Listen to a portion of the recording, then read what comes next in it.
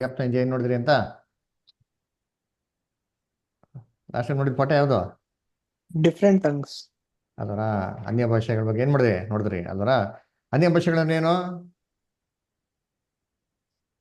ಬೇರೆ ಪರಭಾಷೆ ಬ್ರದರ್, ಬೇರೆ ಅವರ ಭಾಷೆ. ಮಾತೃಭಾಷೆಗಳಲ್ಲಿ ಮಾತಾಡೋದು ಬ್ರದರ್. ಅದರ ಬೇರೆ ಪರ ಭಾಷೆಗಳು ಅಲ್ವರ. ಭಾಷೆಗಳಲ್ಲಿ ಸೊ ಅದು ಅರ್ಥ ಆಗದಿರೋ ಭಾಷೆನಾ, ಅರ್ಥ ಆಗುವಂತ ಭಾಷೆನಾ? ಅರ್ಥ ಆಗುವಂತ ಭಾಷೆ. ಆಗುವಂತ ಭಾಷೆ. ವೆರಿ ಗುಡ್, ವೆರಿ ಗುಡ್ ಅಲ್ವರ. ಸೊ ಅದರಿಂದ ಅದ್ರಲ್ಲಿ ಎಲ್ಲರೂ ಕ್ಲಿಯರ್ ಅದರ, ಅದ್ರಲ್ಲಿ ಏನು ಡೌಟ್ ಇಲ್ಲ. ಓಕೆ, ಸರಿ.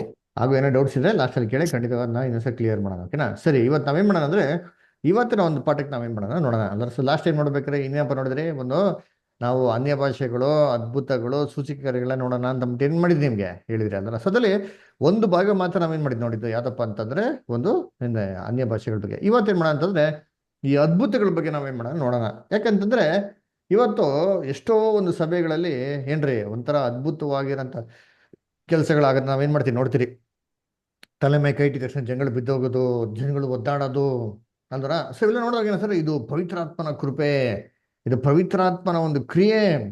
ದೊಡ್ಡ ದೊಡ್ಡ ಕೂಟಗಳಲ್ಲಿ ಲಕ್ಷಾಂತರ ಜನಗಳು ಬರ್ತಾರೆ. ಲಕ್ಷಾಂತರ ಜನಗಳಲ್ಲಿ ಏನ್ರಿ ಕಿವಿ ಇಲ್ದವ್ರಿಗೆ ಕಿವಿ ಬರ್ತಾರೆ. ಅದರ ಏನ್ರಿ ಮಾತಾಡಕ್ಕೆ ಬರ್ದಿರೋರಿಗೆ ಮಾತು ಬರ್ತಾರೆ. ಕೈ ಕಾಲು ಇಲ್ದಿರೋರಿಗೆ ಏನಾಗ್ತಾರೆ, ಕೈ ಕಾಲೆಲ್ಲ ಬರ್ತಾರೆ ಅಲ್ರ. ಸೊ ಈ ತರ ಎಷ್ಟೋ ಸೂಚಕ ಕೆಲಸಗಳು ಏನಂತಾರೆ ಅಲ್ಲಿ ಆಗೋದು ನಾವೇನ್ ಮಾಡ್ತೀರಿ ಅಲ್ಲಿ ನಾವು ನೋಡ್ತೀರಿ ಅದರ. ಈ ತರ ಎಷ್ಟೋ ಒಂದು ಕೂಟಗಳನ್ನೆಲ್ಲ ಪಾರ್ಟಿಸಿಪೇಟ್ ಮಾಡಿರ್ತೀರಿ ಅಲ್ವರ. ನಮಗೂ ಅದ್ಭುತ ಆಗ್ಲಿ ಅಂತ ಎಷ್ಟೋ ನಾವೇನ್ ಮಾಡಿರ್ತೀರಿ ಹೋಗಿರ್ತೀರಿ ಅದರ. ಆದ್ರೆ ಏನಾಗಿರಲ್ಲ, ಅದ್ಭುತಗಳು ನಮ್ಗೆ ಯಾವ್ದು ಏನಾಗಿರಲ್ಲ, ಆಗಿರಲ್ಲ. ನಮಗ್ ಮಾತ್ರ ಅಲ್ಲ, ಇನ್ನು ಅನೇಕ ಜನಗಳು ಕೂಡ ಏನಾಗಿರಲ್ಲ ಅಲ್ಲಿ ಆಗಿರಲ್ಲ. ಲಕ್ಷಾಂತರ ಜನಗಳು ಬರ್ತಾರೆ. ಏನ್ರಿ ಬರೀ ಕೇವಲ ಸ್ವಲ್ಪ ಜನಕ್ಕೆ ಮಾತ್ರ ಏನಾಗಿರ್ತಾರೆ ಅದ್ಭುತಗಳಾಗಿರ್ತಾರೆ ಅಲ್ವರ. ಅದು ಮಾತ್ರ ಅಲ್ಲ, ಕರ್ತನಲ್ಲಿ ಪ್ರೀತಿ ಅನ್ಸೋಗಳೇ ಏನ್ರಿ ಈ ಒಂದು ಕೂಟಗಳಲ್ಲಿ ನೀವು ಇನ್ನೊಂದು ಏನಪ್ಪ ಅಬ್ಸರ್ವ್ ಮಾಡ್ಬೋದು ಅಂತಂದ್ರೆ ಅಲ್ಲಿ ಆಗುವಂತ ಅದ್ಭುತ ಕೆಲಸಗಳು ಅಥವಾ ಅದ್ಭುತ ಒಂದು ಕಾರ್ಯಗಳು ಏನ್ರಿ 100ಕ್ಕೆ 100 ಸರಿ ಹೋಗ್ತದಾ ಅಂತಂದ್ರೆ ಇಲ್ಲ ರೀ. ಯಾರೋ ಏನ್ರಿ ಕೈ ಕಾಲು ನಡಕ್ ಆಗದಿರೋರು ಬರ್ತಾರೆ ಅದರ. ಅವ್ರ ಕೈಗೆ ಏನ್ ಇಟ್ಕೊಂಡಿರ್ತಾರೆ, ಸ್ಟ್ರೆಚಸ್ ತರ ಸಪೋರ್ಟ್ಗೆ ಇಟ್ಕೊಂಡಿರ್ತಾರೆ ಅದರ. ಅವರು ಪ್ರೇಯರ್ ಮಾಡಿದಾಗ ಏನ್ ಮಾಡ್ತಾರೆ, ಅದನ್ನ ಬಿಟ್ಬಿಟ್ಟು ಸ್ವಲ್ಪ ಏನ್ ಮಾಡ್ತಾರೆ ಓಡಾಡ್ತಾರೆ ಹೊರತು ಏನ್ರಿ 100% ಕೈ ಕಾಲೆಲ್ಲ ನೆಟ್ಟಿಗಾಗಿ 100% ಜಿಂಕೆ ತರ ಓಡಾಡ್ತಾರ ಅಂದ್ರೆ ಇಲ್ಲ ರೀ. ಅದರ ಏನೋ ಮಾತು ಬರ್ದಿರೋರು ಸ್ವಲ್ಪ ಏನ್ರಿ ಮಾತಾಡಕ್ಕೆ ಏನ್ ಮಾಡ್ಬೋದು, ಶುರು ಮಾಡ್ಬೋದು. ಆದ್ರೆ 100% ಗಂಟ್ಲನ್ನ ತೆಗೆದಿ ಸರಳವಾಗಿ ಅದರ ಮಾತಾಡ್ತಾರ ಅಂದ್ರೆ ಇಲ್ಲ ರೀ. ಕಣ್ಣು ಕಾಣಿಸ್ತಿರೋನು ಏನೋ ಕಾಣಿಸ್ತಾ ಇದೆ ಅಂತ ಹೇಳ್ಬೋದು, ಆದ್ರೆ ಸ್ಪಷ್ಟವಾಗಿ 100/100% ಅದರ ಕಾಣಿಸೋ ರೀತಿಲಿ ಬರ್ತಾರ ಅಂತಂದ್ರೆ ಇಲ್ಲ ರೀ. ಕರ್ತನಲ್ಲಿ ಪ್ರೀತಿ ಅಂತ ಸೋರಸಗಳೇ, ಇದನ್ನ ನೀವು ಸೂಕ್ಷ್ಮವಾಗಿ ನಾವೇನ್ ಮಾಡ್ಬೇಕು ಅಂದ್ರೆ ಇದನ್ನ ಸತ್ಯವೇದದ ಒಂದು ದೃಷ್ಟಿಕೋನದಲ್ಲಿ ನಾವೇನ್ ಮಾಡ್ಬೇಕು ನೋಡ್ಬೇಕು ಅಲ್ವ. ಯಾಕಪ್ಪ ಅಂತಂದ್ರೆ ಅದ್ಭುತಗಳು ಯೇಸು ಕ್ರಿಸ್ತು ಕೂಡ ಏನ್ ಮಾಡಿದ್ದಾರೆ ಅಲ್ವ. ಅದನ್ನ ನೋಡ್ಬೇಕಾದ್ರೆ ಯೇಸು ಕ್ರಿಸ್ತು ಆತನ ಕಾಲದಲ್ಲಿ ಹೇಗೆ ಅದ್ಭುತಗಳು ಮಾಡಿದ್ರು ಅಂತ ಫಸ್ಟ್ ನಾವೇನ್ ಮಾಡೋಣ ಓದೋಣ. ಆದ್ರೆ ಇನ್ಮೇಲೆ ಆ ಕಾಲದಲ್ಲಿ ನಡೀತಿರೋಂಥ ಒಂದು ಅದ್ಭುತಗಳಿಗೂ ಈ ಕಾಲದಲ್ಲಿ ನಡೆಯುವಂಥ ಅದ್ಭುತಗಳಿಗೂ ಏನಾರ ಒಂದು ಸಂಬಂಧ ಇದೆಯಾ ಅಂತ ನಾವೇನ್ ಮಾಡೋಣ ನಾವು ನೋಡೋಣ ಅದನ್ನ. ಅದಕ್ಕೆ ಹೇಳ್ತೀನಿ, ಯೇಸು ಕ್ರಿಸ್ತು ಒಬ್ಬ ಹುಟ್ಟು ಕುರುಡನ್ಗೆ ಏನ್ ಮಾಡ್ತಾರೆ ಎಂದ್ರೆ ಕಣ್ಣು ಕೊಡ್ತಾರೆ. ಕಣ್ಣೇ ಇಲ್ದಿರೋ ಏನ್ ಮಾಡ್ತಾರೆ, ಕಣ್ಣು ಕೊಡ್ತಾರೆ ಅಲ್ವರ. ಆ ವಾಕ್ಯನ ಓದೋಣ. ಯೋಹಾನ 9ನೇ ಅಧ್ಯಾಯ ವಾಕ್ಯ 1 ಮತ್ತೆ 6ನೇ ವಾಕ್ಯ ಮತ್ತೆ 7ನೇ ವಾಕ್ಯ. ಯಾರು ಸಹೋದರ ಸಹೋದರಿಗಳು ಓದ್ತೀರಾ ಲೈನಲ್ಲಿ ಯಾರಾದ್ರ? ಯೇಸು ಹಾದು ಹೋಗುತ್ತಿರುವಾಗ ಒಬ್ಬ ಹುಟ್ಟು ಕುರುಡನನ್ನು ಕಂಡನು. ಆಮೇಲೆ 6ನೇ ವಾಕ್ಯ ಅಲ್ಲ ಬ್ರದರ್. ನೋಡಿ, ಇದನ್ನು ಹುಟ್ಟು ಕುರುಡನ್ ಏನ್ ಮಾಡ್ತಾರೆ ಯೇಸು ಕ್ರಿಸ್ತು ನೋಡ್ತಾರೆ ಅಲ್ವರ. ಆ ಹುಟ್ಟು ಕುರುಡನ್ ಯೇಸು ಕ್ರಿಸ್ತು ಏನ್ ಮಾಡ್ತಾರೆ? 6ನೇ ವಾಕ್ಯನ ಬ್ರದರ್, ಅದು second 6th and 7th verse.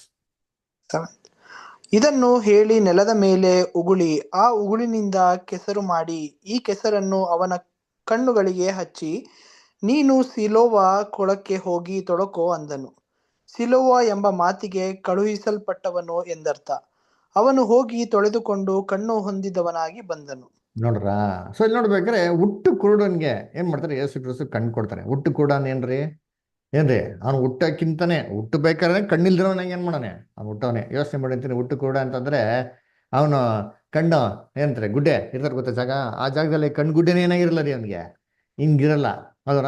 ಏನ್ರಿ ಆ ಸಾಕೆಟ್ ಏನಾಗಿರ್ತಾರೆ, ಸಾಕೆಟ್ ಫುಲ್ ಹಂಗೆ ಫುಲ್ ಖಾಲಿ ಇರ್ತಾರೆ ನೋಡಿರ್ತೀರಿ. ಯೇಸು ಕ್ರಿಸ್ತು ಏನಪ್ಪ ಮಾಡಿದ್ರು ಅಂತಂದ್ರೆ ಅಲ್ಲಿ ಮಣ್ಣಿಗೆ ಏನ್ರಿ ಆ ನೆಲದ ಮಣ್ಣ ತಗೊಂಡು ಅದಕ್ಕೆ ತನ್ನ ಎಂಜಿಲ್ನ ಹಾಕಿ ಮಿಕ್ಸ್ ಮಾಡಿ ಕಣ್ಣಿಗೆ ಏನ್ ಮಾಡ್ತಾರೆ, ಆ ಒಂದು ಗ್ಯಾಪ್ ಇತ್ತು ಗೊತ್ತಾ, ಹಾಲೋ ಆಗಿತ್ತು ಗೊತ್ತಾ, ಖಾಲಿ ಇತ್ತು ಗೊತ್ತಾ ಕಣ್ಗುಡ್ಡೆ ಜಾಗದಲ್ಲಿ, ಅದ್ರಲ್ಲಿ ಏನ್ ಮಾಡಿ ತುಂಬಿಟ್ಟು ಯೇಸು ಕ್ರಿಸ್ತು ಹೇಳ್ತಾರೆ, ಹೋಗಪ್ಪ ಸಿಲೋ ಕೊಳದಲ್ಲಿ ಹೋಗ್ಬಿಟ್ಟು ಏನ್ ಮಾಡುವ ತೊಳಕೋ ಅಂತ ಹೇಳ್ತಾರೆ. ಅವ್ನು ತೊಳೆದು ಹಂಗೇ ಹಿಂಗೆ ಎತ್ತನ್ ನೋಡ್ರಿ ಅಂತೀನಿ. ಎಲ್ಲಾರ ಮುಂದೆ ಕಣ್ಗುಡ್ಡೆ ಏನಾಗ್ತದೆ ಹಂಗೆ ಹಂಗೆ ಬೆಳೀತದೆ, ಹಂಗೆ ಏನಾಗ್ತಾರೆ ಅಲ್ಲಿ ಕ್ಲೀನಾಗಿ ಕಣ್ಗುಡ್ಡೆ ಬೆಳೀತಾರೆ ನೋಡೋರ. ಆದ್ರೆ ಇದು ಯೇಸು ಕ್ರಿಸ್ತು ಮಾಡಿರೋಂಥ ಅದ್ಭುತ. ಅವನ ಒಟ್ಟು ಕೂಡ ಏನ್ರಿ ಕಣ್ಣು ಉಳ್ಳವನಾಗಿ ತಿರ್ಗಾ ಬರ್ತಾರೆ. ಹೆಂಗೆ ಕಣ್ಣು ಉಳ್ಳವನಾಗಿ ಬಂದ? ಅರ್ಧಂಬರ್ಧ ಓ ನನಗೆ ಪರವಾಗಿಲ್ಲ ಸ್ವಲ್ಪ ಬೆಟ್ರಾಗಿ ಕಾಣಿಸ್ತಾ ಇದೆ ಅಂತೇನೋ ಅಂದ್ರೆ ಇಲ್ಲ ರೀ, ಸ್ಪಷ್ಟವಾಗಿ ಕ್ಲೀನಾಗಿ ಏನಾಗ್ತಾರೆ ಅವನಿಗೆ ಕಾಣಿಸ್ತದೆ ಅಲ್ವರ.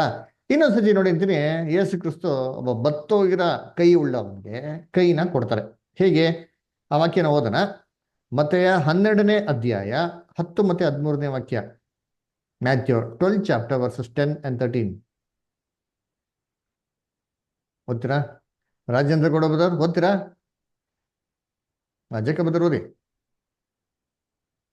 ಕುರಿಗಿಂತ ಮನುಷ್ಯನು ಎಷ್ಟೋ ಮೌಲ್ಯವುಳ್ಳವನು. ಕಳಿಸದ ಬ್ರದರ್? ಮತ್ತೆ 12ನೇ ಅಧ್ಯಾಯ ಬದರ್ 10 ಮತ್ತೆ 13. ಆಗ ಅವರು ಆತನ ಮೇಲೆ ತಪ್ಪು ಹೊರಿಸಬೇಕೆಂದು ಅವನನ್ನು ಸಬ್ಬತ್ ದಿನದಲ್ಲಿ ಸ್ವಸ್ಥ ಮಾಡುವುದು ಸರಿಯೋ ಎಂದು ಕೇಳಿದರು. ನಿನ್ನ ಕೈ ಬಾಳು ಎಂದು ಹೇಳಿದರು. ಅವನು ಬಾಳಿದನು.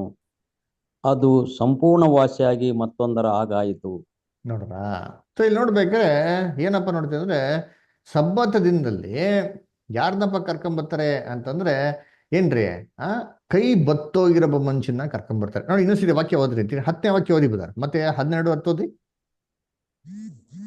ಆಗ ಅಲ್ಲಿ ಆ- ಕೈ ಬತ್ತಿದವನು ಒಬ್ಬನಿದ್ದನು. ಆ, ಪರಿಸಯರು ಯೇಸುವಿನ ಮೇಲೆ ತಪ್ಪು ಹೊರಿಸಬೇಕೆಂದು ಆ, ತನ್ನನ್ನು ಸಬ್ಬತ್ ದಿನದಲ್ಲಿ ಸ್ವಸ್ಥ ಮಾಡುವುದು ನ್ಯಾಯವೋ ಎಂದು ಕೇಳಿದರು. ಹಾ ನೋಡ್ರಿ ಯಾರಪ್ಪ ಇದ್ರು ಅಂತಂದ್ರೆ ಕೈ ಬತ್ತೋಗಿರೋನು ಇದ್ದಂತೆ. ಕೈ ಬತ್ತೋಗಿರೋನು ಏನು ಏನ್ರಿ, ಕೈ ಇರ್ಲಿಲ್ಲ ಅಂತಲ್ಲ ರೀ, ಕೈ ಐತೆ ಅದರ. ಆದ್ರೆ ಆ ಕೈ ಮತ್ತೊಂದು ಕೈ ತರ ಏನಾಗಿಲ್ಲ. ಇಲ್ಲ ನೋಡಿ, ನಮ್ಗೆ ಎರಡು ಕೈ ಕೊಟ್ಟೆ ದೇವ್ರು ಅಲ್ವ, ಎರಡು ಕೈ ಹೆಂಗಿದೆ ಏನ್ರಿ, ಎರಡು ಈಕ್ವಲ್ ಆಗಿ ಏನಾಗಿದೆ, ಚಾಚಿದ್ರೆ ಎರಡು ಈಕ್ವಲ್ ಆಗಿ ಬರ್ತದೆ. ಬತ್ತೋಗಿರೋ ಕೈ ಅಂದ್ರೆ ಒಂದು ಕೈ ಏನಾಗಿರ್ತಾರೆ, ಉದ್ದ ಲಕ್ವ ಇರ್ತಾರೆ, ಹೊಡೆದಿರ್ತದೆ ಬ್ರದರ್. ಇನ್ನೊಂದು ಕೈ ಚಿಕ್ಕದಾಗಿರ್ತಾರೆ. ಲೆಕ್ಕ ಹೊಡ್ದಿಲ್ಲ, ಒಂದು ಕೈ ಉದ್ದ ಇರ್ತಾರೆ, ಇನ್ನೊಂದು ಕೈ ಚಿಕ್ಕದಾಗಿರ್ತಾರೆ. ಚಿಕ್ಕದಾಗಂತಂದ್ರೆ ಕೆಲವು ಜನಕ್ಕೆ ಇಲ್ಲೇ ಇರ್ತದೆ ಕೈ, ಇಲ್ಲೇ ಎಂಡಾಗಿರ್ತಾರೆ, ಇಲ್ಲೇ ಬೆಳ್ಳಿರ್ತಾರೆ ನೋಡ್ರ, ಅದು ಬತ್ತೋಗಿರೋ ಕೈ ಅಂತಂದ್ರೆ. ಕೈ ಏನಾಗಿಲ್ಲ, ಪೂರ್ತಿಯಾಗಿ ಬೆಳೆದಿಲ್ಲ. ಒಂದು ಕೈ ಪೂರ್ತಿಯಾಗಿ ಬೆಳೆದಿದೆ, ಇನ್ನೊಂದು ಕೈ ಏನಾಗಿದೆ, ಅರ್ಧ ಏನಾಗಿದೆ ಇದೆ, ಅದು ಬತ್ತೋಗಿರೋ ಕೈ ಅಂದ್ರೆ ಎಂದ್ರೆ ಅರ್ಥ ಅಲ್ಲ. ಅದಕ್ಕೆ ನೋಡಿ ಫೋಟೋಲ್ ಕಾಣಿಸ್ತಾ ನೋಡಿರ್ತೀನಿ. ಇನ್ನೊಂದು ಕೈ ತರ ಏನಾಗಿಲ್ಲ, ಉದ್ದ ಉದ್ದ ಇಲ್ಲ ರೀ, ಬೆಳೆದಿಲ್ಲ ಅದು, ಅಂದ್ರೆ ಬತ್ತೋಗಿರೋ ಕೈ, ಅದು ಬೆಳೆದೇ ಇಲ್ಲ ನೋಡಿರ್ತೀನಿ. ಯೇಸು ಕ್ರಿಸ್ತು ಏನಪ್ಪ ಮಾಡ್ತಾರೆ ಅಂದ್ರೆ, ನಿನ್ ಕೈ ಚಾಚು ಅಂತಂತ ಹೇಳ್ದವಾಗ ಏನ್ರಿ, ಅವನು ಕೈ ಏನ್ ಮಾಡ್ತಾನೆ, ಚಾಚೋದಿಕ್ಕೆ ಮುಂದೆ ನಿಮ್ ಪ್ರಯತ್ನ ಮಾಡಪ್ಪ ಅಂತಾರೆ. ಅವಾಗ ಏನ್ ಮಾಡ್ತಾರೆ, ಆ ಚಿಕ್ಕದಾಗಿರೋಂಥ ಕೈ ಏನಿದೆ ವಿಶೇಷ ಬೆಳೆದಿತ್ತು ಗೊತ್ತಾ, ಅದನ್ನ ಮುಂದಕ್ಕೆ ಬೆಳೆಸೋದಕ್ಕೆ ಪ್ರಯತ್ನ ಮಾಡ್ತಾರೆ. ಎಲ್ಲಾರ ಮುಂದೆ ಆ ಕೈ ಮತ್ತೊಂದು ಕೈ ತರ ಆಯ್ತು ಅಂತ ಕೊಟ್ಟಿದೆ ಅಲ್ದ. ನಾನು ಏನರ್ಥ ಏನ್ರಿ, ಕೈ ಎಲ್ಲಾರ ಮುಂದೆ ಏನಾಗಿದೆ, ಬೆಳೆದು ನಿಂತಿದೆ. ಯಾವಾಗ? ಆ ಮೂಮೆಂಟಲ್ಲೇ, ಆ ಕ್ಷಣದಲ್ಲೇ ಅಲ್ವರ, ಆ ಒಂದು ಸಮಯದಲ್ಲೇ ಎಲ್ಲಾರ ಮುಂದೆ ಕೈ ಏನಾಗಿದೆ, ಮತ್ತೊಂದು ಕೈ ತರ ಬೆಳೆದಿದೆ. ಸ್ವಲ್ಪ ಹೊತ್ತಾಗಿದ್ದ ನಂತರ ಅಲ್ವರ ಏನ್ರಿ, ಡಾಕ್ಟರ್ ಹತ್ರ ಪರೀಕ್ಷೆ ಮಾಡಿಸ್ಕೊಂಬಂಡಿ ಆಮೇಲೆ ನೋಡೋಣ, ಏನಿಲ್ಲ ರೀ, spot on the moment, on the spot ಎಲ್ಲಾರ ಕಣ್ಮುಂದೆ ಏನಾಗಿದೆ, ಆ ಕೈ ಇನ್ನೊಂದು ಕೈ ತರ ಆಗಿದೆ. ಒಂದು ಚಿಕ್ಕದಾಗಿತ್ತು, ಒಂದು ದೊಡ್ಡದಾಗಿತ್ತು, ಅವ್ರು ಪ್ರಾರ್ಥನೆ ಮಾಡಿದ ತಕ್ಷಣ ಇನ್ನೊಂದು ಕೈ ಏನಾಗಿದೆ, ಹಂಗೇ ನೇರವಾಗಿ ಏನಾಗಿದೆ, ಎಲ್ಲಾರ ಕಣ್ಮುಂದೆ ಬೆಳೆದು ನಿಂತಿದೆ. ಇದು ಯೇಸು ಕ್ರಿಸ್ತು ಮಾಡಿರೋಂಥ ಅದ್ಭುತ. ಕರ್ತನಲ್ಲಿ ಪ್ರೀತಿಯಾದ ಸಹೋದರಗಳೇ, ಇನ್ನೊಂದ್ಸತಿ ನೋಡ್ಬೇಕಾದ್ರೆ ಒಬ್ಬ ಎಂತಾರೆ, ಒಬ್ಬ ಗೂನ್ ಬೆನ್ನಿಂದ ಸ್ತ್ರೀ ಬರ್ತಾರೆ. ಯೇಸು ಕ್ರಿಸ್ತು ಅವ್ರಿಗೆ ಏನ್ ಮಾಡ್ತಾರೆ ನೋಡಿ, ಅದ್ಭುತ ಮಾಡ್ತಾರೆ. ಎಲ್ಲಿ ಅದ್ಭುತ ಮಾಡ್ತಾರೆ, ಹೇಗೆ ಅದ್ಭುತ ಮಾಡ್ತಾರೆ ನೋಡಿ, ಓದೋಣ. ಲೂಕ 13ನೇ ಅಧ್ಯಾಯ 11ರಿಂದ 13. ಲೂಕ 13ನೇ ಅಧ್ಯಾಯ 11ರಿಂದ 13. ಮುತ್ತುರಾಜ್ ಬದರ್ ಓದ್ಬೋದಲ್ಲ, ಏನೇ ಇದ್ದೀರಾ ಮುತ್ತುರಾಜ್ ಬದರ್? ಏನಪ್ಪ ಮಾಡೋದು? ಹೌದಲ್ಲ ಬ್ರದರ್? ಹಾ ಓದಿ ಓದಿ ಬದರ್. ಅಲ್ಲಿ 18 ವರ್ಷಗಳಿಂದ ದುರಾತ್ಮನಿಂದ ಬಾಧಿತಳಾಗಿ ಬೆನ್ನು ಬಗ್ಗಿ ಹೋಗಿ ಗೂನಿಯಾಗಿದ್ದು, ಸ್ವಲ್ಪವಾದರೂ ಮೈಯನ್ನು ಮೇಲಕ್ಕೆ ಎತ್ತಲಾರದೆ ಇದ್ದ ಒಬ್ಬ ಹೆಂಗಸು ಇದ್ದಳು. ಯೇಸು ಆಕೆಯನ್ನು ನೋಡಿ ಹತ್ತಿರಕ್ಕೆ ಕರೆದು ಆಕೆಗೆ, ನಿನ್ನ ರೋಗವು ಬಿಡುಗಡೆಯಾಯಿತು ಎಂದು ಹೇಳಿ ಆಕೆಯ ಮೇಲೆ ತನ್ನ ಕೈಗಳನ್ನಿಟ್ಟನು. ಇಟ್ಟ ಕೂಡಲೇ ಆಕೆ ನೆಟ್ಟಗಾದಳು, ದೇವರನ್ನು ಕೊಂಡಾಡಿದಳು. ನೋಡ್ರ, ಏನಪ್ಪ, ಗೂನ್ ಬೆನ್ನಿರಂತ ಸ್ತ್ರೀ ಏನಂತೆ ಇಲ್ಲಂತೆ ಅಲ್ವರ. ಏನಪ್ಪ ಗೂನ್ ಬೆನ್ನಂತ ಸ್ತ್ರೀ ಎಷ್ಟು ವರ್ಷದಿಂದ ಗೂನ್ ಬೆನ್ನಾಗಿದ್ರು? 18 ವರ್ಷದಂತೆ.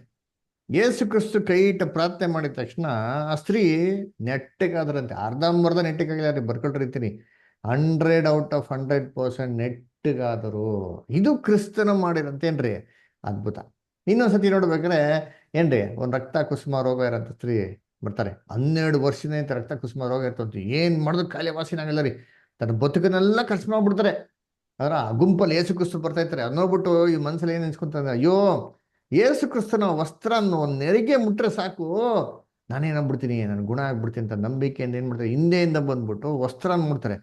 ವಸ್ತ್ರ ಮುಟ್ಟಿದ ತಕ್ಷಣನೇ ಏನ್ರಿ ಆ ಮೂಮೆಂಟ್ ಏನ್ರಿ ರಕ್ತ ಕುಸುಮ ರೋಗ ವಾಸಿ ಆಯ್ತು ಅಂತ ಕೊಟ್ಟಾರೆ. ನೋಡಿ ಓದೋಣ ವಾಕ್ಯ, ಮ್ಯಾಥ್ಯೂ 9 ಚಾಪ್ಟರ್ ವರ್ಸಸ್ 20-22. ಮತ್ತೆ 9ನೇ ಅಧ್ಯಾಯ 20-22. ಅಷ್ಟರಲ್ಲಿ 12 ವರ್ಷದಿಂದ ರಕ್ತಕುಸುಮ ರೋಗವಿದ್ದ ಒಬ್ಬ ಹೆಂಗಸು, ನಾನು ಆತನ ಉಡುಪನ್ನು ಮುಟ್ಟಿದರೆ ಸಾಕು, ನೆಟ್ಟಗಾಗುವನೆಂದು ಮನಸ್ಸಿನಲ್ಲಿ ಅಂದುಕೊಂಡು ಹಿಂದಿನಿಂದ ಬಂದು ಆತನ ಉಡುಪಿನ ಗೊಂಡೆಯನ್ನು ಮುಟ್ಟಿದಳು. ಆಗ ಯೇಸು ತಿರುಗಿ ಆಕೆಯನ್ನು ನೋಡಿ, ಮಗಳೇ, ಧೈರ್ಯವಾಗಿರು, ನಿನ್ನ ನಂಬಿಕೆಯೇ ನಿನ್ನನ್ನು ಸ್ವಸ್ಥ ಮಾಡಿತು ಅಂದನು. ಆ ಕ್ಷಣವೇ ಆ ಹೆಂಗಸು ಸ್ವಸ್ಥವಾದಳು. ನೋಡ್ರ, ಆ ಕ್ಷಣವೇ, ಸ್ವಲ್ಪ ಟೈಮ್ ಮೇಲೆಲ್ಲ ಏನಿಲ್ಲ ರೀ, ಆ ಕ್ಷಣವೇ ಏನ್ರಿ ಆ ಸ್ತ್ರೀ ಏನಂತೆ, ಹೆಂಗಸು ಸ್ವಸ್ಥವಾದಳು. ಅದರ ಇನ್ನೊಂದ್ಸತಿ ನೋಡ್ಬೇಕ್ರೆ ಇದು ಏನ್ರಿ ತುಂಬಾ ಅದ್ಭುತ ರೀ. ಅದರ ಇದು ತುಂಬಾ ವಿಶೇಷವಾಗಿ ನೋಡ್ತೀರಿ. ಲೂಕ 17ನೇ ಅಧ್ಯಾಯಲ್ಲಿ ಬರ್ತಾರೆ. ಏನ್ರಿ ಯೇಸು ಕ್ರಿಸ್ತು ಯೆರೂಸಲೇಮಿಗೆ ಬರ್ತಾ ಇರ್ತಾರೆ. ಬರ್ತಾ ಇರ್ಬೇಕ್ರೆ ಆ ದೂರದಲ್ಲಿ ನಿಂತ್ಕೊಂಡು ಕುಷ್ಠರೋಗಿಗಳು, ಅಯ್ಯೋ ದಾವೀದನ ಕುಮಾರನೇ, ಕರುಣೆ ನಡೆಸು, ನಮ್ಮ ಕೃಪೆ ನಡೆಸು, ನಮ್ಮ ದಯೆ ನಡೆಸು, ದಯವಿಟ್ಟು ನಮ್ಗೆ ಏನ್ ಮಾಡೋ, ಸಹಾಯ ಮಾಡೋದು ಏನ್ ಮಾಡ್ತಾರೆ, ಆ ಕುಕ್ಕುಂತಾರೆ. ಕುಕ್ಕುಂಬೇಕಾರೆ ಯೇಸು ಕ್ರಿಸ್ತು ಏನ್ ಮಾಡ್ತಾರೆ, ಏನಪ್ಪಾ ಕುಷ್ಠರೋಗನಾ, ಸರಿ ನೀವು ಹೋಗಿ ಏನ್ ಮಾಡಿ, ನೀವು ಯಾಜಕನ ಹತ್ರ ನೋಡ್ಸಿ ಅಂತ ಹೇಳ್ತಾರೆ. ಯಾಜಕನ ಹತ್ರ ಅಂತ ನೋಡ್ಸಿ ಅಂತ ಹೇಳಿದ ತಕ್ಷಣ ಇವ್ರು ಏನ್ ಮಾಡ್ತಾರೆ, ಎಲ್ಲ ಹೊರಡ್ತಾರೆ. ಹೊಡ್ತಾ ಇರ್ಬೇಕಾದ್ರೆ ಇವ್ರ ಕುಷ್ಠರೋಗ ಏನಾಯ್ತು, ವಾಸಿ ಆಯ್ತಂತೆ. ನೋಡ್ರಿ ಇದೀಗ ಓದನ ಲೂಕ 17ನೇ ಅಧ್ಯಾಯ 12-14. ಪ್ರಜ್ವಲ್ ಬದರ್ ಓದ್ತೀರಾ? ಬ್ರದರ್. ಒಂದು ಹಳ್ಳಿಗೆ ಬಂದಾಗ 10 ಮಂದಿ ಕುಷ್ಠರೋಗಿಗಳು ಆತನ ಎದುರಿಗೆ ಬಂದು ದೂರದಲ್ಲಿ ನಿಂತು, ಯೇಸುವೆ, ಗುರುವೇ, ನಮ್ಮ ಮೇಲೆ ದಯವಿಡು ಎಂದು ಕೂಗಿ ಹೇಳಿದರು. ಆತನು ಅವರನ್ನು ನೋಡಿ, ನೀವು ಹೋಗಿ ಯಾಜಕರಿಗೆ ಮೈ ತೋರಿಸಿಕೊಳ್ಳಿರಿ ಎಂದು ಹೇಳಿದನು. ಅವರು ಹೋಗುತ್ತಿರುವಾಗಲೇ ಶುದ್ಧರಾದರು. ನೋಡ್ರಿ, ಹೋಗಿ ಅಂತ ಹೇಳಿದ್ರಂತೆ, ಹೋಗ್ತಾ ಇದ್ರಂತೆ. ಎಷ್ಟೊತ್ತು ಬೇಕು ಹೇಳಿದ್ದು ಆಗೋದಕ್ಕೆ? ಹೋಗಿ ಅಂತ ಹೇಳಿದ್ಮೇಲೆ ಅವ್ರು ಹೋಗೋದ್ರಂತೆ. ಹೋಗೋದಕ್ಕೆ ಎಷ್ಟೊತ್ತು ಬೇಕು? ಎಷ್ಟು ನಿಮಿಷ, ಎಷ್ಟು ಗಂಟೆಗಳು ಹೇಳ್ರಿ? ಎಷ್ಟು ನಿಮಿಷ, ಎಷ್ಟು ಗಂಟೆ ಇರ್ಬೋದಾ? ಯೇಸು ಕ್ರಿಸ್ತು ಏನ್ ಮಾಡ್ತಾರೆ, ಅವ್ರಿಗೆ ಹೋಗಿ ಯಾಜಕರಿಗೆ ನೋಡ್ಸ್ಕೊಳ್ಳಿ ಅಂತ ಹೇಳ್ತಾರೆ. ಇವ್ರು ಎಷ್ಟು ತಮ್ಮನ ಹೋಗ್ತಾರೆ ಹೇಳ್ರಿ? ಹೇಳ್ದಾಗಲೇ ಹೊರಟಿರ್ತಾರೆ. ಹೇಳಿ ಹೋಗ್ತಾರೆ ನೋಡ್ರಿ, ಟೈಮೇ ವೇಸ್ಟ್ ಮಾಡಿಲ್ಲ. ಅವಾಗ ಏನಾಗ್ಬಿಡ್ತಂತೆ, ಹೋಗ್ತಾ ಇರ್ಬೇಕಾದ್ರೆ ಶುದ್ಧರಾದಂತೆ. ಕುಷ್ಠರೋಗ ನೋಡಿದ್ದೀರಾ ಏನ್ರಿ? ಕುಷ್ಠರೋಗ ಬಂದ್ಬಿಟ್ರೆ ದೇಹನೆಲ್ಲ ತಿನ್ಕೊಂಡ್ಬಿಡ್ತದೆ, ವಿಕಾರ ಮಾಡ್ಬಿಡ್ತಾರೆ. ಮೂಳಗಿದ್ರೆ ಹಂಗೆ ಏನಾಗ್ಬಿಡ್ತೀವಿ, ತಿನ್ಕೊಂಡ್ಬಿಡ್ತಾರೆ ನೋಡಿರ್ತೀನಿ. ಅದರ ಮಖ ಎಲ್ಲ ಒಂಥರ ವಿಚಿತ್ರವಾಗಿರ್ತಾವ ನೋಡ್ತೀನಿ, ಮೈಯೆಲ್ಲ ಕಟ್ಟಾಕಿರ್ತಾರೆ ನೋಡಿರ್ತೀನಿ, ಬ್ಯಾಂಡೇಜ್ ಎಲ್ಲ ಹಾಕೊಂಡು. ಹಿಂಗೆ ಬರ್ತಾರೆ. ಯೇಸು ಕ್ರಿಸ್ತು ಹತ್ರಕ್ಕೆ ಬರೋದಿಲ್ಲ ಅಲ್ಲರ. ಅಯ್ಯೋ ಸ್ವಾಮಿ ಕರುಣೆ ನೋಡ್ಸಂತ ಹೇಳ್ತಾರೆ. ಯೇಸು ಕ್ರಿಸ್ತು ಮಾಡ್ತಾರೆ, ಸರಿ ಆಯ್ತು ಹೋಗಿ ಯಾಜಕನಿಗೆ ಏನ್ ಮಾಡಿ ನೋಡ್ಸಿ ಅಂತ ಹೇಳ್ತಾರೆ. ಸುಮ್ಮನೆ ಒಂದು ಎರಡು ಸ್ವಲ್ಪ ಹೆಜ್ಜೆ ಇಡ್ತಾರೆ ನೋಡಿರ್ತೀನಿ. ಹೆಜ್ಜೆ ಇಟ್ಟಿದ ತಕ್ಷಣ ಏನಾಯ್ತದೆ, ಗುಣ ಆಯ್ತದೆ. ಹೆಂಗ್ ಗುಣ ಆಗಿರ್ಬೇಕು ಏನ್ರಿ? ಹೆಜ್ಜೆ ಇಡ್ತಾ ಇರ್ಬೇಕಾರೆ ಹಂಗೇನಾಗಿರ್ತಾರೆ, ಕೈಯೆಲ್ಲ ಹೊಡೆದಿರ್ತಾರೆ, ಮಖ ವಿಕಾರವಾಗಿರೋದು ಹಂಗೇನಾಗ್ತಾರೆ, ಸುಂದರವಾಗಿ ಆಗ್ತಾರೆ ನೋಡಿದ್ದೀನಿ. ಆ ದೇಹದಲ್ಲೆಲ್ಲ ಒಂಥರ ಇತ್ತು ಗೊತ್ತಾ, ಆ ಒಂದು ಬಲಹೀನತೆ ಅದೆಲ್ಲ ಏನಾಗಿರ್ತಾರೆ, ಹೋಗಿರ್ತಾರೆ, ಬಲ ತುಂಬಿರ್ತಾರೆ. ನೋಡಿದ ತಕ್ಷಣ ಎಷ್ಟು ಸಂತೋಷ ನೋಡ್ರಿ. ಇದು ಕ್ರಿಸ್ತನು ಮಾಡಿರಂತ ಅದ್ಭುತ ರೀ. ಕರ್ತನಲ್ಲಿ ಪ್ರೀತಿ ಅಂತ ಸೌರಗಳೇ, ಎಲ್ಲ ವಾಕ್ಯಗಳನ್ನ ನೀವು ದಯವಿಟ್ಟು ಅಬ್ಸರ್ವ್ ಮಾಡಿ ಫ್ರೀ ಇರ್ಬೇಕಾದ್ರೆ ಮನೇಲಿ ಓದಿ. ಯೇಸು ಕ್ರಿಸ್ತು ಮಾಡಿರೋಂಥ ಅದ್ಭುತಗಳು ಆ ಕ್ಷಣದಲ್ಲೇ, ಆ ಮೂಮೆಂಟಲ್ಲಿ ಏನಾಗಿದೆ, ವಾಸಿಯಾಗಿದ್ದಾರೆ. ಸ್ವಲ್ಪ ಕ್ಷಣಗಳ ನಂತರ ಇಲ್ಲ, ಸ್ವಲ್ಪ ದಿನಗಳ ನಂತರ ಇಲ್ಲ, ಸ್ವಲ್ಪ ಕಾಲದ ನಂತರ ಇಲ್ಲ, ಸೆಕೆಂಡ್ಸ್, ವಿತಿನ್ ಸೆಕೆಂಡ್ಸ್ ರೀ. ಅದರ ಇನ್ನೊಂದು ನೋಡ್ಬೇಕಾದ್ರೆ ಯೇಸು ಕ್ರಿಸ್ತನ ಆಕ್ಚುಲಿ ಅರೆಸ್ಟ್ ಮಾಡೋಕ್ಕೆ ಸೈನಿಕರು ಬರ್ತಾರೆ.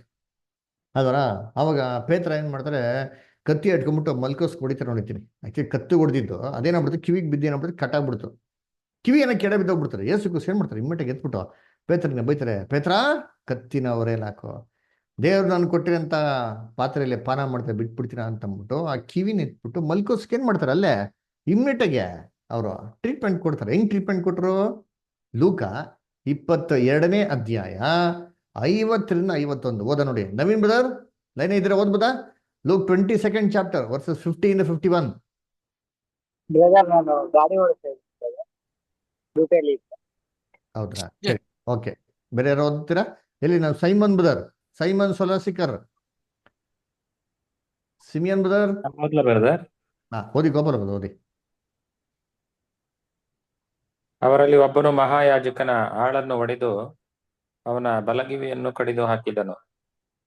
ಆದರೆ ಯೇಸು ಇಷ್ಟಕ್ಕೆ ಬಿಡಿರಿ ಎಂದು ಹೇಳಿ ಆ ಕಿವಿಯನ್ನು ಮುಟ್ಟಿ ಅವನಿಗೆ ವಾಸಿ ಮಾಡಿದನು. ನೋಡ್ರ, ಕಿವಿನ ಮುಟ್ಟಿ ವಾಸಿ ಮಾಡಿದ್ರು. ಹೆಂಗ್ ವಾಸಿ ಮಾಡಿದ್ರು? ಕಿವಿನ ಹಿಂಗ್ ಮುಟ್ಬಿಟ್ಟು, ಅಯ್ಯೋ ಡಾಕ್ಟರ್ ತಗೊಂಡೋಗಿ ಇಮ್ಮೆಗೆ ಸ್ಟಿಚಸ್ ಹಾಕೊಂಡು ಕರ್ಕೊಂಡ್ ಬಂದು ನಾನು ಪ್ರೇಯರ್ ಮಾಡ್ತೀನಿ ಅಂತಂದ್ರ ಏನ್ ಮಾಡಿದ್ರು? ಕಿವಿನ ತಗೊಂಡು ಹಂಗೆ ಇಮ್ಮಿಟಾಗಿ ಏನ್ ಮಾಡಿದ್ರು? ಏಸುಕ್ರಿಸ್ತು ಅಂಟಿಸ್ಬಿಟ್ರು. ಏನ್ ಹಾಕಿದ್ರು? ಅಂಟಿಸಿದ್ರು? ಗಮ್ ಹಾಕಿದ್ರ? ಫೆವಿಕಾಲ್ ಹಾಕಿದ್ರ?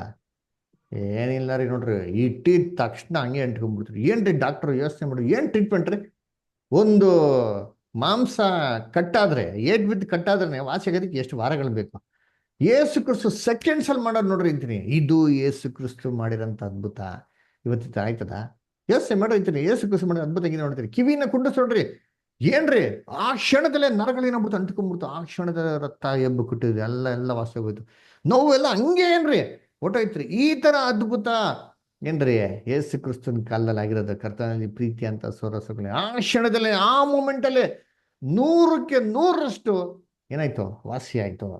ಕರ್ತನಲ್ಲಿ ಪ್ರೀತಿ ಅನ್ನೋ ಸೋರಗಳೇ, ಇವಾಗ ನೀವ್ ಹೇಳಿರ್ತೀರಿ, ನೀವೇ ಯೋಚನೆ ಮಾಡಿರ್ತೀರಿ, ಈ ಕಾಲದಲ್ಲಿ ಈ ತರ ಕ್ರಿಸ್ತನ್ಗೆ ಕಾಲದಲ್ಲಿ ಆಗಿರೋಂಥ ಅದ್ಭುತಗಳು ಈ ತರ ಆಗ್ತಾವ? ಕರ್ತನಲ್ಲಿ ಪ್ರೀತಿ ಅಂತ ಸೋರಸಗಳೇ, ಏನ್ರಿ ಇನ್ನೊಂದ್ಸತಿ ಏಸು ಕ್ರಿಸ್ತ ನೋಡ್ಬೇಕಾರೆ ಒಬ್ಬ ಮೂಗನ್ಗೆ ಬಾಯಿ ಮಾತು ಬರೋದ ನಂಗೆ ಏನ್ ಮಾಡ್ತಾರೆ ಅಂತಂದ್ರೆ, ಏನ್ರಿ ಅವ್ನ ಬಾಯಿ ಮಾತಾಡೋ ರೀತಿಯಲ್ಲಿ ಕೊಡ್ತಾರೆ. ಅದರ ಹೆಂಗೆ ನೋಡಿರ್ತೀನಿ. ಓದೋಣ. ಮಾರ್ಕ್ 7ನೇ ಅಧ್ಯಾಯ 32-35. Mark 7 chapter 32-35. Simon brother, Sosalikar Simon brother line ಇದ್ದೀರಾ? Sosalikar Simon brother, Varun brother ಓದ್ತೇನೆ ಬ್ರದರ್. ನೀನು ಓದ್ರಿ. ದಯವಿಟ್ಟು ಎಲ್ಲರೂ ಕ್ಲಾಸ್ ಕೇಳ್ಬೇಕಾದ್ರೆ ಮೊಬೈಲ್ ಮುಂದೆ ಕೂತ್ಕೊಳ್ಳಿ. ದಯವಿಟ್ಟು ಪ್ಲೀಸ್ ಎಲ್ಲ ಬೈಬಲ್ ತೆಗೆದಿಟ್ಕೊಳ್ಳಿ ಆಯ್ತಾ. ಗಮನದಿಂದ ಹೇಳಂತ ವಾಕ್ಯಗಳನ್ನ ಕೇಳ್ರಿ. ಇದು ನಿಮ್ಮ ರಕ್ಷಣೆಗೆ ಸಂಬಂಧಪಟ್ಟಿದ್ದು. ದಯವಿಟ್ಟು ಆಯ್ತಾ. ನಿಮ್ಗೆ ಪಾಠ ಹೇಳ್ಕೊಡೋದು ನನಗೆ ಏನೂ ಲಾಭ ಇಲ್ಲ, ನಿಮ್ಗೆ ಲಾಭ. ನಿಮ್ಮ ಆತ್ಮಿಕ ಜೀವನಕ್ಕೆ ನೀವು ಲಾಭ ಹೊಂದ್ಕೊಳ್ಳಿ. ದಯವಿಟ್ಟು ಬೈಬಲ್ ತೆಗೆದು ಬೈಬಲಲ್ಲಿ ಓದಿ. ಓಕೆನಾ? ಸರಿ, ಓದಿ ಬುದ ಪ್ಲೀಸ್. ಓದ್ತೇನೆ ಬ್ರದರ್. ಆಗ ಕೆಲವರು ತೊದಲು ಮಾತಾಡುವ ಒಬ್ಬ ಕಿವುಡನನ್ನು ಆತನ ಬಳಿಗೆ ಕರೆತಂದು, ಇವನ ಮೇಲೆ ನಿನ್ನ ಕೈ ಇಡಬೇಕು ಎಂದು ಆತನನ್ನು ಬೇಡಿಕೊಂಡರು. ಆತನ ಅವನನ್ನು ಜನರ ಗುಂಪಿನಿಂದ ಒತ್ತಟ್ಟಿಗೆ ಕರ್ಕೊಂಡು ಹೋಗಿ ತನ್ನ ಬೆರಳುಗಳಲ್ಲಿ ಅವನ ಕಿವಿಗಳಲ್ಲಿ ಇಟ್ಟು ಉಗುಳಿ ಅವನ ನಾಲಿಗೆಯನ್ನು ಮುಟ್ಟಿ ಆಕಾಶದ ಕಡೆಗೆ ನೋಡಿ ನಿಟ್ಟುಸಿರು ಬಿಟ್ಟು ಅವನಿಗೆ ಎಪ್ಪತಾ ಎಂದು ಹೇಳಿದನು. ಆ ಶಬ್ದಕ್ಕೆ ತೆರೆಯಲಿ ಎಂದರ್ಥ. ಹೇಳುತ್ತಲೇ ಅವನ ಕಿವಿ ತೆರೆದವು, ಅವನ ನಾಲಿಗೆಯು ಕಟ್ಟು ಬಿಚ್ಚಿ ಹೋಯಿತು, ಅವನು ನೆಟ್ಟಗೆ ಮಾತಾಡಿದನು. ಹೆಂಗ್ ಮಾತಾಡೋದಂತೆ? ನೆಟ್ಟಿಗೆ ಮಾತಾಡೋದು, ಸೊಟ್ಟಿಗೆ ಮಾತಾಡೋದು ಕೊಟ್ಟಿದ್ಯಾ ಅಲ್ವರ? ಆ ಕ್ಷಣದಲ್ಲೇನೇನ್ರಿ ನೆಟ್ಟಿಗೆ 100/100% ನೆಟ್ಟಿಗೆ ಮಾತಾಡೋಕೆ ಶುರು ಮಾಡೋಣ. ಕಿವಿ ಏನಾಯ್ತಂತೆ? ಓಪನ್ ಆಯ್ತಂತೆ. ಮಾತೇನಾಯ್ತಂತೆ? ಬರೋದಕ್ಕೆ ಶುರು ಆಯ್ತಂತೆ. ಕರ್ತನಲ್ಲಿ ಪ್ರೀತಿಗಳೇ, ಇದು ಕ್ರಿಸ್ತನ ಕಾಲದಲ್ಲಿ ಆಗಿರಂತ ಅದ್ಭುತಗಳು ಅಲ್ವರ? ಇವತ್ತು ನೋಡ್ಬೇಕಾದ್ರೆ ಏನ್ರಿ ಲಕ್ಷಾಂತರ ಜನ ಇರ್ತಾರೆ, ಕೋಟ್ಯಾಂತರ ಜನ ಬರ್ತಾರೆ ಅಲ್ವಾ? ಬಂದವ್ರಿಗೆಲ್ಲ ವಾಸಿ ಆಗ್ತದ? ಬಂದವ್ರಿಗೆಲ್ಲ ಏನ್ರಿ ವಾಸಿ ಆಗಲ್ಲ. ಬರೀ ಸ್ವಲ್ಪ ಜನಕ್ಕೆ ಮಾತ್ರ ಏನಾಗೋದಲ್ಲಿ ವಾಸಿ ಆಗೋದು ಅಲ್ರ? ಕೆಲವು ಬರೀ ಫ್ಯೂ ಪೀಪಲ್ ಮಾತ್ರ ಹೆಸರಿಟ್ಟು ಕರೀತಾರೆ. ಅಂಥ ವ್ಯಕ್ತಿಗಳು ಇಂಥ ಊರಿಂದ ಬಂದಿದ್ರ, ಇಂಥ ಕಾಯಿಲೆ ಬಂದಿದ್ರ, ದಯವಿಟ್ಟು ನಿಮ್ಮ ಸ್ಟೇಜ್ ಮೇಲೆ ಕರೀತಾರೆ, ಪ್ರೇಯರ್ ಮಾಡ್ತಾರೆ, ಅವ್ರಿಗೆ ಮಾತ್ರ ವಾಸಿ ಆಗಿದೆ ಅಂತ ಏನ್ ಮಾಡ್ತಾರೆ ಹೇಳ್ತಾ ಬರ್ತು. ಎಲ್ಲಾರ್ಗು ಏನಿಲ್ಲ ರೀ, ಯಾರೋ ರೇರೆಸ್ಟ್ ಪೀಪಲ್ ಅಲ್ರ? ಅದಕ್ಕೆ ಕೇಳಿದ್ರೆ ಯಾಕಪ್ಪ ಆಗಿಲ್ಲ ಅಂತ ಏನ್ಬಿಡ್ತಾರೆ ಅಂತಂದ್ರೆ, ಅಯ್ಯೋ ಅವ್ರಿಗೆ ವಿಶ್ವಾಸ ಇಲ್ಲ, ಅದಕ್ಕೇನಾಗಿಲ್ಲ, ಅವ್ರಿಗೆ ಅದ್ಭುತ ಆಗಿಲ್ಲ. ಯೇಸು ಕ್ರಿಸ್ತ ವಿಶ್ವಾಸ ಪಡ್ರಿ, ಇವತ್ತೇ ಹೇಳ್ತೀನಿ ಈ ಕಾಲ ನಿಮ್ಗೆ ಏನಾಗ್ಬಿಡ್ತಾರೆ, ವಾಸಿ ಆಗ್ಬಿಡ್ತೀನಿ ಹೇಳ್ತಾರೆ. ಕರ್ತನಲ್ಲಿ ಪ್ರೀತಿ ಅಂತ ಸರೋಸಗಳೇ, ಸ್ವಲ್ಪ ಯೋಚನೆ ಮಾಡಿದ್ದೀನಿ. ಯೇಸು ಕ್ರಿಸ್ತನ ಕಾಲದಲ್ಲಿ ಯೇಸು ಕ್ರಿಸ್ತ ಬರೀ ವಿಶ್ವಾಸ ಇರೋರ್ಗೆ ಮಾತ್ರ ವಾಸಿ ಮಾಡಿದ್ರ? ಇಲ್ಲ ರೀ, ವಿಶ್ವಾಸ ಇಲ್ದಿರು ಕೂಡ ವಾಸಿ ಮಾಡಿದ್ದಾರೆ ಅದ್ರ. ಏನ್ರಿ ಒಬ್ಬ ತಂದೆ ತನ್ನ ಮಗನ್ ಕರ್ಕೊಂಡ್ಬರ್ತಾರೆ, ಸ್ವಾಮಿ ಕರ್ತನೆ ದಯವಿಟ್ಟು ಏನ್ ಮಾಡಿ ನನ್ನ ಮಗನಿಗೆ ದೇವ ಹೇಳಿದ್ರೆ ದಯವಿಟ್ಟು ವಾಸಿ ಮಾಡಿ ಅಂತ ಹೇಳ್ತಾರೆ. ಯೇಸು ಕ್ರಿಸ್ತ ಹೇಳ್ತಾರೆ, ನೀನ್ ನಂಬೋದಾದ್ರೆ ನಿಂಗೆಲ್ಲವೂ ಸಾಧ್ಯ ಅಂತ ಹೇಳ್ತಾರೆ. ಅವಾಗ ಅವ್ನು ಹೇಳ್ತಾರೆ, ಸ್ವಾಮಿ ಏನೇ ನನಗೆ ನನ್ನ ನಂಬಿಕೆ ನಂಬಬೇಕು ಅಂತ ಮನ್ಸಿದೆ, ಅರೆ ನನಗೇನಾಗಿದೆ, ನಂಬಿಕೆ ಕಮ್ಮಿ ಆಗಿದೆ ಅಂತ ಹೇಳ್ತಾರೆ. ಅವಾಗ Yesu Krista, get out please, ನಂಬಿಕೆ ಇಲ್ಲ, ಹೋಗು, ಸಾಸ್ಬೇಕಲ್ಲಷ್ಟು ಕೂಡ ನಂಬಿಕೆ ಇಲ್ಲ, ಹೋಗು, ನೆಕ್ಸ್ಟ್ ಮೀಟಿಂಗ್ ಬಾ, ನಾನು ಇನ್ನೊಂದ್ಸರಿ ಮೀಟಿಂಗ್ ಮಾಡ್ತೀನಿ, ಅವಾಗ ಬನ್ನಿ, ಅವಾಗ ನೀನು ನಂಬಿಕೆನ ಜಾಸ್ತಿ ಮಾಡ್ಕೊಂಡ್ ಬನ್ನಿ ಅಂತಂದ್ರ. ಇಲ್ಲ ರೀ, ಅವ್ನ ನಂಬಿಕೆನ ಬಲಪಡಿಸತ್ರ ಅದ್ಭುತ ಮಾಡ್ತಾರೆ ನೋಡ್ರಿ ಅಂತೀನಿ. ಮಾರ್ಕ್ 9 ಚಾಪ್ಟರ್ 23-24 ಓದ್ರಿ. Mark 9 chapter 23-24. ಆಗ ಯೇಸು ಅವನಿಗೆ, ನೀನು ನಂಬುವುದಾದರೆ ಆಗುವುದು, ನಂಬುವವನಿಗೆ ಎಲ್ಲವೂ ಸಾಧ್ಯವೇ ಎಂದು ಹೇಳಿದನು. ತಕ್ಷಣವೇ ಮಗುವಿನ ತಂದೆಯು, ಕರ್ತನೇ, ನಾನು ನಂಬುತ್ತೇನೆ, ನನಗೆ ಅಪನಂಬಿಕೆ ಇಲ್ಲದಂತೆ ನೀನು ಸಹಾಯ ಮಾಡು ಎಂದು ಕಣ್ಣೀರಿನಿಂದ ಕೂಗಿ ಹೇಳಿದನು. ನೋಡ್ರ, ಆಗ ಜನರು ನಮ್ ಕಣ್ಣೀರಿಟ್ಟು ಕೇಳ್ಕೊತಾನೆ, ಸ್ವಾಮಿ ದಯವಿಟ್ಟು increase my faith, lord please increase my faith, ನಮ್ಮ ನಂಬಿಕೆ ಕಮ್ಮಿ ಇದೆ ಸ್ವಾಮಿ, ದಯವಿಟ್ಟು ಇನ್ಕ್ರೀಸ್ ಮಾಡಿ ಕೇಳಿದಾಗ ಏನ್ ಮಾಡಿದ್ರೆ ಯೇಸು ಕ್ರಿಸ್ತು ಅದ್ಭುತ ಮಾಡ್ತಾರೆ. ಅವನಂಗೆ ಕಳಿಸಿಲ್ಲ ರೀ. ಕರ್ತನಲ್ಲಿ ಪ್ರೀತಿ ಹಸುಗಳ ಯೋಚನೆ ಮಾಡಿರ್ತೀನಿ. ಇವತ್ತು ಲಕ್ಷಾಂತರ ಜನ, ಕೋಟ್ಯಾಂತರ ಜನ ಬರ್ತಾರಲ್ಲ ಮೀಟಿಂಗ್ಗೆ, ನಂಬಿಕೆ ಇಲ್ದಿರ ಬರ್ತಾರೆ. ನೀವೇ ಯೋಚನೆ ಮಾಡಿರ್ತೀರಿ, ಯಾರೇ ಆಗ್ಲಿ ರೀ, ಅಂದ್ರೆ ನಂಬಿಕೆ ಇಲ್ದಿರ ಬರ್ತಾರೆ ಏನ್ರಿ? ಎಷ್ಟೋ ದೂರಗಳ ಹಳ್ಳಿಗಳಿಂದ ಗಾಡಿಗಳು ಮಾಡ್ಕೊಂಡು, ಆಂಬುಲೆನ್ಸ್ ಮಾಡ್ಕೊಂಡು, ಸ್ಟ್ರೆಚರ್ಗಳು ಹಾಕೊಂಡು, ಅದರ ಏನ್ರಿ ಕೈ ಕಾಲು ಓಡೋಕ್ಕಾಗಲ್ಲ, ಆದ್ರೂ ಕಷ್ಟಪಟ್ಟು ಅಷ್ಟು ಗುಂಪಲ್ಲಿ ಅಯ್ಯೋ ಅಂತ ಕರ್ತನ ಹುಡುಕ್ ಬರ್ತಾರೆ. ನೀವೇ ಯೋಚನೆ ಮಾಡ್ರಿ, ನಂಬಿಕೆ ಇಲ್ದಿರ ಇವ್ರು ಬರ್ತಾರ? ನಮ್ಮ ಕರ್ತನು ನಂಬಿಕೆ ಎಷ್ಟಿರ್ಬೇಕು ಅಂತ ಹೇಳಿದ್ರೆ ಸಾಸಿವೆ ಕಾಳು ಅಷ್ಟೇ. ಸಾಸಿವೆ ಕಾಳು ಏನ್ರಿ, ಸ್ವಲ್ಪ ರೀ, ಅಷ್ಟೇ ಸಾಕ್ರಿ. ಸ್ವಲ್ಪ ನಂಬಿಕೆ ಇದ್ರು ಸಾಕು. ಕರ್ತನ ಹೆಸರಲ್ಲಿ ಆಗ್ತಾ ಇತ್ತು ಆ ಕಾಲದಲ್ಲಿ. ಈ ಕಾಲದಲ್ಲಿ ಯಾಕಾಗಲ್ಲ?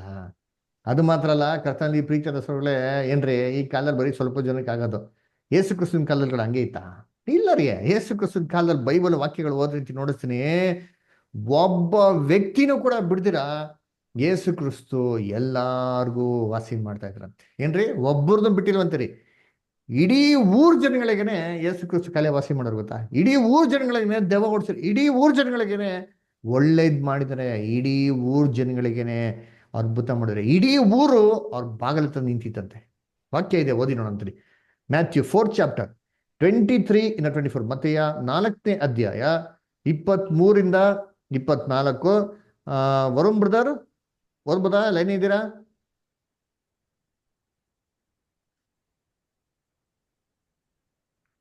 ಓಕೆ. ಮುತ್ತುರಾಜ್ ಬ್ರದರ್ ಓದ್ತೀರಾ? ಲೈನ್ ಇದ್ದೀರಾ? ಓದ್ರಿ. ಟ್ರಾವೆಲಿಂಗ್ ಅಲ್ಲಿ ಇದ್ದೀನಿ, ನಾ ಕೇಳಿಸ್ಕೊತೀನಿ ಬ್ರದರ್. ಹೌದಾ, ಸರಿ, ಓಕೆ. ಮುತ್ತುರಾಜ್ ಬ್ರದರ್ ಓದಿ ಬ್ರದರ್. ಬಳಿಕ ಯೇಸು ಗಲಿಲಾಯದಲ್ಲೆಲ್ಲ ತಿರುಗಾಡಿ ಅಲ್ಲಿಯವರ ಸಭಾ ಮಂದಿರಗಳಲ್ಲಿ ಉಪದೇಶ ಮಾಡುತ್ತಾ ಪರಲೋಕ ರಾಜ್ಯದ ಸುವಾರ್ತೆಯನ್ನು ಸಾರಿ ಹೇಳುತ್ತಾ ಜನರ ಎಲ್ಲಾ ತರದ ರೋಗಗಳನ್ನು, ಎಲ್ಲಾ ತರದ ಬೇನೆಗಳನ್ನು ವಾಸಿ ಮಾಡುತ್ತಾ ಬಂದನು.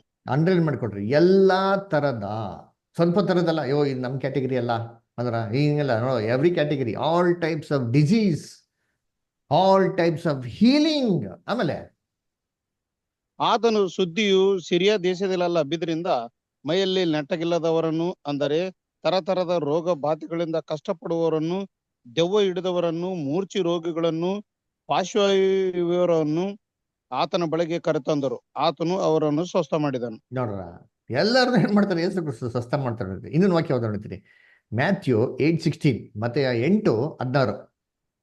ಜೋಯಲ್ ಬ್ರದರ್ ಓದ್ತೀರಾ?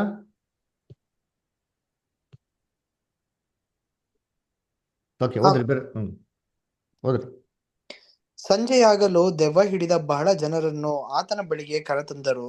ಆತನು ಮಾತು ಮಾತ್ರದಿಂದಲೇ ದೆವ್ವಗಳನ್ನು ಬಿಡಿಸಿದ್ದಲ್ಲದೆ ಮೈಯಲ್ಲಿ ನೆಟ್ಟಗಿಲ್ಲದವರೆಲ್ಲರನ್ನು ವಾಸಿ ಮಾಡಿದನು. ನೋಡ್ರ, ಮೈಯಲ್ಲಿ ನೆಟ್ಟಗಿಲ್ಲದ ಎಲ್ಲರನ್ನೂ ಯೇಸು ಕ್ರಿಸ್ತು ವಾಸಿ ಮಾಡವ್ರೆ ಅಲ್ವರ? ಏನ್ರಿ, ಕ್ರೌಡಲ್ಲಿ ಬಂದಂತೆ ಎಲ್ಲರಿಗೂ ವಾಸಿ ಮಾಡೋರೆ, ಸ್ವಲ್ಪ ಜನ ಮಾತ್ರ ಅಲ್ಲ. ಮಾರ್ಕ್ 1ನೇ ಅಧ್ಯಾಯ 32-34. ಮಾರ್ಕ್ 1st chapter 32-34 ಓದ್ರಿ. ಯಾರು ಓದ್ರಿ ಬ್ರದರ್ ಸಿಸ್ಟರ್ಸ್? ಸಂಜೆಯಲ್ಲಿ ಸೂರ್ಯನು ಮುಳುಗಿದಾಗ ಅವರು ಅಸ್ವಸ್ಥತೆಯುಳ್ಳವರೆಲ್ಲರನ್ನು, ದೆವ್ವ ಹಿಡಿದವರನ್ನು ಆತನ ಬಳಿಗೆ ತಂದರು.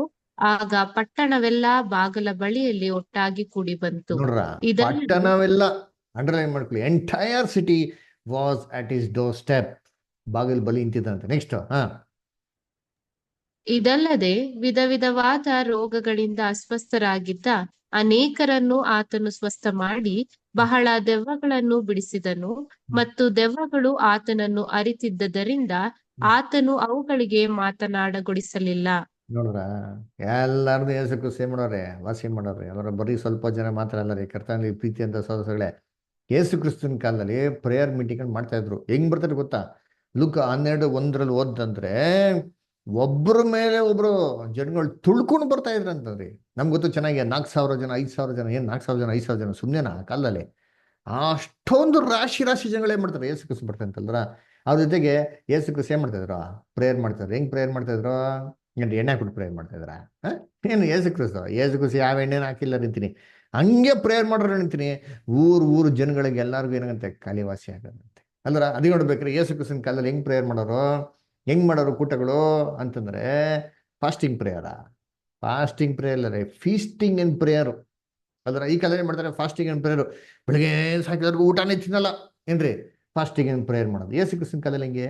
ಸಾವಿರಾರು ಜನಗಳು ಬರೋರು, ಸಾವಿರಾರು ಜನಗಳಿಗೂ ಒಳ್ಳೇದ್ ಮಾಡಿ, ಅದ್ಭುತ ಮಾಡಿ, ಅವ್ರಿಗೆ ಉಪದೇಶ ಮಾಡಿ, ಏಸು ಕ್ರಿಸ್ತು ಬರೀ ಕೈನಲ್ಲಿ ಕಳಿಸ್ಕೊಡಿ, ದಯವಿಟ್ಟು ಹಸಿದಾಗಿದ್ದಾರೆ, ತುಂಬಾ ಟಯರ್ಡ್ ಆಗಿದ್ದಾರೆ, ದಯವಿಟ್ಟು ಊಟ ಮಾಡಿ ಕಳಿಸಿ ಅಂತ ಹೇಳ್ತಾರೆ. ಅವಾಗ ಏನ್ ಹೇಳ್ತಾರೆ, ಅಯ್ಯೋ ಸ್ವಾಮಿ ಅಂತ 2 ಮೀನು 2 ರೊಟ್ಟಿ ಇದೆ ತಗೊಳ್ದು ಅದ್ರಲ್ಲಿ ಏನ್ ಮಾಡ್ರಿ, 2 ಮೀನು ರೊಟ್ಟಿಗಳು ಏನ್ ಮಾಡಿ ಅವ್ರಿಗೆ ಊಟ ಕುಡಿಯೋಬಿಟ್ಟು ಎಲ್ಲರಿಗೂ ಏನ್ ಮಾಡ್ತಿದ್ರು, ಆಹಾರ ಕೊಡ್ತಾರೆ. ಇದು ಏಸು ಕ್ರಿಸ್ತನ ಕಾಲದಲ್ಲಿ ಆಗ್ತಾರಂತ ಅದ್ಭುತ ಹೇಳ್ತಾರೆ. ನೋಡಿ ಓದೋಣ ಬೇಕಾರೆ, ಮಾರ್ಕ್ 6ನೇ ಅಧ್ಯಾಯ 33 ಮತ್ತು 44. ಆದರೆ ಅವರು ಹೋಗುವುದನ್ನು ಬಹುಜನರು ನೋಡಿ ಅವರನ್ನು ಗುರುತಿಸಿ ಎಲ್ಲಾ ಊರುಗಳಿಂದ ಕಾಲು ನಡಿಗೆಯಾಗಿ ಓಡಿ ಅವರಿಗಿಂತ ಮೊದಲೇ ಅಲ್ಲಿ ಸೇರಿದರು.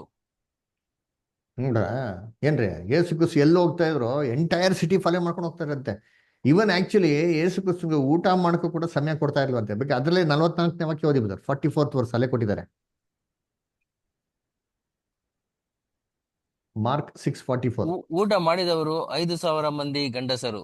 ನೋಡ್ರ, ಊಟ ಮಾಡಿದವ್ರು ಏನ್ರಿ, 5,000 ಮಂದಿ ಗಂಡಸರು. ಅಂದ್ರೆ 5,000 ಜನಕ್ಕೆ ಏಸು ಕ್ರಿಸ್ತು ಏನ್ ಮಾಡಿದ್ರೆ ಊಟ ಕೊಟ್ಟಾರ. ಅವ್ರಿಗೆ ಊಟ ಮಾಡಕ್ಕೆ ಟೈಮ್ ಇಲ್ದಿರು ಸರಿ. ಅದರ ಅದನ್ನ ಕರ್ತನಲ್ಲಿ ಪ್ರೀತಿ ಅಂತ ಸೊರಗಳೇ ಏನ್ರಿ, ಇನ್ನೊಂದ್ ಕಡೆ ನಾವು ಓದ್ತಿರಲ್ಲ, 4,000 ಜನಕ್ಕೆ ಕೊಟ್ರು ಅಲ್ವರ, ಉಳ್ದಿರಂತ ಸ್ವಲ್ಪ ಬುಟ್ಟಿಗಳಿತ್ತು ಅಲ್ಲರ. ಕರ್ತನಲ್ಲಿ ಪ್ರೀತಿ ಅಂತ ಸೊರಸಗಳೇ ಏಸು ಕ್ರಿಸ್ತು ಆ ತರ ಏನ್ ಮಾಡಿದ್ರು, ಅದ್ಭುತ ಮಾಡಿದ್ರು. ಆಹಾರ ಇಲ್ದಿರೋದನ್ನೇ ಆಹಾರನ ಏನ್ ಮಾಡಿದ್ರಿ, ಡೆವಲಪ್ ಮಾಡಿದ್ರು. ಏನ್ರಿ, 2 ರೊಟ್ಟಿ 2 ಮೀನಿನ ತಗೊಂಡು ಏನ್ರಿ, 5 ರೊಟ್ಟಿ 2 ಮೀನ್ ತಗೊಂಡು ಏನ್ರಿ, ಏನು 4,000 ಜನಕ್ಕೆ ಊಟ ಹಾಕೈತಾರೆ, 5,000 ಜನಕ್ಕೆ ಊಟ ಹಾಕೈತಾರೆ. ಇವಾಗ ಎಲ್ಲರ ಯೋಚನೆ ಮಾಡಿರ್ತಾರೆ ಎಷ್ಟು ಖರ್ಚಾಗ್ತದೆ.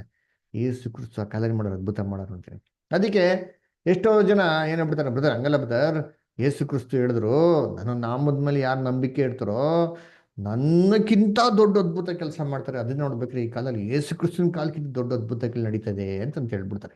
ಯಾಕೆ ಅಂದ್ರೆ ಒಂದು ವಾಕ್ಯ ಇದೆ, ಆ ವಾಕ್ಯ ಅರ್ಥ ಕೂಡ ನಾವೇನ್ ಮಾಡೋಣ, ನಾವು ನೋಡೋಣ. ಅಲ್ಲಿ ನೋಡಿ, ಯೋಹಾನ 14:12 ಓದ್ರಿ ದಯವಿಟ್ಟು ಯಾರಾದ್ರೂ. ಜಾನ್ 14:12. ನಿಮಗೆ ನಿಜ ನಿಜವಾಗಿ ಹೇಳುತ್ತೇನೆ, ನನ್ನನ್ನು ನಂಬುವನು ನಾನು ನಡೆಸುವ ಕ್ರಿಯೆಗಳನ್ನು ತಾನು ನಡೆಸುವನು ಮತ್ತು ಅವುಗಳಿಗಿಂತ ಮಹತ್ತಾದ ಕ್ರಿಯೆಯನ್ನು ನಡೆಸುವನು, ಯಾಕೆಂದರೆ ನಾನು ತಂದೆಯ ಬಳಿಗೆ ಹೋಗುತ್ತೇನೆ.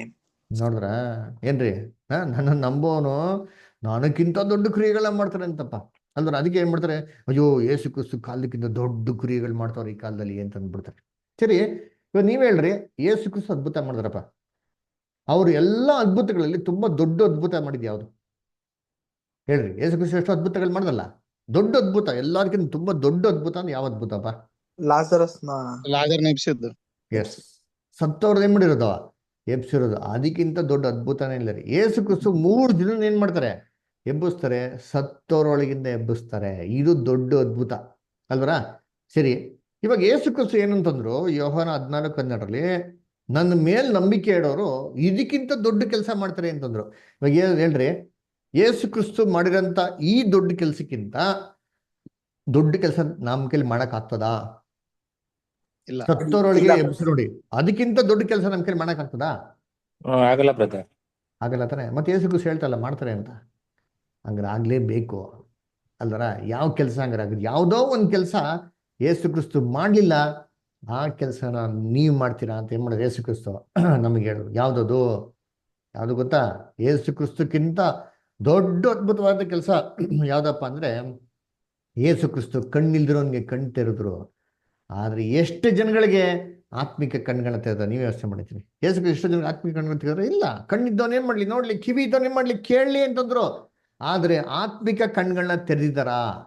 ಇಲ್ಲ ರೀ. ಈ ಅದ್ಭುತ ಮಾಡೋದಿಕ್ಕೇನೆ ಶಿಷ್ಯನ್ಗಳಿಗೆ ಏನ್ ಮಾಡಿದ್ರು, ಕೊಟ್ಟಿರೋದು ಲೋಕದ ಕಟ್ಟೆ ಕಡೆಯವ್ರಿಗೂ ಸುವಾರ್ತೆ ಸಾರ್ಬಿಟ್ಟು ಏನ್ ಮಾಡಿ ನೀವು ಅವರ ಕಣ್ಗಳನ್ನ ಏನ್ ಮಾಡಿ ನೀವು ತೆರೀರಿ. ಎಂತ ಕಣ್ಗಳನ್ನ? ಆತ್ಮಿಕ ಕಣ್ಗಳೇನ್ ಮಾಡಿ ನೀವು ತೆರೀರಿ. ಯೋಚನೆ ಮಾಡಿರ್ತೀನಿ, ಇವತ್ತು ಎಷ್ಟು ಜನ ಕ್ರೈಸ್ತವ್ರವ್ರೆ ಯೋಚನೆ ಮಾಡಿರ್ತೀನಿ ಅಲ್ವರ. ಎಷ್ಟು ಜನ ಬೈಬಲ್ ಓದ್ತಾರೆ, ಬೈಬಲ್ ಎಷ್ಟು ಜನ ಅರ್ಥ ಮಾಡ್ಕೊಂತಾರೆ ಅವ್ರ ಕೈಲಿ ಆಗ್ತದಾ? ಅರ್ಥ ಮಾಡ್ಕೊಂತಿಲ್ಲ. ಆತ್ಮಿಕ ಕಣ್ಣಿನಾಗಿಲ್ಲ, ತೆರೆಯಲ್ಪಟ್ಟಿಲ್ಲ. ಬೈಬಲ್ ಇದೆ ಅವ್ರ ಮುಂದೆ, ಅದೇನಾಗ್ತಾ ಇಲ್ಲ, ಅವ್ರಿಗೆ ಕಣ್ಣು ಕಾಣಿಸ್ತಾ ಇಲ್ಲ. ಯಾಕೆ ಏನ್ರಿ? ಆತ್ಮಿಕ ಕಣ್ಣಿನಾಗಿಲ್ಲ, ಇನ್ನ ತೆರೆಯಲ್ಪಟ್ಟಿಲ್ಲ. ಈ ಆತ್ಮಿಕ ಕಣ್ಗಳನ್ನ ತೆರೆಯಂತ ಒಂದು ಕೆಲಸನೇ ದೇವರು ನಂಬಿಕಸ್ಥರಾಗಿರೋ ಸಭೆಗೆ ಏನ್ ಮಾಡಿರೋದು, ಕೊಟ್ಟಿರೋದು. ನೋಡಿ ಓದೋಣ ವಾಕ್ಯ. ಎಫೆಸರಿಗೆ ಬರೆದ ಪತ್ರಿಕೆ 1ನೇ ಅಧ್ಯಾಯ 18ನೇ ವಾಕ್ಯ. ಎಫಿಷಿಯನ್ಸ್ 1:18 ಓದಿ ಜೇಕಬ್ ಬ್ರದರ್. ಆತನು ನಿಮ್ಮ ಮನನೇತ್ರಗಳನ್ನು ಬೆಳಗಿಸಿ ಆತನಿಂದ ಕರೆಸಿಕೊಂಡವರು ನಿರೀಕ್ಷಿಸುವ ಪದವಿ ಎಂಥದೆಂಬುದನ್ನು, ದೇವ ಜನರೆಂಬ ಆತನ ಸನ್ನದ್ಧ ಮಹಿಮಾತಿಶಯವು ಎಂಥದೆಂಬುದನ್ನು.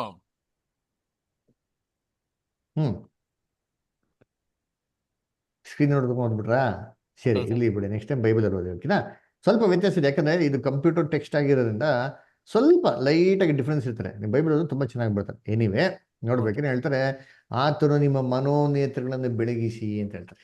The eyes of the eyes of your enlightenment being open ಅಂತ ಏನ್ ಮಾಡ್ತಾರೆ ಹೇಳ್ತಾರೆ. ಅದರ ಆತ್ಮಿಕ ಕಣ್ಣುಗಳನ್ನ ಏನ್ ಮಾಡ್ತಾರೆ ನಮಗೆ ತೆರೆದವ್ರೆ ಅಲ್ವರ. ಏನ್ರಿ ಯೇಸು ಕ್ರಿಸ್ತು ಆ ಕಾಲದಲ್ಲಿ ಏನ್ರಿ ಎಷ್ಟು ಜನಕ್ಕೆ ಉಪದೇಶ ಮಾಡಿದ್ರು? 4,000 ಜನಕ್ಕೆ ಅದ್ಭುತ ಮಾಡಿದ್ರು, 5,000 ಜನಕ್ಕೆ ಅದ್ಭುತ ಮಾಡಿದ್ರು. 5,000 ಜನ ಕೂಡ ಅವ್ರ ಶಿಷ್ಯರಾದ್ರಾ? ಇಲ್ವಲ್ಲ, ಆಗಿಲ್ವಲ್ಲ. ಯೇಸು ಕ್ರಿಸ್ತು ಮಾತಾಡಿರ್ತಾರೆ, ಯಾವ ಮನುಷ್ಯ ಎಂದಿಗೂ ಏನ್ ಮಾಡಿಲ್ಲ ಅಂತ ಮಾತಾಡಿವಂತರಿ. ಆದ್ರೆ ಯೇಸು ಕ್ರಿಸ್ತು ಎಷ್ಟು ಜನಕ್ಕೆ ಕೇಳಂತ ಕಿವಿ ಕೊಟ್ರು? ಇಲ್ಲ. ಕಿವಿ ಇದನ್ನು ಕೇಳಲಿ ಅಂತಂದ್ರು ಅಲ್ವರ. ಎಲ್ಲಾರ ಕಿವಿಗಳು ತೆರೆದ್ರ ಅವರು? ಯೋಚನೆ ಮಾಡಿರ್ತೀನಿ. ಈ ಕೆಲಸ ಯಾರು ಕೊಟ್ಟವ್ರೆ? ಸಭೆಗೆ ಕೊಟ್ಟವ್ರು ನೋಡ್ತೀನಿ. ಇದೇ ಯೇಸು ಕ್ರಿಸ್ತಕ್ಕಿಂತ ದೊಡ್ಡ ಅದ್ಭುತ. ಯೇಸು ಕ್ರಿಸ್ತು ಸತ್ತವ್ರನ್ನ ಏನ್ ಮಾಡಿದ್ರು? ಎಬ್ಸಿದ್ರು. ಆದ್ರೆ ಜೀವಂತವಾಗಿರೋರು, ಸೇತಾನ ರಾಜ್ಯದಲ್ಲಿ ಬಿದ್ದಿರೋರು, ಕತ್ಲಲ್ಲಿ ಬಿದ್ದಿರೋರ್ನ ಸತ್ಯಕ್ಕೆ ಕರ್ಕೊಂಬಂದ್ಬಿಟ್ಟು ಕ್ರಿಸ್ತನಲ್ಲಿ ಬಹಳ ರೀತಿಯಲ್ಲಿ ಏನ್ ಮಾಡ್ಬೇಕ್ರಿ? ಸತ್ಯ ಕೊಟ್ಬಿಟ್ರು. ಇದು ದೊಡ್ಡ ಅದ್ಭುತ. ರೋಮಾಪುರದಲ್ಲಿ 8:11, ರೋಮಾಪುರದಲ್ಲಿ 8ನೇ ಅಧ್ಯಾಯ 11ನೇ ವಾಕ್ಯ. ಸೈಮನ್ ಬ್ರದರ್,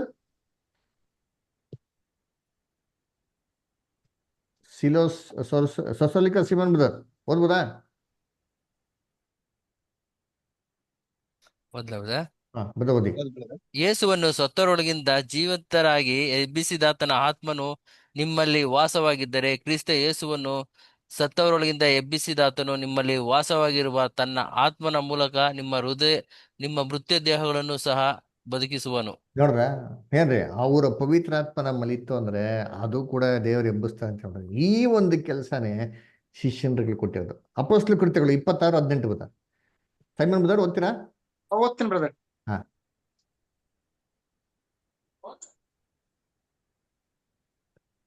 ಅವರು ಕತ್ತಲೆಯಿಂದ ಬೆಳಕಿಗೂ ಸೈತಾನನ ಅಧಿಕಾರದಿಂದ ದೇವರ ಕಡೆಗೂ ತಿರುಗಿಕೊಂಡು ನನ್ನಲ್ಲಿ ನಂಬಿಕೆ ಇಡುವುದರಿಂದ ಪಾಪ ಪರಿಹಾರವನ್ನು ಪವಿತ್ರರಾದವರಲ್ಲಿ ಹಕ್ಕನ್ನು ಹೊಂದುವಂತೆ ಅವರ ಕಣ್ಣುಗಳನ್ನು ತೆರೆಯಬೇಕೆಂದು ಅವರ ಬಳಿಗೆ ನಾನು ನಿನ್ನನ್ನು ಕಳಿಸ್ತೇನೆ ಅಂದನು. ನೋಡ್ರ, ನಿನ್ನನ್ನು ಕಳಿಸ್ತೀನಿ ಅಂತ ಹೇಳ್ತಾರೆ. ಶಿಷ್ಯನ್ಗಳನ್ನ ಕಳಿಸ್ತೀನಿ. ಯಾಕೆ? ಸೈತಾನಿನ ರಾಜ್ಯದಿಂದ ದೇವರ ರಾಜ್ಯಕ್ಕೆ, ಅದರ ಕಣ್ಣುಗಳನ್ನ ತೆರೆಯೋದಿಕ್ಕೆ.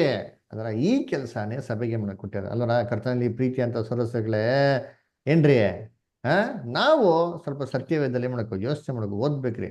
ಅದಕ್ಕೆ ನೀವು ಇನ್ನೊಂದು ಅಬ್ಸರ್ವ್ ಮಾಡಿರ್ತೀನಿ ಏನ್ರಿ, ಯೇಸು ಕ್ರಿಸ್ತು ಎಷ್ಟು ಅದ್ಭುತ ಮಾಡಿದ್ರು ಅಲ್ವರ. ಎಷ್ಟು ಪವರ್ ಇರ್ಬೇಕು ಅವರಲ್ಲಿ ಅಲ್ವರ. ಆದ್ರೆ ಯೇಸು ಕ್ರಿಸ್ತು ಯಾವ ತರ ತನ್ನ ಸ್ವಂತಕ್ಕಾಗಿ ಅದ್ಭುತ ಕೇಳ್ಕೊಂಡಿದ್ಯಾ? ಇದೆಯಾ ರೆಕಾರ್ಡು? ಇಲ್ಲ ರೀ. ಒಂದ್ಸತಿ ಅವ್ರು ಕೇಳ್ಕೊಂತ ದೇವ್ರ ಹತ್ರ, ಅದರ ಗಾರ್ಡನ್ ಆಫ್ ಗೆತ್ಸೆಮನೆಯಲ್ಲಿ ಮತ್ತೆ 26:39 ದೇವ್ರೇ ಏನ್ರಿ, ಸಾಧ್ಯವಾದ್ರೆ ಈ ಪಾತ್ರೆ ನನ್ನಿಂದ ಏನಾಗ್ಲಿ ಏನ್ರಿ ತೊಲಗೋಗ್ಲಿ, ಆದ್ರೆ ಹೇಗೂ ನನ್ ಚಿತ್ತ ಅಲ್ಲ ನಿನ್ನ ಚಿತ್ತಿರಂತೆ ಏನಾಗ್ಲಿ ನೆರವೇರ್ಲಿ ಅಂತ ಹೇಳ್ತಾರೆ. ಗೊತ್ತಾ? ಯೇಸು ಕ್ರಿಸ್ತು ಸ್ವಂತಕ್ಕಾಗಿ ಪ್ರಾರ್ಥನೆ ಮಾಡ್ಕೊಂಡ್ರ? ಸ್ವಂತಕ್ಕಾಗಿ ದೇವ್ರೇ ಅಯ್ಯೋ ಹಿಂಗ್ ಮಾಡು ದಯವಿಟ್ಟು ಅಂತ ಕೇಳ್ಕೊಂಡ್ರ? ಇಲ್ಲ ರೀ. ಒಂದೇ ಸತಿ ಹಿಂಗ್ ಕೇಳ್ಕೊಂಡ್ರ, ಆದ್ರೂ ನನ್ ಚಿತ್ತ ಅಲ್ಲ ದೇವ್ರೇ ನಿನ್ನ ಚಿತ್ತದಂತೆ ಆಗ್ಲಿ ಅಂತ ಅಲ್ಲರ. ಓದಿ ಮ್ಯಾಥ್ಯೂ 26:39. ಜೋಸಫ್ ಬ್ರದರ್ ಓದ್ತೀರಾ? ಹಾ ಬ್ರದರ್.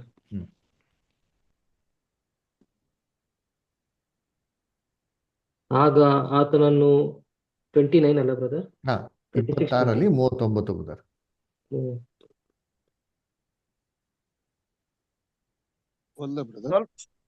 ಸ್ವಲ್ಪ ಮುಂದೆ ಹೋಗಿ ಬೋರಲು ಬಿದ್ದು, ನನ್ನ ತಂದೆಯೇ, ಸಾಧ್ಯವಾದರೆ ಈ ಪಾತ್ರೆಯು ನನ್ನನ್ನು ಬಿಟ್ಟು ಹೋಗಲಿ, ಹೇಗೋ ನನ್ನ ಚಿತ್ತದಂತಾಗದೆ ನಿನ್ನ ಚಿತ್ತದಂತೆ ಆಗಲಿ ಎಂದು ದೇವರನ್ನು ಪ್ರಾರ್ಥಿಸಿದನು. ನೋಡ್ರ, ದೇವ್ರು ಏನ್ ಮಾಡ್ತಾರೆ? ಪ್ರಾರ್ಥಿಸ್ತರು ಅಲ್ವರ. ಸೆಲ್ಫಿಶ್ ಆಗಿ ಕೇಳ್ಕೊಂಡ್ರ? ನಾನು ಹೇಳ್ತಾನೆ ಆಗ್ಲಿ, ಹಿಂಗ್ ಆಗ್ಲೇಬೇಕು, ನನ್ಗೆ ಗೊತ್ತಿಲ್ಲ, ಆಗೋವರೆಗೂ ಬಿಡೋದಿಲ್ಲ, ನಾನು ಉಪವಾಸ ಮಾಡ್ತೀನಿ, ಪ್ರಾರ್ಥನೆ ಮಾಡ್ತೀನಿ, ಹಠ ಹಿಡಿತೀನಿ ಅಂತಂದ್ರ? ಇಲ್ಲ ರೀ. ಅದರ ಸಮಾಧಾನದಿಂದ ದೇವರೇ ನಿನ್ ಚಿತ್ತವಿದ್ರೆ ಆಗ್ಲಿ. ಗಂಟೆಗಟ್ಲೆ ಪ್ರೇಯರ್ ಮಾಡಿದ್ರೆ ಯೇಸು ಕ್ರಿಸ್ತು ಏನ್ರಿ ಯೋಚನೆ ಮಾಡಿದ್ರಿ? ಗಂಟೆಗಟ್ಲೆ ಮಾಡಿದ್ರ? ಮುಖ ಇಟ್ಕೊಂಡು ಅಯ್ಯೋ ಪ್ರಾರ್ಥನೆ ಕೇಳೋದನ್ಕ ಬಿಡ್ಲ್ವಾ? 3 ಸತಿ ಪ್ರಾರ್ಥನೆ ಮಾಡ್ತಾರೆ. ಉತ್ತರ ಬರಲಿಲ್ಲ ಅಂದ್ರೆ ತಿಳ್ಕೊಂಡ್ಬಿಡ್ತಾರೆ, ಓ ಇದು ದೇವ್ರ ಚಿತ್ತ ಅಲ್ಲ. ಯಾಕಂದ್ರೆ ಯೇಸು ಕ್ರಿಸ್ತು ಹೇಳ್ತಾರೆ, ದೇವರೇ ನನ್ಗೆ ಯಾವಾಗೂ ಗೊತ್ತು, ನೀ ನನ್ನ ಪ್ರಾರ್ಥನೆ ಏನ್ ಮಾಡ್ತೀಯಾ? ಕೇಳ್ತೀಯಾ. ಲಾಜರು ಸಮಾಧಿ ಮುಂದೆ ಹೇಳ್ತಾರಲ್ಲ, ಲಾಜರ್ಸ್ ಹೊರಗಡೆ ಬಾ ಅಂತ ಅಂದ್ಬಿಟ್ಟು ಏನ್ರಿ ಹೆಂಗ್ ಪ್ರಾರ್ಥನೆ ಮಾಡ್ತಾರೆ, ಕ್ಷಣದಲ್ಲಿ ಉತ್ತರ ಬಂದ್ಬಿಡ್ತಾರೆ ನೋಡ್ರಿ. ಪ್ರಾರ್ಥನೆ ಮುಗಿಸೊಳಗೂ ಉತ್ತರ. ಇದು ಏನ್ರಿ ದೇವ್ರ ಭಕ್ತರುಗಳ ಪ್ರಾರ್ಥನೆ ಕೇಳಂತ ವಿಧ. ನೋಡೋಣ ಪ್ರೇಯರ್ ಬಗ್ಗೆ. ಯಾವ್ದಾರ ಅಪೋಸ್ಟಲ್ ಪೌಲ್ ಏನ್ರಿ ಎಷ್ಟು ಪವರ್ಫುಲ್ ಅಂದ್ರೆ ಅವ್ರ ಮಿನಿಸ್ಟ್ರಿ ಏನ್ ಪವಿತ್ರಾತ್ಮ ಬರಿತವರಾಗಿದ್ರು ಅಂತಂದ್ರೆ, ಆ ಕರ್ಚಿಫ್ ತೊಗೊಂಡೋಗಿ ಏನ್ರಿ ಕಾಯಿಲೆ ಬಿದ್ದಿರಂತ ಮನುಷ್ಯನ ಮೇಲೆ ಹಾಕ್ತಾರೆ, ಕಾಯಿಲೆ ಏನಾಗ್ಬಿಡೋದು? ವಾಸಿ ಆಗ್ಬಿಡೋದು. ಅಷ್ಟೊಂದು ಪವರ್ ಯಾರಲ್ಲಿ ಇತ್ತಂತೆ? ಅಪೋಸ್ಟ್ಲ್ ಪೌಲಲ್ಲಿ ಇತ್ತಂತೆ ನೋಡ್ರಿ. ಅಲ್ರ ಅಪೋಸ್ಟ್ಲ ಕೃತ್ಯಗಳು 19ನೇ ಅಧ್ಯಾಯ 11-12 ಓದ್ರಿ. ದೇವರು ಪೌಲನ ಕೈಯಿಂದ ವಿಶೇಷವಾದ ಮಹತ್ಕಾರ್ಯಗಳನ್ನು ನಡೆಸುತ್ತಾ ಇದ್ದದರಿಂದ ಜನರು ಅವನ ಮೈಮೇಲಿನಿಂದ ಕೈ ವಸ್ತ್ರಗಳನ್ನು ಉಡಿ ವಸ್ತ್ರಗಳನ್ನು ತಂದು ರೋಗಿಗಳ ಮೇಲೆ ಹಾಕಲು ಅವರವರ ರೋಗಗಳು ವಾಸಿಯಾದವು, ದೆವ್ವಗಳು ಬಿಟ್ಟು ಹೋದವು. ನೋಡ್ರ, ರೋಗ ವಾಸಿ ಬಿಡೋ ಎಲ್ಲ ಬಿಟ್ಟು ಹೋಗ್ಬಿಡೋದಂತೆ. ಹಂಗಾರೆ ಅಪೋಸ್ಟ್ಲ್ ಪೌಲು ಹಿಂಗಿರ್ಬೇಕಲ್ವ? ಅವ್ರ ದೇಹದಲ್ಲಿ ಎಷ್ಟು ಪವರ್ ಇರ್ಬೇಕು ಅಲ್ವ? ಅಂದ್ರೆ ಅವ್ರ ದೇಹದಲ್ಲಿ ಯಾವುದೇ ಕೊರತೆ ಏನಾಗಿರ್ಬಾರ್ದು, ಇರಬಾರ್ದು ಅಲ್ವರ? ಅಪೋಸ್ಟ್ಲ್ ಪೌಲ್ಗೆ ಎಲ್ಲಾ ತರ ಚೆನ್ನಾಗಿತ್ತ ಸೌಕರ್ಯಗಳು? ಅವ್ರ ದೇಹದಲ್ಲಿ ಏನು ಪ್ರಾಬ್ಲಮ್ ಇರ್ಲಿಲ್ವಾ? ಇತ್ತೋ ಇಲ್ವಾ? ಇತ್ತು. ಓದ ನೋಡಿರ್ತೀರಿ 2ನೇ ಕೊರಿಂಥ 12ನೇ ಅಧ್ಯಾಯ 7-10, 2 Corinthians 12 ಚಾಪ್ಟರ್ 7-10. ಈ ಕಾರಣದಿಂದಲೂ ಮತ್ತು ನನಗೆ ತಿಳಿಸಲ್ಪಟ್ಟ ರಹಸ್ಯಗಳು ಬಹು ವಿಶೇಷವಾಗಿರುವುದರಿಂದಲೂ ನಾನು ಹೊಗಳಿಕೊಳ್ಳದೆ ಸುಮ್ಮನಿರುತ್ತೇನೆ. ನಾನು ನನ್ನನ್ನು ಅತಿಶಯವಾಗಿ ಹೆಚ್ಚಿಸಿಕೊಳ್ಳಬಾರದೆಂದು ಒಂದು ಶೂಲವು ನನ್ನನ್ನು ತಿವಿಯುವುದಕ್ಕಾಗಿ ನನ್ನ ದೇಹದೊಳಗೆ ಇರಿಸಲಾಗಿದೆ. ನೋಡ್ರ ಏನ್ರಿ, ಒಂದು ಶೂಲ್ಯ ನನ್ನ ಏನ್ರಿ ಎಲ್ಲಿಟ್ಟಾರಂತೆ? ದೇಹದೊಳಗೆ ಇಟ್ಟವ್ರಂತೆ. ಏನಂತ ಮುಂದಕ್ಕೆ ನೆಕ್ಸ್ಟ್? ಈ ನೋವು ನನ್ನನ್ನು ಬಿಟ್ಟು ಬೈಬಲ್ ಓದ್ರಿ, ದಯವಿಟ್ಟು ಬೈಬಲ್ ಓದ್ಬೇಕು. ಈ ನೋವು ನನ್ನ ಬಿಟ್ಟು ಹೋಗದಂತೆ 3 ಸಾರಿ ಕರ್ತನನ್ನು ಬೇಡಿಕೊಂಡೆನು. ಆದರೆ ಅದಕ್ಕಾತನು ನನ್ನ ಕೃಪೆ ನಿನಗೆ ಸಾಕು, ಬಲಹೀನತೆಯಲ್ಲಿಯೇ ನನ್ನ ಬಲವು ಪೂರ್ಣ ಸಾಧಕವಾಗುತ್ತದೆ ಎಂದು ವೆರಿ ಗುಡ್. ನನಗೆ ದಯವಿಟ್ಟು ಬೈಬಲ್ ಓದ್ರಿ ಯಾರಾದ್ರ. ಒಂದು ಶೂಲ ನನ್ನ ಶರೀರದಲ್ಲಿ ನಾಟಿದೆಯೋ ಎಂಬಂತೆ ನನ್ನನ್ನು ಗುದ್ದುವುದಕ್ಕೆ ಸೈತಾನನ ದೂತರಲ್ಲಿ ಒಬ್ಬನು ನನ್ನ ಬಳಿಗೆ ಕಳುಹಿಸಲ್ಪಟ್ಟನು. ಅಂಡರ್ಲೈನ್ ಮಾಡ್ಕೊಳ್ರಿ, ಸೈತಾನನ ದೂತನನ್ನ ನನ್ನನ್ನು ಗುದ್ದಕ್ಕೆ ನನ್ನ ಬಳಿಲಿ ಏನ್ ಮಾಡೋರಂತೆ? ಕಳ್ಸಿಕೊಟ್ರಂತೆ. ಯೋಚನೆ ಮಾಡಿರ್ತೀನಿ, ಇಷ್ಟು ಪವರ್ಫುಲ್ ಇವರು, ಇಷ್ಟೊಂದು ಹೋಲಿಸ್ಬಿಟ್ಟಿ ಅಂತ ತುಂಬಿರೋರು, ಇವ್ರ ದೇಹದಲ್ಲಿ ಏನಿಟ್ಟರಂತೆ? ಒಂದು ಶೂಲಿಯನ್ ಇಟ್ಟವ್ರಂತೆ. ಯಾರೋ ದೇವರು ಇಟ್ಟವ್ರಂತೆ. ಯಾರೋ ಏನಂತ ಅದು? ಸೈತಾನಿನ ದೂತನು ಅಂತ ಏನ್ ಮಾಡ್ತಾರೆ ಹೇಳ್ತಾರೆ. ಇವ್ರ ಕರ್ಚಿಫಲ್ ಎಷ್ಟು ಪವರ್ ಇತ್ತು ಅಂದ್ರೆ ಬಿದ್ದೋರ್ಗೆಲ್ಲ ಏನು ಅದ್ಭುತ ಬಿಡುತ್ತೆ. ಅಂದ್ರೆ ಇವ್ರ ದೇಹದಲ್ಲಿ ಏನೈತಂತೆ? ಇದಕ್ಕಾಗಿ ಕರ್ತನ ಹತ್ರ ಏನಂತ ಮಾಡದಂತೆ? 3 ಸತಿ ಏನ್ ಮಾಡದಂತೆ? ಅವರ ಪ್ರಾರ್ಥನೆ ಮಾಡೋರೆ. ಕೇಳಿಸ್ಕೊಂಡ್ರಲ್ಲಿ? ಓದ್ರ ಎಲ್ಲ ಗಮನಿಸಿದ್ರ? ದಯವಿಟ್ಟು ಗಮನಿಸಿ. ಓದಿ ಬದರ್, ಜೋಲ್ ಬದರ್. ನಾನು ಅತಿಶಯವಾಗಿ ಹೆಚ್ಚಿಸಿಕೊಳ್ಳಬಾರದೆಂತಲೇ ಇದಾಯಿತು. ಈ ಪೀಡೆಯ ವಿಷಯದಲ್ಲಿ ಅದು ನನ್ನನ್ನು ಬಿಟ್ಟು ಹೋಗಬೇಕೆಂದು 3 ಸಾರಿ ಕರ್ತನನ್ನು ಬೇಡಿಕೊಂಡೆನು. 3 ಸತಿ ಪ್ರೇಯರ್ ಮಾಡೋದಂತೆ. 3 ಸತಿಗೆ ಪ್ರೇಯರ್ಗೆ ಉತ್ತರ ಬರ್ಲಿಲ್ಲ. ಖರ್ಚಿಫ್ ಆಗಿದ್ರೆ ಖಾಲಿ ವಾಸಿ ಆಗ್ಬಿಡ್ತಾ ಇತ್ತು. ಇದು ಇವ್ರಿಗೆ ಸ್ವಂತಕ್ಕಾಗಿ ಕೇಳ್ಕೊಂಡಾಗ ಏನಾಗಿಲ್ಲ, ಉತ್ತರ ಬರ್ಲಿಲ್ಲ. 3 ಸತಿ ಪ್ರೇಯರ್ ಮಾಡಿದ್ರು ಬರ್ಲಿಲ್ಲ. ಅವಾಗ ಏನ್ ಮಾಡಿದ್ರು ಅಪೊಸ್ತಲ ಪೌಲು? 4ನೇ ಸತಿ ಪ್ರೇಯರ್ ಮಾಡಿದ್ರಾ? ಇಲ್ಲ. 5ನೇ ಸತಿ ಮಾಡಿದ್ರಾ? ಇಲ್ಲ ಬ್ರದರ್, ಯಾಕೆ ಮಾಡ್ಲಿಲ್ಲ? ದೇವ್ರ ಚಿತ್ತ ಅಲ್ಲ. ಯೇಸು ಕ್ರಿಸ್ತು 3 ಸತಿ ಪ್ರೇಯರ್ ಮಾಡಿದ್ರು.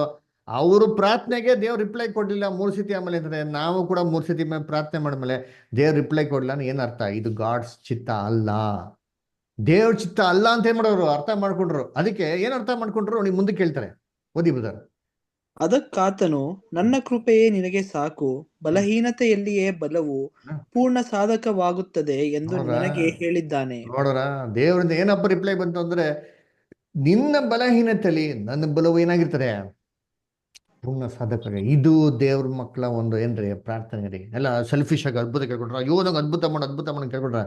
ಅಪೊಸ್ತಲ ಪೌಲು ತನ್ನ ಸೇವೆ ಬಗ್ಗೆ ಹೇಳ್ತಾರೆ ಅಂತೀನಿ. ಎಷ್ಟು ಸತಿ ಏಟ್ ತಿಂದವ್ರು, ಎಷ್ಟು ಸತಿ ಬಾಧೆ ತಿಂದವ್ರು ಅಂತೀನಿ, ಎಷ್ಟು ಸತಿ ಅನುಭವಿಸ್ರು ಗೊತ್ತಾ? ಹೋಗಿರೋಂಥ ಅಡುಗು ಎಷ್ಟು ಸತಿ ಕೆಟ್ಟೋಗ್ಬಿಡ್ತು, ಒಡೆದೋಗ್ಬಿಡ್ತು. ಎಷ್ಟು ಸತಿ ಸಮುದ್ರ ಮುಳುಗೋಗಿದ್ದಾರೆ ಗೊತ್ತಾ ಅವರು? ಎಷ್ಟು ಸತಿ ಅವರು ದಡಕ್ಕೆ ಬಂದಿದ್ರು ಈಜು ಹೊಡ್ಕೊಂಡು. ಎಷ್ಟು ಆಪತ್ಗಳು, ಎಷ್ಟು ವಿಪತ್ತುಗಳು, ಎಷ್ಟು ತೊಂದರೆಗಳು. ಇವೆಲ್ಲದಲ್ಲಿ ಏನ್ರಿ ಯೇಸು ಕ್ರಿಸ್ತನ ಹತ್ರ ದೇವತೆ ಕೇಳ್ಕೊಂಡು ಗುಳೋ ಅಂತ ಕೇಳ್ಕೊಂಡು ಉಪವಾಸ ಮಾಡಿ ಪ್ರಾರ್ಥನೆ ಮಾಡಿ ಏನ್ರಿ, ನಾನು ಪ್ರಾರ್ಥನೆ ಆನ್ಸರ್ ಮಾಡೋ ತನಕ ನಾನು ಬಿಡೋದೇ ಇಲ್ಲ ಅಂತಂದ್ರ ಅದ್ಭುತ ಕೇಳ್ಕೊಂಡ್ರ ಅವರು? ಇಲ್ಲ ರೀ. ವಾಕ್ಯ ಓದ ನೋಡ್ರಿತೀನಿ. 2ನೇ ಕೊರಿಂಥ 11ನೇ ಅಧ್ಯಾಯ 24-25. ಇಲ್ಲಿ 2ನೇ ಕೊರಿಂಥ 11ನೇ ಅಧ್ಯಾಯ 24-25. ಸೈಮನ್ ಬದರ್ ಓದಿ. ಓದ್ತೀನಿ. 5 ಸಾರಿ ಯಹೂದ್ಯರಿಂದ ನನಗೆ ಒಂದು ಕಡಿಮೆ 40 ಏಟುಗಳು ಬಿದ್ದವು. ನೋಡ್ರ, 5 ಸತಿ ಯಹೂದ್ಯರಿಂದ 40ಗೂ 1 ಕಮ್ಮಿ. 40 ಅಂದ್ರೆ ಇಸ್ರೇಲ್ ಅಲ್ಲಿ ಚಾಸ್ಟೈಸ್ಮೆಂಟ್, ಜಜ್ಮೆಂಟ್. ಒಂದು ಕಮ್ಮಿ ಅಂದೇನೋ 39 ಸಾವಿರ. ಪೂರ್ತಿ ಕೊಟ್ಬಿಟ್ರಪ್ಪ, ಸ್ವಲ್ಪ ಕಮ್ಮಿ ಕೊಡಿ ಅಂತ, ಕೃಪೆ ನೋಡ್ಸಿ ಅಂತ. ಅದಕ್ಕೆ ಏನ್ ಮಾಡ್ತಾರೆ, 5 ಸತಿ ಕೊಡ್ತಾರಂತೆ. ಯಾರು ಯಹೂದ್ಯರು 5 ಸತಿ ಅವ್ರಿಗೆ ಹೊಡೆದಾರ ನೋಡ್ರಿ ಅಂತೀನಿ. ಆಮೇಲೆ ನೆಕ್ಸ್ಟ್ 3 ಸಾರಿ ಸರ್ಕಾರದವರು ಚಡಿಗಳಿಂದ ನನ್ನನ್ನು ಓಡಿಸಿದರು. ಏನ್ರಿ, ಸರ್ಕಾರದವರು 3 ಸತಿ ಮಾಡೋ ಚಡಿ ಏಟಲ್ಲಿ ಹೊಡೆದಾರಂತೆ.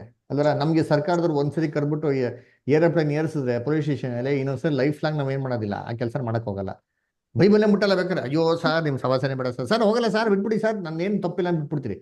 ಇವ್ರು ನೋಡಿ ಏನ್ ಮಾಡೋರಂತೆ, ಸರ್ಕಾರದವ್ರತೆ ಏಟ್ ತಿಂದವ್ರೆ, ಯಹೂದ್ಯರತೆ ಏಟ್ ತಿಂದ್ರೆ ಬಿಟ್ಬಿಟ್ರೆ ದೇವ್ರ ಕೆಲಸ ಮಾಡೋದು. ನೋಡ್ರಿ ನೆಕ್ಸ್ಟ್ ಏನ್ ಮಾಡಿದ್ರಂತೆ. 1 ಸಾರಿ ಜನರು ನನ್ನನ್ನು ಕೊಲ್ಲುವುದಕ್ಕೆ ಕಲ್ಲೆಸೆದರು.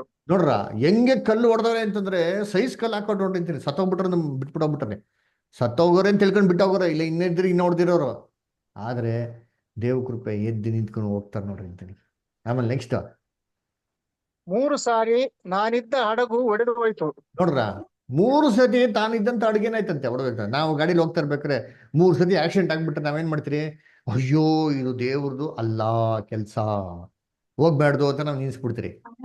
3 ಸತಿ ಅಡುಗು ಏನಾಯ್ತಂತೆ, ಹೊಡೆದೋಯ್ತಂತೆ. ಆಮೇಲೆ ನೆಕ್ಸ್ಟ್ 1 ರಾತ್ರಿ 1 ಹಗಲು ಸಮುದ್ರದ ನೀರಿನಲ್ಲಿ ಕಳೆದನು.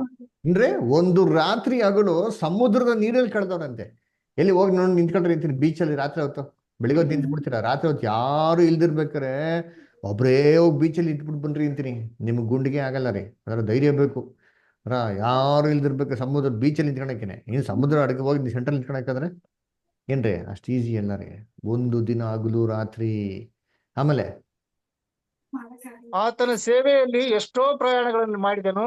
ನದಿಗಳ ಅಪಾಯಗಳು, ಕಳ್ಳರ ಅಪಾಯಗಳು, ಸ್ವಂತ ಜನರಿಂದ ಅಪಾಯಗಳು, ಅನ್ಯ ಜನರಿಂದ ಅಪಾಯಗಳು, ಪಟ್ಟಣದಲ್ಲಿ ಅಪಾಯಗಳು, ಕಾಡಿನಲ್ಲಿ ಅಪಾಯಗಳು, ಸಮುದ್ರದಲ್ಲಿ ಅಪಾಯಗಳು, ಸುಳ್ಳು ಸಹೋದರರೊಳಗೆ ಇರುವಾಗ ಅಪಾಯಗಳು ನನಗೆ ಸಂಭವಿಸಿದವು. ನೋಡ್ರ ಹೇಳ್ರಿ, ಎಲ್ಲ ಬರೀ ಅಪಾಯ ಅಪಾಯ ಅಪಾಯನೇ. ಏನೋ ಒಳ್ಳೇದು ಹೇಳವ್ರ? ಇದೆಲ್ಲಾದ್ರೂ ಅಪೋಸ್ಟಲ್ ಡಿಸ್ಕರೇಜ್ ಆಗ್ಬಿಟ್ರ, ಬೇಜಾರಾಗ್ಬಿಟ್ರ, ಕುಂದೋಗ್ಬಿಟ್ರ, ನೊಂದೋಗ್ಬಿಟ್ರ ಅವರು? ನೀವೇ ಯೋಚನೆ ಮಾಡಿರ್ತೀರಿ. ಎಷ್ಟು ಸತಿ ಅದ್ಭುತ ಕೇಳೋರು ಇಲ್ಲಿ? 1 ಸತಿ ಕೂಡ ಇಲ್ಲ. ಅದು ಬದಲಾಗೋರು ಮಾತು ಹೇಳ್ತಾರೆ ನೋಡಿರ್ತೀನಿ. ಏನದು ಮುಂದಕ್ಕೆ ಓದಿಬಿಟ್ಟಾರ? ಪ್ರಯಾಸ ಪರಿಶ್ರಮಗಳಿಂದ ಕೆಲಸ ನಡೆಸಿ ಅನೇಕ ಸಾರಿ ನಿದ್ದೆಗೆಟ್ಟು ಹಸಿವ ಬಾಯಾರಿಕೆಗಳನ್ನು ಪಟ್ಟು ಅನೇಕ ಸಾರಿ ಉಪವಾಸವಾಗಿಯೂ ಚಳಿಯಲ್ಲಿಯೂ ವಸ್ತ್ರವಿಲ್ಲದೆಯೂ ಇದ್ದು ಆತನನ್ನು ಸೇವಿಸಿದ್ದೇನೆ. ನೋಡ್ರ, ಅನ್ನವಿಲ್ಲದೆ ವಸ್ತ್ರವಿಲ್ಲದೆ ಏನ್ ಮಾಡೋರು, ಎಷ್ಟೋ ಸತಿ ಏನ್ ಮಾಡೋರೆ, ಕಣ್ಣೀರಿಟ್ಟಿ ಉಪವಾಸ ಏನೇ ಮಾಡೋರು ಅಂತವ್ರು ಸೇವೆ ಮಾಡೋರಂತಾರೆ ಅಲ್ವ. ಆಮೇಲೆ ನೆಕ್ಸ್ಟ್ ಇನ್ನು ಬೇರೆ ಸಂಗತಿಗಳಲ್ಲದೆ ಎಲ್ಲಾ ಸಭೆಗಳ ವಿಷಯವಾದ ಚಿಂತೆಯು ದಿನ ದಿನ ನನ್ನನ್ನು ಪೀಡಿಸುತ್ತದೆ. ನೋಡ್ರ ಏನ್ರಿ, ದಿನಾ ಸಭೆಯ ಒಂದು ಚಿಂತೆ ನಾನು ಪೀಡಿಸ್ತಾರಂತರಿ. ಪಾಪ ಶುಗರ್ BP ಬಂದಿರ್ತದೇನ. ಆಮೇಲೆ ಯಾವನಾದರೂ ಬಲವಿಲ್ಲದವನಾದರೆ ನಾನು ಅವನೊಂದಿಗೆ ಬಲವಿಲ್ಲದವನಾಗದೆ ಇರುವೆನು. ಯಾವನಾದರೂ ಪಾಪದಲ್ಲಿ ಸಿಕ್ಕಿಕೊಂಡರೆ ನಾನು ತಾಪ ಪಡುವುದಿಲ್ಲವೋ? ನಾನು ಹೊಗಳಿಕೊಳ್ಳಬೇಕಾದರೆ ನನ್ನ ಬಲಹೀನತೆಯನ್ನು ತೋರ್ಪಡಿಸುವ ವಿಷಯಗಳಲ್ಲಿ ಹೊಗಳಿಕೊಳ್ಳುವೆನು. ನೋಡ್ರ, ಈ ವಿಚಾರದಲ್ಲಿ ನಾನು ಹೊಗಳ್ಕೊಂತೀನಿ ಅಂತ ಹೇಳ್ತಾರೆ. ಅಂದ್ರ ಇದಕ್ಕಾಗಿ ನಾನು ದೇವತ ಪ್ರಾರ್ಥನೆ ಮಾಡಿದ್ರೆ ಬಿಡುಗಡೆಗೆ ಪ್ರಾರ್ಥನೆ ಮಾಡಿ ಅಂತ ಹೇಳ್ತಾರ? ಇಲ್ಲ ರೀ. ದೇವ್ರ ಮಕ್ಕಳ ಕರ್ತನಲ್ಲಿ ಪ್ರೀತಿ ಅಂತ ಸೊರಸಗಳೇ ದೇವ್ರು ಕೊಟ್ಟಂತ ಒಂದು ಅನುಭವಗಳನ್ನ ಪ್ರೀತಿಯಲ್ಲಿ ಸವಿಯದೆ ಮಾಡ್ಬೇಕು, ಕಲಿಬೇಕ್ರಿ. ಅದ ಯೋಚನೆ ಮಾಡಿದ್ರಿ ಏನ್ರಿ, ಸುವಾರ್ತೆ ಕಾಲದಲ್ಲಿ ಎಷ್ಟು ಜನ ದೇವ್ರ ಭಕ್ತರುಗಳನ್ನ ಯಾವ ವಿಧವಾದಂತ ರೀತಿಯಲ್ಲಿ ಸಾಯಿಸಿದ್ರು ಗೊತ್ತಾ? ಅಪೋಸ್ಟ್ಲು ಪೀಟರ್ನ ಸಿಲ್ವೆ ಮೇಲೆ ಉಲ್ಟಾ ಪಲ್ಟಾಕ್ ಸಾಯಿಸ್ತಾರ್ರಿ. Apostle Paul ಕತ್ತರಿಸ್ಬಿಡ್ತಾರ್ರಿ. ಅದರ ಏನ್ರಿ, ಎಷ್ಟು ಜನ ಭಕ್ತರುಗಳನ್ನ ಹಸಿದಾಗಿರೋಂಥ ಪ್ರಾಣಿಗಳಿಗೆ ಏನ್ ಮಾಡ್ರಿ ಹಾಕಿದಾರಂತೆ. ಅದರ ಅಂತ ಸಮಯದಲ್ಲೆಲ್ಲ ದೇವ್ರ ಮಕ್ಕಳು ಪ್ರಾರ್ಥನೆ ಮಾಡಿ, ದೇವರೇ ನನ್ನ ಕಾಪಾಡು, ನನಗೆ ಬಿಡುಗಡೆ ಕೊಟ್ಬಿಡು, ನನ್ನ ಸಹಾಯ ಮಾಡು, ನನಗೆ ಕಾಲಿವಾಸಿ ಮಾಡ್ಬಿಡು, ನನಗೆ ಪ್ರಾಣ ಕೊಟ್ಬಿಡು, ನನ್ನ ಪುನರ್ತನ ಮಾಡ್ಬಿಡು, ನನ್ನ ಸತ್ತೊಳಗಿನ ಜೀವ ಕೊಟ್ಬಿಡು ಅಂತ ಕೇಳ್ಕೊಂತಾರ. ಇವೆಲ್ಲವನ್ನು ಸಹಿಸ್ಕೊಳಕ್ಕೆ ಏನ್ರಿ ಕೇಳ್ತಾರೆ? ಶಕ್ತಿ ಕೇಳ್ತಾರೆ ದೇವ್ರ ಮಕ್ಕಳು. ಅದಕ್ಕೆ ಯೇಸು ಕ್ರಿಸ್ತ ಹೇಳಿದ್ದು ಏನ್ರಿ, ಹೆಂಗ್ ಗೊತ್ತಾ ಹೇಳ್ತಾರೆ, ನೀವು ಏನ್ ತಿನ್ಬೇಕು ಏನ್ ಉಣ್ಬೇಕು ದಯವಿಟ್ಟು ಚಿಂತೆ ಮಾಡ್ಬಿಡಿ ಅಂತ ಹೇಳ್ತಾರೆ. ಇವತ್ತೆಲ್ಲ ಸಭೆಯಲ್ಲಿ ಪ್ರಾರ್ಥನೆ ಮಾಡಿದ್ರೆ ಏನು ಇದಕ್ಕೆ ಪ್ರಯತ್ನ ಮಾಡ್ತಾರೆ ಅಲ್ವರ? ಕೈ ಕಿತ್ತಬಿಟ್ಟು ಚಪ್ಪಾಳೆ ತಟ್ಟಿ, ಇವ್ರಿಗೆ ಅದ್ಭುತ ಆಯ್ತು, ಅವ್ರಿಗೆ ಅದ್ಭುತ ಆಯ್ತು, ನೀವು ಸಾಕ್ಷಿ ಹೇಳಿ, ನೀವು ಸಾಕ್ಷಿ ಹೇಳಿ, ಅದರ ನಿಮ್ಗೇನ್ ಬೇಕು ಹೇಳಿ, ನಿಮ್ಮನೇಲಿ ಅಕ್ಕಿ ಇಲ್ವಾ, ಬೆಳೆ ಇಲ್ವಾ, ಎಲ್ಲ ದೇವ್ರು ಓದಿಸ್ಕೊಡ್ತಾರೆ, ಪ್ರಾರ್ಥನೆ ಮಾಡ್ರಿ. ಕೆಲಸ ಇಲ್ವಾ, ಕೆಲಸ ಓದಿಸ್ಕೊಡ್ತಾರೆ. ಇದೆ ಯೇಸು ಕ್ರಿಸ್ತ ಏನ್ ಹೇಳ್ತಾರೆ ಅದಕ್ಕೆ? ಇದಕ್ಕೆ ಸೊಲ್ಯೂಷನ್ ಏನಂತ ಹೇಳಿದ್ರೆ, ನೀವೇನ್ ತಿನ್ಬೇಕೋ ಏನ್ ಕುಡಿಬೇಕೋ ನೀವು ಚಿಂತೆ ಮಾಡಕ್ ಹೋಗ್ಬೇಡಿ. ನೀವೆಲ್ಲವೂ ಯಾರಿಗ್ ಗೊತ್ತು? ದೇವ್ರಿಗೆ ಗೊತ್ತು ನಿಮ್ಗೆ ಏನ್ ಬೇಕು ಅಂತ ಅಂದ್ಬಿಟ್ಟು ಅಲ್ವರ. ಯೇಸು ಕ್ರಿಸ್ತ ಏನ್ ಹೇಳ್ಕೊಡ್ತಾರೆ ನಮ್ಗೆ ನೋಡಿ. ಓದನ ಎಲ್ಲಿ? ಮತ್ತೆ 6ನೇ ಅಧ್ಯಾಯ 30ರಿಂದ ಓದ್ರಿ ದಯವಿಟ್ಟು. ಯಾರಾದ್ರೂ ಮ್ಯಾಥ್ಯೂ 6 ಚಾಪ್ಟರ್ 30 ಓದ್ರಿ. ಎಲೆ ಅಲ್ಪ ವಿಶ್ವಾಸಿಗಳೇ, ಇವತ್ತು ಇದ್ದು ನಾಳೆ ಒಲೆಯ ಪಾಲಾಗುವ ಅಡವಿಯ ಹುಲ್ಲಿಗೆ ದೇವರು ಹೀಗೆ ಉಡಿಸಿದರೆ ಅದಕ್ಕಿಂತ ಎಷ್ಟೋ ಹೆಚ್ಚಾಗಿ ನಿಮಗೆ ತೊಡಿಸುವುದಲ್ಲವೇ? ಹೀಗಿರುವುದರಿಂದ ಏನು ಊಟ ಮಾಡಬೇಕು, ಏನು ಕುಡಿಯಬೇಕು, ಏನು ಒದ್ದುಕೊಳ್ಳಬೇಕು ಎಂಬ ಚಿಂತೆ ಮಾಡಬೇಡಿರಿ. ಇವುಗಳೆಲ್ಲವುಗಳಿಗೆ ಅಜ್ಞಾನಿಗಳು ತವಕ ಪಡುತ್ತಾರೆ. ಇದೆಲ್ಲ ನಿಮಗೆ ಬೇಕಾಗಿದೆ ಎಂದು ಪರಲೋಕದಲ್ಲಿರುವ ನಿಮ್ಮ ತಂದೆಗೆ ತಿಳಿದಿದೆ ಅಷ್ಟೇ. ಹೀಗಿರುವುದರಿಂದ ಹಾ ನೀವು ಮೊದಲು ದೇವರ ರಾಜ್ಯಕ್ಕಾಗಿಯೂ ನೀತಿಗಾಗಿಯೂ ತವಕ ಪಡಿರಿ, ಇವುಗಳ ಹಾ ಕೂಡ ಅವುಗಳೆಲ್ಲವೂ ನಿಮಗೆ ದೊರಕುವುದು. ನೋಡ್ರ ಏನ್ರಿ ಇದಕ್ಕಾಗಿ ತವಕ ಪಡ್ರಿ, ಮಿಕ್ಕಿದ್ರೆ ಆಟೋಮೆಟಿಕ್ ಆಗಿ ಕೊಡ್ತಾರ್ರಿ. ಯೋಚನೆ ಮಾಡಿರ್ತೀನಿ, ಇವೆಲ್ಲ ನಿಮ್ಮ ಪರಲೋಕ ತಂದೆ ನಿಮ್ಗೆ ಬೇಕು ಅಂತ ತಿಳಿದವನೇ ಅಂತ ಹೇಳ್ತಾರೆ. ನಮ್ಗೆ ತಂದೆ ಇಲ್ವಾ? ನಿಮ್ಗೆ ಮಕ್ಳು ಇದಾರೆಲ್ಲ ಯೋಚನೆ ಮಾಡಿರ್ತೀನಿ, ನಿಮ್ಮ ಮಕ್ಳುಗಳು ಹಿಂಗೆ ಚಿಂತೆ ಮಾಡ್ತಾರ, ಅಯ್ಯೋ ನಾಳೆ ಫೀಸ್ ಕಟ್ಟಬೇಕು ಅಯ್ಯೋ ಅಂತ ಚಿಂತೆ ಮಾಡಕ್ ಹೋಗ್ತಾರ. ನೀವೇನಂತೀರ, ಏನ್ ಚಿಂತೆ ಮಾಡಿ ನೀವು ಓದ್ರಿ ಅಷ್ಟೇ, ಮಿಕ್ಕಿದೆಲ್ಲ ನೋಡ್ಕೊಂತ ಅಂತ ಹೇಳ್ತಿರಲ್ಲ ತಂದೆ ಆದವರು. ಇದೇ ರೀತಿ ನಮ್ಮ ಪರಲೋಕದ ತಂದೆ ನಮ್ಮೆಲ್ಲಾ ವಿಚಾರಗಳು ನೋಡ್ಕೊಂತಾರೆ, ನಾವು ಚಿಂತೆ ಮಾಡೋಗೆ ಇಲ್ಲ ರೀ. ಅಲ್ವರ ದೇವರ ರಾಜ್ಯ ನೀತಿನ ತವಕ ಪಟ್ರೆ ಮುಗೀತು, ಮಿಕ್ಕಿದ ಎಲ್ಲವನು ದೇವ್ರೇನ್ ಮಾಡ್ತಾರೆ, ಸೇರಿಸ್ಕೊಡ್ತಾರೆ. ಶೋಧನೆ ವಿಚಾರದಲ್ಲಿ ದೇವತ ಗೋಳಾಡ್ಕೊಳಂತ ಅವಶ್ಯಕತೆ ಇಲ್ಲ ರೀ. ಅದೆಲ್ಲ ಅದ್ಭುತ ಬೇಕು ಅಂತ ಅವಶ್ಯಕತೆ. ದೇವ್ರ ವಾಗ್ದಾನಗಳಿದೆ. ದೇವ್ರ ಅಂತ ಹೇಳಿದ್ರೆ ನಿಮ್ ತಾಳಕ್ಕಾಗ್ದ್ರೆ ಶೋಧನೆ ಯಾವತ್ತೇನ್ ಮಾಡೋದಿಲ್ಲ, ನಿಮ್ಗೆ ಬರ ಮಾಡೋದಿಲ್ಲ. ಶೋಧನೆ ಬರ್ತಾ ಇರ್ಬೇಕಾದ್ರೆ ನಿಮ್ಗೆ ಏನ್ ಮಾಡ್ತೀನಿ, ಸಹಿಸ್ಕೊಳಕ್ಕೆ ನಿಮ್ಗೆ ಶಕ್ತಿ ಕೊಡ್ತೀನಿ. ನಿಮ್ಗೇನ್ ತಪ್ಪಿಸ್ಕೊಳಕ್ಕೆ ಏನ್ ಮಾಡ್ತೀನಿ, ಮಾರ್ಗ ಸಿದ್ಧ ಮಾಡ್ತೀನಿ ಅಂತ ಹೇಳಿದ್ರೆ ಇದಕ್ಕಿಂತ ಆಶ್ವಾಸನೆ ಬೇಕಾ? ಯೋಚನೆ ಮಾಡ್ರಿ ಅಂತೀನಿ, ಅದನ್ನ ಓದಿಂತೀನಿ. 1 ಕೊರಿಂಥ 10:13 ಓದಿ. ಮನುಷ್ಯರು ಸಹಿಸಬಹುದಾದ ಶೋಧನೆಯ ಹೊರತು ಬೇರೆ ಯಾವುದೂ ನಿಮಗೆ ಸಂಭವಿಸಲಿಲ್ಲ. ದೇವರು ನಂಬಿಗಸ್ತನು, ನಿಮ್ಮ ಶಕ್ತಿಯನ್ನು ಮೀರುವ ಶೋಧನೆಯನ್ನು ನಿಮಗೆ ಬರಗೊಡಿಸದೆ ನೀವು ಅದನ್ನು ಸಹಿಸುವುದಕ್ಕೆ ಶಕ್ತರಾಗುವಂತೆ ಶೋಧನೆಯಾಗುತ್ತಲೇ ತಪ್ಪಿಸಿಕೊಳ್ಳುವ ಮಾರ್ಗವನ್ನು ಸಿದ್ಧ ಮಾಡುವನು. ಇನ್ನೇನಪ್ಪ ಬೇಕು? ಇದೆಲ್ಲ ವಾಗ್ದಾನ ಮಾಡಿದ ಕೂಡ ನಾನು ದೇವ್ರನ್ನ ಗೊಳೆ ಕೂತೀನಿ, ಅಯ್ಯೋ ಅಂತ ನಾನು ಸುಮ್ಮನೆ ಮಾಡ್ತೀನಿ, ಅದ್ಭುತಗಳು ಕೇಳ್ತೇನೆ. ಹೆಂಗ್ ಗೊತ್ತಾ ಮೀನಿಂಗು? ನಂಬಿಕೆ ಇಲ್ಲ ಅಂತಾರೆ ಮೀನಿಂಗ್ ರೀ. ಎಷ್ಟು ಕ್ಲೀನಾಗಿ ಹೇಳಿದ್ರೆ, ವರಿ ಮಾಡ್ಬೇಡಿ, ಟೆನ್ಷನ್ ತೊಗೊಂಡ್ಬಿಟ್ರಿ, ನಾನು ಇದೀನಿ ನೋಡ್ತೀನಿ ಅಂತ ಹೇಳ್ತಾರಲ್ಲ. ಯೇಸು ಕ್ರಿಸ್ತ ಏನ್ ಹೇಳ್ತಾರೆ ಹೇಳಿ? ಆಕಾಶದ ಪಕ್ಷಿಗಳು ನೋಡ್ರಿ, ಅದೇನ್ ಬಿತ್ತನೆ ಮಾಡಲ್ಲ, ಎಂಥದಿಲ್ಲ. ಅದಕ್ಕೇನ್ ಮಾಡ್ತಾರೆ ದೇವರು? ಒತ್ತೊತ್ತಕ್ಕೆ ಆಹಾರ ಕೊಡ್ತಾರೆ. ನೀವು ಅವ್ರಕ್ಕಿಂತ ಮೇಲಲ್ವಾ ಅಂತ ಹೇಳ್ತಾರೆ ಅಲ್ವರ. ಆತನ ಆಜ್ಞೆ ಇಲ್ದ್ರ ಒಂದು ಪಕ್ಷಿ ಕೂಡ ಭೂಮಿಗೆ ಏನಾಗಲ್ವಂತಾರೆ, ಬೀಳುವಂತಾರೆ. ಎಷ್ಟು ಪಕ್ಷಿಗಳು ಸಾಯ್ತವೆ ದಿನ. ಏನ್ ಮಾತು ಹೇಳ್ಬಿಟ್ರು ಗೊತ್ತಾ? ಒಂದೊಂದು ಕೂಡ ಜೀವಿ ಪ್ರಾಣ ಹೋಗ್ಬೇಕಾರೆ ಆತನ ಆಜ್ಞೆ ಇಲ್ದ್ರ ಸಾಯ್ದಿಕ್ ಸಾಧ್ಯ ಇಲ್ಲ ರೀ. ಅದಕ್ಕಿಂತ ಮೇಲಾಗಿರೋಂಥ ನಮ್ಮ ಜೀವಿತದಲ್ಲಿ ದೇವರು ಅಷ್ಟು ನೋಡ್ಕೊಳಲ್ವಾ? ನೋಡಿ, ಮ್ಯಾಥ್ಯೂ 6:26 ಓದಿ. ಆಕಾಶದಲ್ಲಿ ಹಾರಾಡುವ ಹಕ್ಕಿಗಳನ್ನು ನೋಡಿರಿ, ಅವು ಬಿತ್ತುವುದಿಲ್ಲ, ಕೊಯ್ಯುವುದಿಲ್ಲ, ಕಣಜಗಳಲ್ಲಿ ತುಂಬಿಟ್ಟುಕೊಳ್ಳುವುದಿಲ್ಲ.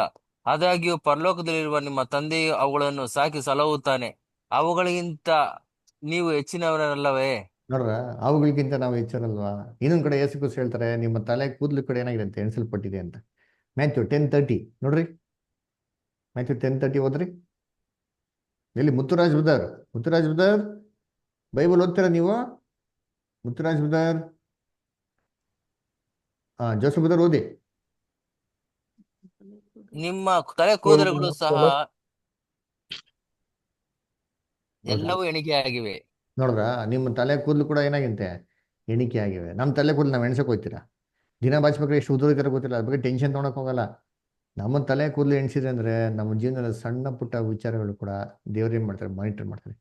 ನಾವು ಲೆಕ್ಕಿಸ್ತಿರೋಂಥ ವಿಚಾರಗಳನ್ನ ಏನ್ ಮಾಡೋದು ದೇವ್ರು ಎಲ್ಲವನ್ನು ಲೆಕ್ಕಿಸ್ತಾ ಇದ್ದಾರೆ. ಅದರ ಏನಂತ ಹೇಳ್ತಾರೆ ಹೆಬ್ರಿಯರ ಪತ್ರಿಕೆಯಲ್ಲಿ? ಅದರ ದ್ರವ್ಯಾಶಯ ಉಳ್ಳದವರಾಗಿರಿ ಅಲ್ಲರ. ಯಾಕಂದ್ರೆ ದೇವ್ರ ವಾಗ್ದಾನ ಮಾಡಿದಾನೆ, ಯಾರು ಕೈ ಬಿಟ್ರು ನಾನೇನ್ ಮಾಡೋದು, ನಿಮ್ ಕೈ ಬಿಡಲ್ಲ ಅಂತ ಅಂದ್ಬಿಟ್ಟು. ಇದಕ್ಕಿಂತ ಬೇಕಾ ಮಾತು? ಓದಿ Hebrews 13:5, ಇಬ್ರಿಯರು 13:5.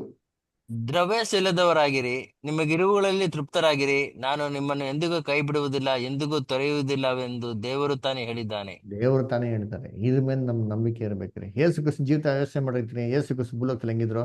ಸುಖವಾಗಿ, ಸಂತೋಷವಾಗಿ, ಏನು ತೊಂದರೆ ಇಲ್ದಿರ ಇದ್ರಾ? ಇಲ್ಲ ರೀ. ಯೇಸು ಕ್ರಿಸ್ತ ಹೇಳ್ತಾರೆ ಏನ್ರಿ, ನನ್ನ ಹಿಂಬಾಲಿಸೋರು ನನಗಿಂತ ದೊಡ್ಡವರಲ್ಲ ರೀ. ನನಗೇ ಈ ಥರ ಎಲ್ಲ ಇದೆ ಅಂತಂದ್ರೆ ನಿಮ್ಮ ಜೀವಿತದಲ್ಲಿ ಕೂಡ ಇವೆಲ್ಲ ಇರ್ತಾರೆ ಅಂತಂತಾರೆ. ನೋಡಿ, ಅವ್ರ ಬಗ್ಗೆ ಓದೋಣ, ಸಾಕ್ಷಿ ಎಷ್ಟು ಚೆನ್ನಾಗಿದೆ. ಇಬ್ರಿಯರು 2:10 ಓದಿ. ಇಬ್ರಿಯರು 2ನೇ ಅಧ್ಯಾಯ 10ನೇ ವಾಕ್ಯ. ಎಲ್ಲಿ ಮುತ್ತುರಾಜ್ ಬುದರ್ ಓದ್ತೀರಾ? ಮುತ್ತುರಾಜ್ ಬುದರ್ ಅವ್ರ ಕನ್ನಡ ಓದಕ್ ಬರಲ್ಲ ಬ್ರದರ್. ಹೌದ್ರಾ? ಓಕೆ, ತೆಲುಗು ಅಲ್ಲ ಅವರು? మీకు తెలుగు ಅಲ್ಲ? ಓಕೆ, ಬೇರೆ ಯಾರಾದ್ರು ಓದ್ರಿ ಕನ್ನಡ. ಸಮಸ್ತವು ಯಾವನಿಗೋಸ್ಕರವೋ ಯಾವನಿಂದಲೂ ಉಂಟಾಯಿತೋ ಆತನು ಬಹು ಮಂದಿ ಪುತ್ರರನ್ನು ಪ್ರಭಾವಕ್ಕೆ ಸೇರಿಸುವರಲ್ಲಿ ಅವರ ರಕ್ಷಣಕರ್ತನನ್ನು ಬಾಧೆಗಳ ಮೂಲಕ ಸಿದ್ಧಿಗೆ ತರುವುದು ಆತನಿಗೆ ಯುಕ್ತವಾಗಿತ್ತು. ನೋಡ್ರ, ಆತನ ರಕ್ಷಣಾ ಕರ್ತನನ್ನು ಬಾಧೆಗಳ ಮುಖಾಂತರ ಸಿದ್ಧಿಗೆ ತರದ್ದು ಯುಕ್ತವಾಗಿತ್ತು. ಯೇಸು ಕ್ರಿಸ್ತನೇ ಬಾಧೆಗಳ ಮುಖಾಂತರ ರಕ್ಷಣೆಗೆ ಬರ್ಬೇಕಾಗಿತ್ತು ಅಂದ್ರೆ ನಮ್ಗೆಲ್ಲ ಬಂದ್ಬಿಟ್ಟು ಬಾಧೆನೇ ಇಲ್ದಿರ ಹಾಗೆ ಸುಗಮವಾಗಿ ಸ್ಮೂತ್ ಆಗಿ ಏನ್ರಿ ಹೂವು ಹಾಕಿರಂತ ರಸ್ತೆ ಮೇಲೆ ಪರದಕ್ಕೆ ಹೋಗ್ಬೇಕು ಸಾಧ್ಯನಾ? ಹೇಳ್ರಿ, ದೇವ್ರ ಕುಮಾರ ಅವರು ಯಾವಾಗೂ ನಂಬಿಕಸ್ಥರಾಗಿದ್ರು. ಅವರು ನಾವು ಯಾವಾಗೂ ನಂಬಿಕಸ್ಥರಾಗಿಯೇ ಇರಲ್ಲ. ನಮಗೂ ಅವ್ರಿಗೂ ಏನ್ ಮಾಡೋರೆ ವ್ಯತ್ಯಾಸನೇ ಇಲ್ವಾ? ಅವ್ರಿಗೆ ಹೆಂಗಿರ್ಬೇಕಾದ್ರೆ ನಮ್ಮ ಜೀವನದಲ್ಲಿ ಏನ್ರಿ ಆಗ್ಬೇಕು? ಮ್ಯಾಜಿಕ್ ಆಗ್ಬಿಡ್ತಾರ, ಮಿರಾಕಲ್ಸ್ ಆಗ್ಬಿಡ್ತದ? ಕರ್ತನಲ್ಲಿ ಪ್ರೀತಿ ಅಂತ ಸೊಗಳೆ ಯಾವ ಅಪೋಸಿಸ್ ಆಗ್ಲಿ ಯೇಸು ಕ್ರಿಸ್ತ ಆಗ್ಲಿ ಸ್ವಂತಕ್ಕಾಗಿ ಮಿರಾಕಲ್ಸ್ ಮಾಡ್ಕೊಂಡು ರೆಕಾರ್ಡೇ ಬೈಬಲ್ ಇಲ್ಲ ರೀ. ಬೈಬಲ್ ಇನ್ಫ್ಯಾಕ್ಟ್ ಹೆಂಗುತ್ತ ಹೇಳ್ತಾರೆ, ಕ್ರಿಸ್ತನಲ್ಲಿ ಯಾರು ಸದ್ಭಕ್ತರಾಗಿ ಬಾಳೋದಕ್ಕೆ ಮನ್ಸು ಮಾಡ್ತಾರೋ ಅವ್ರಿಗೇನಾಗ್ತಾರೆ, ಹಿಂಸೆಗೆ ಒಳಗಾಗ್ತಾರೆ ಅಂತ ಹೇಳ್ತಾರೆ. ನೋಡಿ ಓದೋಣ 2 ತಿಮೋಥಿ 3:12.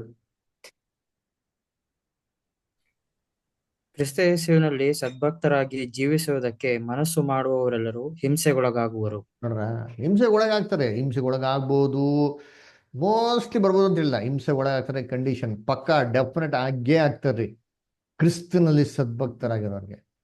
ನಮ್ಮ ಜೀವನದಲ್ಲಿ ಕ್ರಿಸ್ತನಲ್ಲಿ ಹಿಂಸೆಗಳಿಲ್ಲ ಅಂದ್ರೆ ನಾವು ಅರ್ಥ ಮಾಡ್ಕೊಬೇಕು, ನಾನು ದೇವರಲ್ಲಿ ಇಲ್ಲ ಅಂತಂದ್ಬಿಟ್ಟು ಅರ್ಥ ರೀ. ಸತ್ಯವೇದ ಹೇಳೋದು, ನಾನು ಹೇಳ್ತಾ ಇಲ್ಲ ರೀ. ಅದರ ಕ್ರಿಸ್ತನಲ್ಲಿ ಸದ್ಭಕ್ತರ ನಾನು ಬಾಳ್ತಾ ಇಲ್ಲ ಅಂತ ಮೀನಿಂಗು. ಕರ್ತನಲ್ಲಿ ಪ್ರೀತಿ ಅಂತ ಸೊಗಳೆ ಏನ್ರಿ, ದೇವ್ರ ಮಕ್ಳು ಜೀವಿತಾನೇ ಅದ್ಭುತ ರೀ. ಅವ್ರ ಜೀವನದಲ್ಲಿ ಅದ್ಭುತ ಮಾಡೋಂಥ ಅವಶ್ಯಕತೆನೇ ಇಲ್ಲ ರೀ. ದೇವ್ರ ಕೃಪೆ ಇಲ್ದಿರ, ದೇವ್ರ ಪರ್ಮಿಷನ್ ಇಲ್ದಿರ ನಮ್ಮ ತಲೆ ಕೂದಲು ಬೀಳಲ್ಲ. ಹೆಂಗ್ ಗೊತ್ತಾ ಮೀನಿಂಗು? ನಮ್ಮ ಜೀವನದಲ್ಲಿ ದೇವ್ ಚಿತ್ತ ಇಲ್ದಿರ ಏನೂ ಆಗೋದಕ್ಕೇನಿಲ್ಲ, ಸಾಧ್ಯ ಇಲ್ಲ. ಹಂಗಾರೆ ಏನು ಆಯ್ತು ಅಂದ್ರೆ ಯಾರ ಚಿತ್ತ?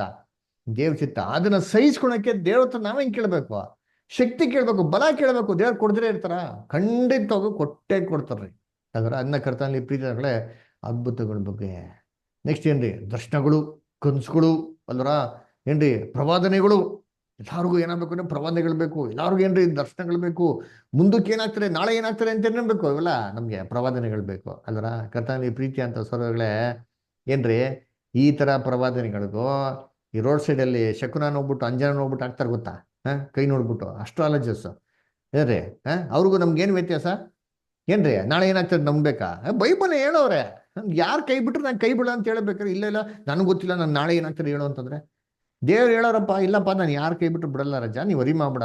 ಇಲ್ಲ ಇಲ್ಲ ಗೊತ್ತಿಲ್ಲ ದೇವ್ರೆ, ನನಗೆ ಗೊತ್ತಿಲ್ಲ ನಾಳೆ ನಾನು ಏನ್ ತಿಂತೀನಿ ಇವತ್ತು ಹೇಳೋ ಅಂತಂದ್ರೆ, ನಾನು ಹೇಳಿದ್ದೀನಲ್ವಾ ದೇವರಾಜ ನೀ ತಿಂದು ತವಕ ಪಡು, ಮಿಕ್ಕಿದೆಲ್ಲ ನಾನು ಕೊಡ್ತೀನಿ. ಇಲ್ಲ ಇಲ್ಲ ನನಗೆ ಗೊತ್ತಿಲ್ಲ, ನೀನು ಇವತ್ತು ಹೇಳು, ನನಗೆ ಸಾಲ ಇದೆ, ನಾನು ಸಾಲ ತೀರಿಸ್ಬೇಕು ಅಲ್ವರ.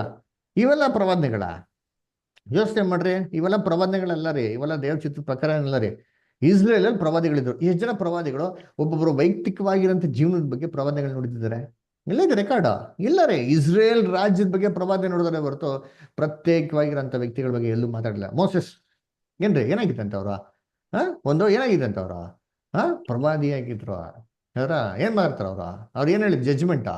ಅವ್ರು ಇಸ್ರೇಲ್ ಬಗ್ಗೆ ಹೇಳ್ತಾರೆ ಹೊರತು ವೈಯಕ್ತಿಕವಾಗಿ ಒಬ್ಬರು ವ್ಯಕ್ತಿಗಳ ಬಗ್ಗೆ ಮಾಡಕ್ ಹೋಗಿಲ್ಲ, ಹೇಳಕ್ ಹೋಗಿಲ್ಲ. ನೋಡ್ರಿ ಓದನ್ ಬೇಕಾರೆ ವಿಮೋಚನಾ ಕಾಂಡ 7ನೇ ಅಧ್ಯಾಯ 1 ಮತ್ತು 2 ಓದ್ರಿ ದಯವಿಟ್ಟು ಯಾರಾದ್ರು. ಆಗ ಯೆಹೋವನು ಮೋಶೆಗೆ ಇಂತೆಂದನು, ನಿನ್ನನ್ನು ಫರೋಹನಿಗೆ ದೇವರ ಸ್ಥಾನದಲ್ಲಿ ನೇಮಿಸಿದ್ದೇನೆ ನೋಡು. ನಿನ್ನ ಅಣ್ಣನಾದ ಆರೋನನು ನಿಮಗೋಸ್ಕರ ಪ್ರವಾದಿಯಾಗಿರುವವನು. ನಾನು ನಿನಗೆ ಆಜ್ಞಾಪಿಸಿದನೆಲ್ಲ ನೀನು ಹೇಳಬೇಕು. ನೋಡ್ರ, ಪ್ರವಾದನೆ ಏನ್ ಅರ್ಥ? ಮೋಸೆಗೆ ಹೇಳ್ತಾರೆ, ನೋಡಪ್ಪ ನಾನು ಆರೋನ್ನ ಪ್ರವಾದಿಯ ಸ್ಥಾನದಲ್ಲಿ ಇಟ್ಟಿದ್ದೀನಿ ಅಂತ. ಅವನ್ ಏನ್ ಮಾಡ್ಬೇಕಂತೆ? ತನ್ನ ಬಾಯಿ ಬಂದಿದ್ದೆಲ್ಲ ಹೇಳದ ಏನ್ರಿ? ಏನ್ ಮಾಡ್ಬೇಕಂತೆ? ನಾನು ಹೇಳಿದ್ನ ಏನ್ ಮಾಡ್ಬೇಕು? ಅವನು ಹೇಳ್ಬೇಕು. ನಿನ್ ಕೈಲಿ ಹೇಳಕ್ಕಾಗಲ್ಲ ಅಂದೆಲ್ಲ ಸರಿ ವರಿ ಮಾಡ್ಬಿಡ. ಅವನೇನ್ ಮಾಡ್ಲಿ ಅದನ್ನ ಎತ್ತೇಳಿ ಅಂತಂದ್ರಂತೆ. ಅದರ ಇದು ಪ್ರವಾದನೆಯ ಲಕ್ಷಣ ರೀ, ಇದು ಪ್ರವಾದನೆ. ಅದಕ್ಕೆ ನೋಡಿ ಅಪೊಸ್ತಲ ಕೃತ್ಯಗಳ ಓದನ 15:35 ನೋಡಿ, 15:32 ಕ್ಷಮಿಸಿ, Acts 15:32. అవి చాలా వాళ్ళని తినడు ఒక్క మాట ఒకసారి చెప్పి ಓದಿ ಜೋಸಫ್. ಯೂದನು ಸಿಲೂನನು ತಾವೇ ಪ್ರವಾದಿಗಳಾದ್ದರಿಂದ ಸಹೋದರರನ್ನು ಅನೇಕ ಮಾತುಗಳಿಂದ ಪ್ರಬೋಧಿಸಿ ದೃಢಪಡಿಸಿದರು. ನೋಡ್ರ, ಏನ್ ಮಾಡಿದ್ರಂತೆ? ಪ್ರವಾದಿಗಳಾಗಿರಂತ ಏನ್ ಪ್ರವಾದನೆ ಮಾಡೋರು? ಅವ್ರ ವೈಯಕ್ತಿಕ ಜೀವನದ ಬಗ್ಗೆ ಮಾಡೋರ? ಆ ವಾಕ್ಯ ಸರಿಯಾಗಿ ಹೋದ್ರೆ ಏನ್ ಹೇಳ್ತಾರೆ? ಅನೇಕ ಮಾತುಗಳಿಂದ ಪ್ರಬೋಧಿಸಿ ದೃಢಪಡಿಸಿದ್ರು. ಅವ್ರ ವಿಶ್ವಾಸ ದೃಢಪಡಿಸಿದ್ರಿ. ಏನ್ರಿ ಪ್ರವಾದನೆ ಅಂದ್ರೆ? ಬೈಬಲ್ ಆಕ್ಚುಲಿ ಏನ್ರಿ ದೇವ್ರ ವಾಕ್ಯನ ಎತ್ತೇಳೋದೇ ಏನ್ರಿ ಪ್ರವಾದನೆಗಳು. ಅದರ ಅದಕ್ಕೆ ದೇವ್ರ ವಾಕ್ಯನ ಎತ್ತೇಳಿ ಅನೇಕ ಜನ ಏನ್ ಮಾಡಿದ್ರೆ ಸತ್ಯದಲ್ಲಿ ಅವರು ಬಲಪಡಿಸದಂತೆ. ಕರ್ತನಲ್ಲಿ ಪ್ರೀತಿ ಅಂತ ಸ್ವರಗಳೇ ಏನ್ರಿ ವೈಯಕ್ತಿಕವಾಗಿ ನಮ್ಮ ಜೀವನದಲ್ಲಿ ಆಗೋದಂತಲ್ಲ ರೀ. ಬೈಬಲ್ನಲ್ಲಿ ಎಷ್ಟೋ ಪ್ರವಾದನೆಗಳೇನಾಗೈತೆ ಐತೆ, ಎಷ್ಟೋ ಒಂದು ದರ್ಶನಗಳೇನಾಗೈತೆ ಐತೆ. ಎಜಿಕೇಲ್ 37ನೇ ಅಧ್ಯಾಯದಲ್ಲಿ ಎಲುಬುಗಳು, ಎಜಿಕೇಲ್ ಹೇಳ್ತಾರೆ ಪ್ರವಾದನೆ ನೋಡಿ ಅಂತ ಅಂದ್ಬಿಟ್ಟು ಎಲುಬುಗಳು ಬರ್ತಾರೆ. ಏನರ್ಥ ಅದು?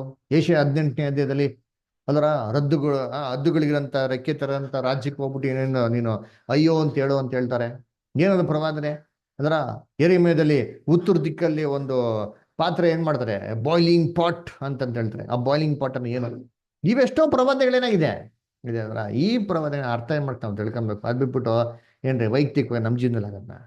ಪ್ರವಾದನೆ ಅಂದ್ರೆ ಅರ್ಥ ದೇವ್ರ ವಾಕ್ಯನ ಹೇಳೋದೇನ್ರಿ ಪ್ರವಾದನೆ. ಬೇಕಾ ಓದಿ ಇಂತೀನಿ, ಇನ್ನೊಂದು ವಾಕ್ಯ ಇದೆ ಕ್ಲಿಯರ್ ಆಗಿ. ಪ್ರಕಟಣೆ 19ನೇ ಅಧ್ಯಾಯ 10ನೇ ವಾಕ್ಯ, ರೆವಲ್ಯೂಷನ್ 19.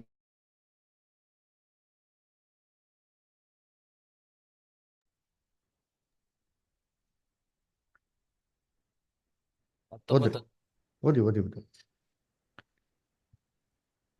ಆಗ ನಾನು ಅವನಿಗೆ ನಮಸ್ಕಾರ ಮಾಡಬೇಕೆಂದು ಅವನ ಪಾದಗಳ ಮುಂದೆ ಬೀಳಲು ಅವನು, ಮಾಡಬೇಡ, ನೋಡು, ನಾನು ನಿನಗೂ ಯೇಸುವಿನ ವಿಷಯವಾದ ಸಾಕ್ಷಿಯನ್ನು ಹೇಳಿರುವ ನಿನ್ನ ಸಹೋದರರಿಗೂ ಜೊತೆಯ ದಾಸನಾಗಿದ್ದೇನೆ, ದೇವರಿಗೆ ನಮಸ್ಕಾರ ಮಾಡು ಅಂದನು.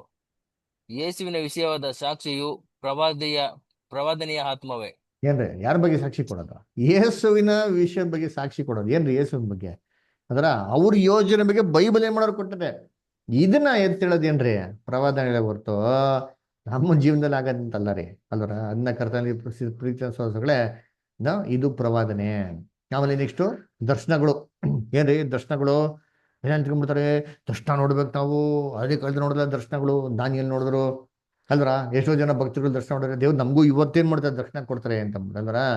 ಏನ್ರಿ ಆ ದರ್ಶನಗಳೆಲ್ಲ ಏನಾಯ್ತು ಆ ಕಾಲದಲ್ಲೇ ನಿಂತೋಯ್ತು. ಎಲ್ಲಿವರೆಗೂ? ಬೈಬಲ್ ಬರೆಯಲ್ಪಟ್ಟ ತನಕ. ಬೈಬಲ್ ಒಂದ್ಸತಿ ಬರ್ದಿದ್ಮೇಲೆ ಇವೆಲ್ಲಾ ದರ್ಶನಗಳಿಗೆ ಫುಲ್ ಸ್ಟಾಪ್ ಹಾಕ್ಬಿಟ್ಟಾರೆ.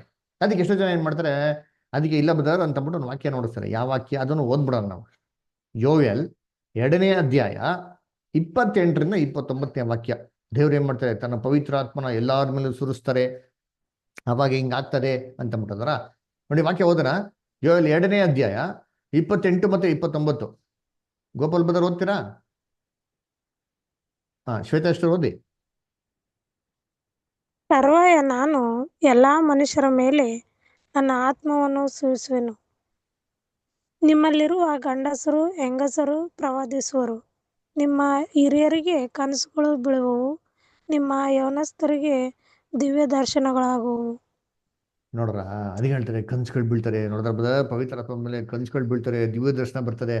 ಕರೆಕ್ಟಾಗಿ ಕೊಟ್ಟಾರಲ್ಲ, ನಿಮ್ದು ಯಾಕೆ ಮಾತಾಡ್ಬಾರ್ದು, ಯಾಕೆ ನೋಡ್ಬಾರ್ದು ಅಲ್ವರ? ಆ ವಾಕ್ಯನ ಸ್ವಲ್ಪ ಗಮನ ಇಟ್ಟು ಓದಿ. ಏನ್ ಹೇಳ್ತಾರೆ, ಆ ದಿನದಲ್ಲಿ ಎಲ್ಲಾ ಮನುಷ್ಯರ ಮೇಲೆ ನಾನು ಆತ್ಮವನ್ನು ಸುರಿಸ್ತೀನಿ ಅಂತ ಹೇಳ್ತಾರೆ ಅಲ್ವರ. ಅವಾಗ ಹೆಂಗಸರು ಗಂಡಸರು ಪ್ರವಾದಿಸುವರು, ಹಿರಿಯರು ಕನಸುಗಳಿಂದ ಬೀಳುವವು, ಯೌವನಸ್ಥರಿಗೆ ಮೇಲೆ ದಿವ್ಯ ದರ್ಶನಗಳು ಕಾಣಿಸುವುದು ಅಂತ ಏನ್ ಮಾಡ್ತಾರೆ ಅಲ್ಲಿ ಹೇಳ್ತಾರೆ. 29ನೇ ವಾಕ್ಯ ಓದಿಬೇಕಾರೆ ಅದ್ರಲ್ಲಿ ಏನ್ ಹೇಳ್ತಾರೆ ನೋಡೋಣ. 29ನೇ ವಾಕ್ಯ ಓದ್ರಿ. ಇದಲ್ಲದೆ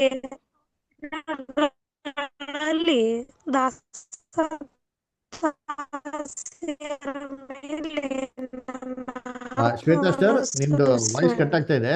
ಇದಲ್ಲದೆ ಆ ದಿನದಲ್ಲಿ ದಾಸಿಯರ ಮೇಲೆಯೂ ನನ್ನ ಆತ್ಮವನ್ನು ಸುರಿಸುವೆನು. ನೋಡ್ರ ಏನ್ ಹೇಳ್ತಾರೆ 29ನೇ ವಾಕ್ಯದಲ್ಲಿ, ದಾಸಿಯರ ಮೇಲೆ ಕೂಡ ಪವಿತ್ರ ಆತ್ಮ ಸುರಿಸ್ತೀನಿ ಅಂತ ಹೇಳ್ತಾರೆ. ಇವಾಗ ಯೋಚನೆ ಮಾಡ್ರಿ, ಎಲ್ಲಾ ಮನುಷ್ಯರ ಮೇಲೆ ಪವಿತ್ರ ಆತ್ಮ ಹಾಕಿದ್ಮೇಲೆ ದಾಸಿಯರ ಮೇಲೆ ಪವಿತ್ರ ಆತ್ಮ ಹಾಕಂತ ಅವಶ್ಯಕತೆ ಏನಿದೆ? ಕರೆಕ್ಟಾ? ಇಲ್ಲ. ಮೊದಲನೇ ಪಾಯಿಂಟ್. 2ನೇ ಪಾಯಿಂಟ್, ಇವಾಗ ದೇವ್ರ ಪವಿತ್ರ ಆತ್ಮ ಎಲ್ಲಾರ ಮೇಲೆ ಹಾಕಿದಾರಾ? ಎಲ್ಲಾ ಮನುಷ್ಯರ ಮೇಲೆ ಹಾಕಿದಾರಾ? ಇಲ್ಲ ಇಲ್ಲ ಬ್ರದರ್. ಇಲ್ಲ. ಸಿದ್ದರಾಮಯ್ಯನ ಮೇಲೆ ಐತೆ ಇವತ್ತು ಪವಿತ್ರ ಆತ್ಮ? ಯಡಿಯೂರಪ್ಪ ಮೇಲೆ ಐತಾ? ಇಲ್ವಲ್ಲ. ಅದರ ಎಲ್ಲಾ ಪ್ರಧಾನಮಂತ್ರಿಗಳ ಮೇಲೆ, ಎಲ್ಲಾ ಮಂತ್ರಿಗಳ ಮೇಲೆ ಪವಿತ್ರ ಆತ್ಮ ಐತೆ ಇವತ್ತು. ಹಂಗಾರೆ ಈ ವಾಕ್ಯ ಕಂಪ್ಲೀಟ್ ಆಗಿ ಇವತ್ತು ನೆರವೇರಿಲ್ಲ. ಅದರ ಹಂಗಾರೆ ಈ ವಾಕ್ಯ ಅರ್ಥ ಏನು ಅಂದ್ರೆ, ದೇವರು ತನ್ನ ಪವಿತ್ರ ಆತ್ಮನ ಇವಾಗ ಸಭೆ ಮೇಲೆ ಮಾತ್ರ ಮಾಡೋದು ಹಾಕಿರೋದು. ಕ್ರಿಸ್ತನ 2ನೇ ಬರುವಿಕೆಯಲ್ಲಿ ಅವ್ರ ರಾಜ್ಯ ಸ್ಥಾಪನೆ ಆಗ್ಬೇಕಾದ್ರೆ ತನ್ನ ಪವಿತ್ರ ಆತ್ಮನ ಎಲ್ಲಾ ಮನುಷ್ಯರ ಮೇಲೆ ಏನ್ ಮಾಡ್ತಾರೆ, ಹಾಕ್ತಾರೆ. ಅವಾಗ ಈ ವಾಕ್ಯ ಏನಾಗ್ತಾರೆ, ನೆರವೇರ್ತಾರೆ. ದರ್ಶನಗಳ ನೋಡೋದು, ಕನ್ಸನ್ನು ನೋಡೋದು ಅಲ್ವರ ಏನ್ರಿ. ಆದ್ರೆ ಇವಾಗ ದೇವರ ಸೇವಕರ ಮೇಲೆ ಏನ್ ಮಾಡ್ತಾರೆ, ಹಾಕ್ತಾರೆ. ದೇವ್ರ ಸೇವಕರ ಸಭೆ ಮೇಲೆ ಇವಾಗ ಸಭೆಗೆ ಮಾತ್ರ ಏನಾಗೋದು ಅದು ಅನ್ವಯಿಸೋದು. ಅವ್ರ ದರ್ಶನ ನೋಡ್ತಾರೆ, ಕನಸು ನೋಡ್ತಾರೆ ಅಲ್ಲಿ ಕೊಡ್ಲಿಲ್ಲ, ಬಾಕಿ ಇದೆ ಬೇಕಾದ್ರೆ ಒಬ್ಸರ್ವ್ ಮಾಡಿ. ಇದು ನಮ್ಗೆಲ್ಲಪ್ಪ ಪ್ರೂಫ್ ಇದೆ ಅಂತಂದ್ರೆ ಇದು ಮನೇಲಿ ಓದ್ಕೊಳ್ಳಿ ಬೈಬಲಲ್ಲಿ, ಆ ಥರ ಇವಾಗ ಬೇಡ. ನ್ಯಾಯಾಧಿಪತಿ ಪುಸ್ತಕ 6ನೇ ಅಧ್ಯಾಯ 37-40 ಬರ್ತಾರೆ. ಏನಪ್ಪ ಬರ್ತಾರೆ ಅಂತಂದ್ರೆ ಅಲ್ಲಿ ಗಿಡಿಯೋನ್ ಏನ್ರಿ ಮಿದಿಯನೈಟ್ಸ್ ಮೇಲೆ ಯುದ್ಧಕ್ಕೆ ಹೋಗ್ಬೇಕಾಗಿರ್ತಾರೆ. ಅವಾಗ ದೇವರು ಇನ್ನು ಯುದ್ಧಕ್ಕೆ ಹೋಗು ಅಂತ ಹೇಳ್ತಾರೆ. ಅವಾಗ ದೇವತೆ ಒಂದು ಸೂಚನೆ ಕೇಳ್ತಾರೆ, ದೇವರೇ ನೀನು ಆದ್ಕೊಂಡಿದ್ಯಾ, ಯುದ್ಧದಲ್ಲಿ ಹೋದ್ರೆ ಜಯ ಕೊಡ್ತೀಯ ಅಂದ್ಬಿಟ್ಟು ಒಂದು ಸೂಚನೆ ಕೊಡು ಅಂತ ಕೇಳ್ತಾರೆ. ಸರಿಯಪ್ಪ ಏನು ಬೇಕು ಕೇಳು ಅಂತ ಹೇಳ್ತಾರೆ. ನಾನು ಸ್ಪಂಜ್ ಇಡ್ತೀನಿ, ದೇವರೇ ದಯವಿಟ್ಟು ಇವತ್ತು ರಾತ್ರಿ ಸ್ಪಂಜ್ ಇಟ್ಟರೆ ಬೆಳಿಗ್ಗೆ ಸ್ಪಂಜ್ ಮಾತ್ರ ಏನಾಗ್ಲಿ ಅದು ಅಂದರೆ ಇಬ್ಬನಿಯಿಂದ ಏನಾಗ್ಲಿ ತೇವಾಗಿರ್ಲಿ ಅಂತ ಹೇಳ್ತಾರೆ. ಸರಿಯಪ್ಪ ಆಯ್ತು ಅಂದ್ಬಿಟ್ಟು ಬೆಳಿಗ್ಗೆ ನೋಡಿದ್ರೆ ಆ ಸ್ಪಂಜ್ ಮಾತ್ರ ಇರ್ತಾರೆ, ಇಬ್ಬನಿಯಿಂದ ತೇವಾಗಿರ್ತಾರೆ. ಅವಾಗ ಇನ್ನೊಂದ್ಸರಿ ಕೇಳ್ಕೊಂತ, ದೇವ್ರೆ ಇನ್ನೊಂದ್ಸರಿ ಕೇಳ್ತೀನಿ, ಬೇಜಾರು ಮಾಡ್ಕೊಂಬೇಡ, ದಯವಿಟ್ಟು ಇವತ್ತು ಆ ಸ್ಪಂಜ್ ಬಿಟ್ಟು ನೆಲ ಏನಾಗಿರ್ಲಿ ಏನ್ರಿ ಆ ಇಬ್ಬನಿಯಿಂದ ತೇವಾಗಿರ್ಲಿ ಅಂತ ಹೇಳ್ತಾರೆ. ದೇವ್ರು ಹಂಗೆ ಮಾಡ್ತಾರೆ. ಮರುದಿನ ಇದೇನಪ್ಪ ಅಂದ್ರೆ ಏನ್ರಿ ಕೀರ್ತನೆ 133 ಹೇಳ್ತಾರೆ, ಪೂರ್ತಿಯಾಗಿ ಹೋದ್ರಿ 1-3 ವಾಕ್ಯ ಬರ್ತಾರೆ. ಏನ್ರಿ ಈ ಮಂಜು ಹನಿ ಎಲ್ಲ ದೇವರ ಪವಿತ್ರ ಆತ್ಮಕ್ಕೆ ಏನ್ರಿ ಛಾಯೆ. ದೇವರ ಪವಿತ್ರ ಆತ್ಮ ಇವಾಗ ಬರೀ ಸ್ಪಂಜ್ ಮೇಲೆ ಹಾಕಿರೋದು, ಸಭೆಯ ಮೇಲ್ ಮಾತ್ರ ಹಾಕಿರೋದು, ಇಡೀ ಜಗತ್ ಮೇಲೆ ಹಾಕಿಲ್ಲ. ನೆಲ ಎಲ್ಲ ಒಣಗಿದೆ. ಆದ್ರೆ ಸಭೆಯ ಒಂದ್ಸತಿ ಕಂಪ್ಲೀಟ್ ಆಗಿ ಮೇಲೆ ದೇವರು ಸಭೆ ಇರಲ್ಲ, ಅಲ್ಲಿ ಬರೀ ನೆಲ ಮಾತ್ರ ಇದ್ರೆ, ನೆಲಕ್ಕೆಲ್ಲ ಲೋಕ ಜನಗಳಿಗೆ ಮಾತ್ರ ಪವಿತ್ರಾತ್ಮ ಕೊಡ್ತಾರೆ. ಸಭೆ ಇರಲ್ಲ, ಸಭೆ ಅವ್ರ ಜೊತೆಗೆ ಇರ್ತಾರಲ್ಲ. ಅದರಿಂದ ಇವಾಗ ಸಭೆಗೆ ಏನ್ ಮಾಡಿರೋದು ಕೊಟ್ಟಿರೋದು, ಇಡೀ ಲೋಕ ಜನಗಳಿಗೆ ಏನ್ ಮಾಡಿಲ್ಲ ಅವರು ಕೊಡ್ಲಿಲ್ಲ. ಅನ್ನ ಕರ್ತನಲ್ಲಿ ಪ್ರೀತಿ ಅಂತ ಸರೋದಗಳೇ ಏನ್ರಿ ಯೇಸು ಕ್ರಿಸ್ತು ಏನ್ರಿ ಅದ್ಭುತಗಳ ಬಗ್ಗೆ ಹೇಳ್ತಾರೆ, ವಾರ್ನಿಂಗ್ ಕೊಡ್ತಾರೆ. ಯಾವಾಗ ಅಂತಂದ್ರೆ ಈ ಅಂತ್ಯಕಾಲದಲ್ಲಿ, ನಾವಿರೋದು ಅಂತ್ಯಕಾಲದಲ್ಲಿ, ಇವತ್ತು ಅಂತ್ಯಕಾಲದಲ್ಲಿ ಇದ್ರಿ, 3ನೇ ಮಹಾಯುದ್ಧಕ್ಕೆ ನಡೀತಾ ಇದೆ ಸಿದ್ಧತೆಗಳು. ಈ ಅಂತ್ಯಕಾಲದಲ್ಲಿ ಏನ್ರಿ ಎಂಥ ಅದ್ಭುತಗಳು ನೋಡಿದ್ರು ಇದು ದೇವರಿಂದ ನಡೆಯುವಂಥದ್ದಲ್ಲ. ಈ ಸೂಚಕ ಕಾರ್ಯಗಳು, ಅದ್ಭುತ ಕಾರ್ಯಗಳು ಎಲ್ಲ ಇವೆಲ್ಲ ಸೇತಾನಿಂದ ನಡೆಯುವಂಥದ್ದು. ಅದಕ್ಕೆ ಸೇತಾನು ಕಟ್ಟಲ್ಪಡ್ತಾ ಇದ್ದಾನೆ ಅಂತ ಗೊತ್ತಾಗಿದ್ಮೇಲೆ ಅವನೇನಪ್ಪ ಮಾಡ್ತಾ ಅಂದ್ರೆ ಏನ್ರಿ ಇವೆಲ್ಲ ಕೆಲಸಗಳನ್ನ ಮಾಡ್ಬಿಟ್ಟು ಆದಷ್ಟು ಜನಗಳನ್ನ ಮಂಕ್ ಮಾಡಕ್ಕೆ ಏನ್ ಮಾಡ್ತಾನೆ, ಪ್ರಯತ್ನ ಮಾಡ್ತಾನೆ. ಮತ್ತೆ 12:26 ಓದಿ. ಅದರಂತೆ ಸೈತಾನನನ್ನು ಹೊರಡಿಸಿದರೆ ತನ್ನಲ್ಲಿ ಭೇದ ಹುಟ್ಟಿಸಿಕೊಂಡ ಹಾಗಾಯಿತು. ನೋಡ್ರ, ಇವಾಗ ಅದೇ ನಡೀತಿರೋದು. ಯಾಕೆ ಅಂದ್ರೆ ಅವನ ರಾಜ್ಯ ಏನಾಗಲ್ಲ, ನಿಲ್ಲ. ಹಂಗೆ ಓದಿ ಒಂದು ನಿಮಿಷ ರೀ. ಮ್ಯಾಥ್ಯೂ 12:26 ನಿಮಿಷ ರೀ. 25 ಓದಿ, 26 ಓದಿದೆ ನಮ್ಗೆ. ಆತನು ಅವರ ಆಲೋಚನೆಗಳನ್ನು ತಿಳ್ಕೊಂಡು ಅವರಿಗೆ ಹೇಳಿದ್ದೇನೆಂದರೆ, ಯಾವ ರಾಜ್ಯವಾದರೂ ತನ್ನಲ್ಲಿ ಭೇದ ಹುಟ್ಟಿದ್ದರೆ ಹಾಳಾಗುವುದು. ತನ್ನಲ್ಲಿ ಭೇದ ಹುಟ್ಟಿದ ಯಾವ ಪಟ್ಟಣವಾದರೂ ಮನೆಯಾದರೂ ನಿಲ್ಲದು. ಅದರಂತೆ ಸೈತಾನನನ್ನು ಹೊರಡಿಸಿದರೆ ತನ್ನಲ್ಲಿ ಭೇದ ಹುಟ್ಟಿಸಿಕೊಂಡ ಹಾಗಾಯಿತು. ನೋಡ್ರ ಏನ್ರಿ ಇವಾಗ ಸೇತನ ಅದೇ ಮಾಡ್ತಾ ಇರೋದು. ತನ್ನಲ್ಲಿ ಭೇದ ಉಂಟುಬಿಟ್ಟ ಅಂತಂದ್ರೆ ರಾಜ್ಯ ನಿಲ್ಲಲ್ಲ ಅಂತ. ರಾಜ್ಯ ನಿಲ್ಲಲ್ಲ ಏನ್ ಮೀನಿಂಗು? ಅವನಲ್ಲಿ ಏನ್ ಮಾಡ್ಬೇಕು, ಭೇದ ಭಾವಗಳನ್ನ ಹುಟ್ಟಿಸ್ಬೇಕು. ಅವನೇನ್ ಮಾಡ್ತಾನೆ, ಏನ್ ಮಾಡ್ತಾನೆ, ದೆವ್ವಗಳನ್ನ ಓಡಿಸ್ತಾನೆ, ಅವನೇ ದೆವ್ವ ಹತ್ರ ತುಂಬ್ಕೋತಾನೆ. ಈ ಕಾಲದಲ್ಲಿ ಆಗೋದು ಈ ಕೆಲಸಗಳು. ಅದಕ್ಕೆ ಈ ಕೆಲಸಗಳನ್ನ ಈ ಕಾಲದಲ್ಲಿ ನಂಬೋದು ವೆರಿ ಡೇಂಜರ್. ಅದಕ್ಕೆ ಅಪೋಸ್ಟಲ್ ಪೌಲ್ ವಾರ್ನ್ ಮಾಡ್ತಾ ನೋಡಿರ್ತೀನಿ, ಅಂತ್ಯ ಕಾಲದಲ್ಲಿ ಹಿಂಗೆ ಆಗ್ತಾರೆ ಅಂತ ಅಂದ್ಬಿಟ್ಟು. ಏನಕ್ಕೆ ಆಗ್ತಾರೆ ಅಂತ ಕೂಡ ಕಾರಣ ಹೇಳ್ತಾರೆ, ಓದ ನೋಡಿದ್ದೀನಿ. 2ನೇ ಥೆಸಲೋನಿಕ 2ನೇ ಅಧ್ಯಾಯ 8-12. 2 ಥೆಸಲೋನಿಯನ್ಸ್ 2nd ಚಾಪ್ಟರ್ 8-12. ಅವನು ತೆಗೆದು ಬಿಡಲ್ಪಟ್ಟ ಕೂಡಲೇ ಆ ಅಧರ್ಮ ಸ್ವರೂಪನು ಕಾಣಬರುವನು. ಅವನನ್ನು ಯೇಸು ಕರ್ತನು ತನ್ನ ಬಾಯ ಉಸಿರಿನಿಂದ ಕೊಲ್ಲುವನು, ತನ್ನ ಪ್ರತ್ಯಕ್ಷತೆಯ ಪ್ರಕಾಶದಿಂದ ಸಂಹರಿಸುವನು. ಆ ಅಧರ್ಮ ಸ್ವರೂಪನ ಪ್ರತ್ಯಕ್ಷತೆಯು ಸೈತಾನನ ಅನುಗುಣವಾಗಿರುವುದು. ನೋಡ್ರ, ಸೈತಾನನ ಮಾಟಕ್ಕೆ ಅನುಗುಣವಾಗಿರ್ತಾರಂತೆ. ಆಮೇಲೆ ಅದು ಮೋಸಗೊಳಿಸುವ ಸಕಲ ವಿಧವಾದ ಮಹತ್ ಕಾರ್ಯ, ಸೂಚಕ ಕಾರ್ಯ, ಅದ್ಭುತ ಕಾರ್ಯ ಇವುಗಳಿಂದಲೂ ದುರ್ನೀತಿಯ ಎಲ್ಲಾ ವಂಚನೆಯಿಂದಲೂ ಕೂಡಿ ನಾಶನ ಮಾರ್ಗದಲ್ಲಿರುವವರಿಗೋಸ್ಕರ ಸಂಭವಿಸುವುದು. ಏನಪ್ಪಾ ಎಷ್ಟು ಕ್ಲಿಯರ್ ಆಗಿ ಹೇಳ್ತಾ ನೋಡ್ರಿ ಈ ಒಂದು ವಾಕ್ಯ ನೋಡ್ರಿ. ಹೇಳ್ತಾರೆ ಏನ್ರಿ, ಅದು ಎಲ್ಲಾ ತರದ ಅದ್ಭುತ ಕಾರ್ಯಗಳು, ಸೂಚಕ ಕಾರ್ಯಗಳು, ಏನ್ರಿ ಮೋಸಗೊಳಿಸುವಂತ ಮಹತ್ವ ಕಾರ್ಯಗಳು ಏನ್ರಿ ಇದರಿಂದ ತುಂಬಿರ್ತದೆ. ಯಾರಿಗಂತ ಇದು ಸಂಭವಿಸೋದು? ನಾಶನ ಮಾರ್ಗದಲ್ಲಿರೋರಿಗೆ ಇದು ಸಂಭವಿಸ್ತಾರಂತೀರಿ. ದೇವ್ರ ಮಾರ್ಗದಲ್ಲಿ, ಇಕ್ಕಟ್ಟದ ಮಾರ್ಗದಲ್ಲಿ ಮಕ್ಳುಗಳಿಗೆ ಇದಾಗಲ್ಲ ರೀ. ನೋಡಿರ್ತೀರಿ, ಸೇತನ ದೇವ್ರ ಮಕ್ಳಿಗೆ ಮೋಸಗೊಳಿಸಲ್ಲ. ಅದೇ ಯಾರನ್ನ ಮೋಸಗೊಳಿಸ್ತಾನೆ? ಏನ್ರಿ, ದೇವರ ವಾಕ್ಯದ ಪ್ರಕಾರ ಯಾರು ನಡೆಯಲ್ವೋ ಅವ್ರು ಕ್ರೈಸ್ತವರಾಗಿದ್ರು ಸರಿ, ಅವ್ರನ್ನ ಮೋಸಗೊಳಿಸೋದಿಕ್ಕೆ ಇವೆಲ್ಲ ಸೇತಾನ್ ಮಾಡ್ತಾನ್ರಿ. ನೋಡಿ ಎಷ್ಟು ಕ್ಲಿಯರ್ ಆಗಿದೆ ವಾಕ್ಯ. ಆ ವಾಕ್ಯ ಮತ್ತೆ ಇನ್ನೊಂದ್ಸತಿ ಓದಿಬೋದು 9. ಆ ಅಧರ್ಮ ಸ್ವರೂಪನ ಪ್ರತ್ಯಕ್ಷತೆಯು ಸೈತಾನನ ಮಾಟಗನುಗುಣವಾಗಿರುವುದು.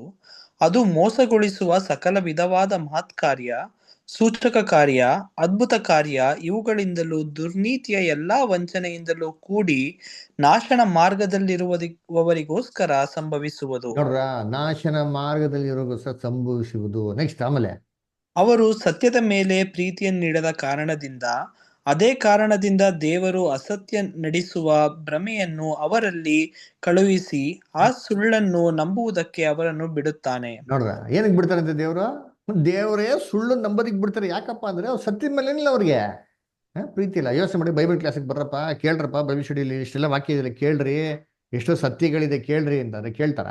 ಕೇಳಕ್ ಇಷ್ಟ ಇಲ್ಲ ಅವ್ರಿಗೆ. ಈ ಬೈಬಲ್ನ ಫಾಲೋ ಮಾಡಕ್ ಇಷ್ಟ ಇಲ್ಲ ರೀ.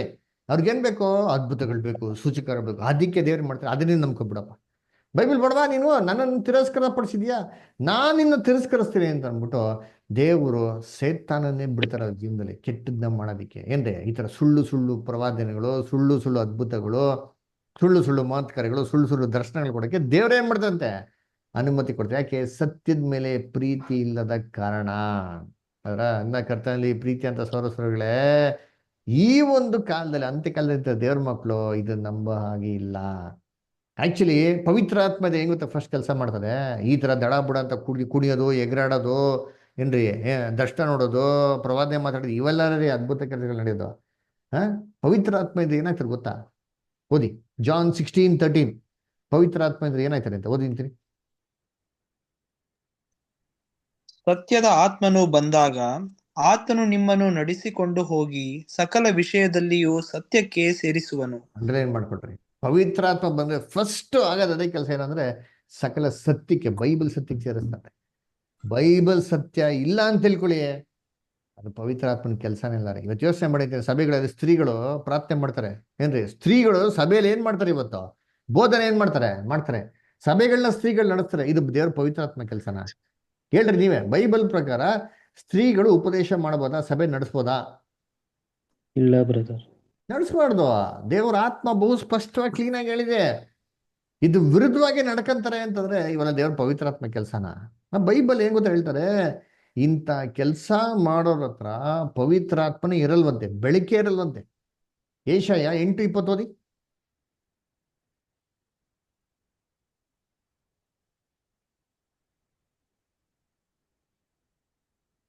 ಓದ್ರಿ ಯಾರಾದ್ರು, ಏಷಯ 8:20. ದೇವರ ಉಪದೇಶವನ್ನು, ದೇವರ ಬೋಧನೆಯನ್ನು ವಿಚಾರಿಸುವ ಎಂದು ಅವರು ಹೇಳದಿದ್ದರೆ ಅವರಿಗೆ ಎಂದಿಗೂ ಬೆಳಗಾಗುವುದಿಲ್ಲ. ಅಲ್ವರ, ದೇವ್ರ ವಾಕ್ಯದ ಪ್ರಕಾರ ನೋಡೋಣ ಬನ್ನಿ, ವಿಚಾರಿಸೋಣ, ಅದ್ರ ಪ್ರಕಾರ ನಡ್ಕೋಣ ಅಂತ ಯಾರು ಹೇಳಲ್ವೋ ಅವರಲ್ಲಿ ಏನಿಲ್ಲ ಅಂತ ಅರ್ಥ? ಬೆಳಕೆ ಇಲ್ಲ ಅಂತಂದ್ಬಿಟ್ಟು ಅರ್ಥ.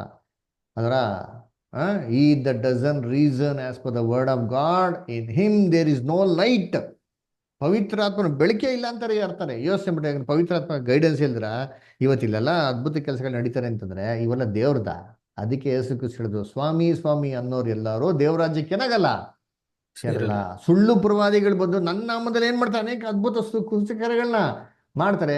ದಯವಿಟ್ಟು ಅದೇನ್ ಮಾಡಕ್ ಹೋಗ್ಬಿಡಿ, ನೀವು ನಂಬಡಿ ಅಂತ ಮತ್ತೆ 24:24 ಹೇಳ್ತಾರೆ. ಅದರ ನೋಡಿ ವಾಕ್ಯ ಓದ್ಬಿಡ ಅಂತೀನಿ. ಯಾಕೆ? ಮ್ಯಾಥ್ಯೂ 24 ಓದಿಂತೀನಿ.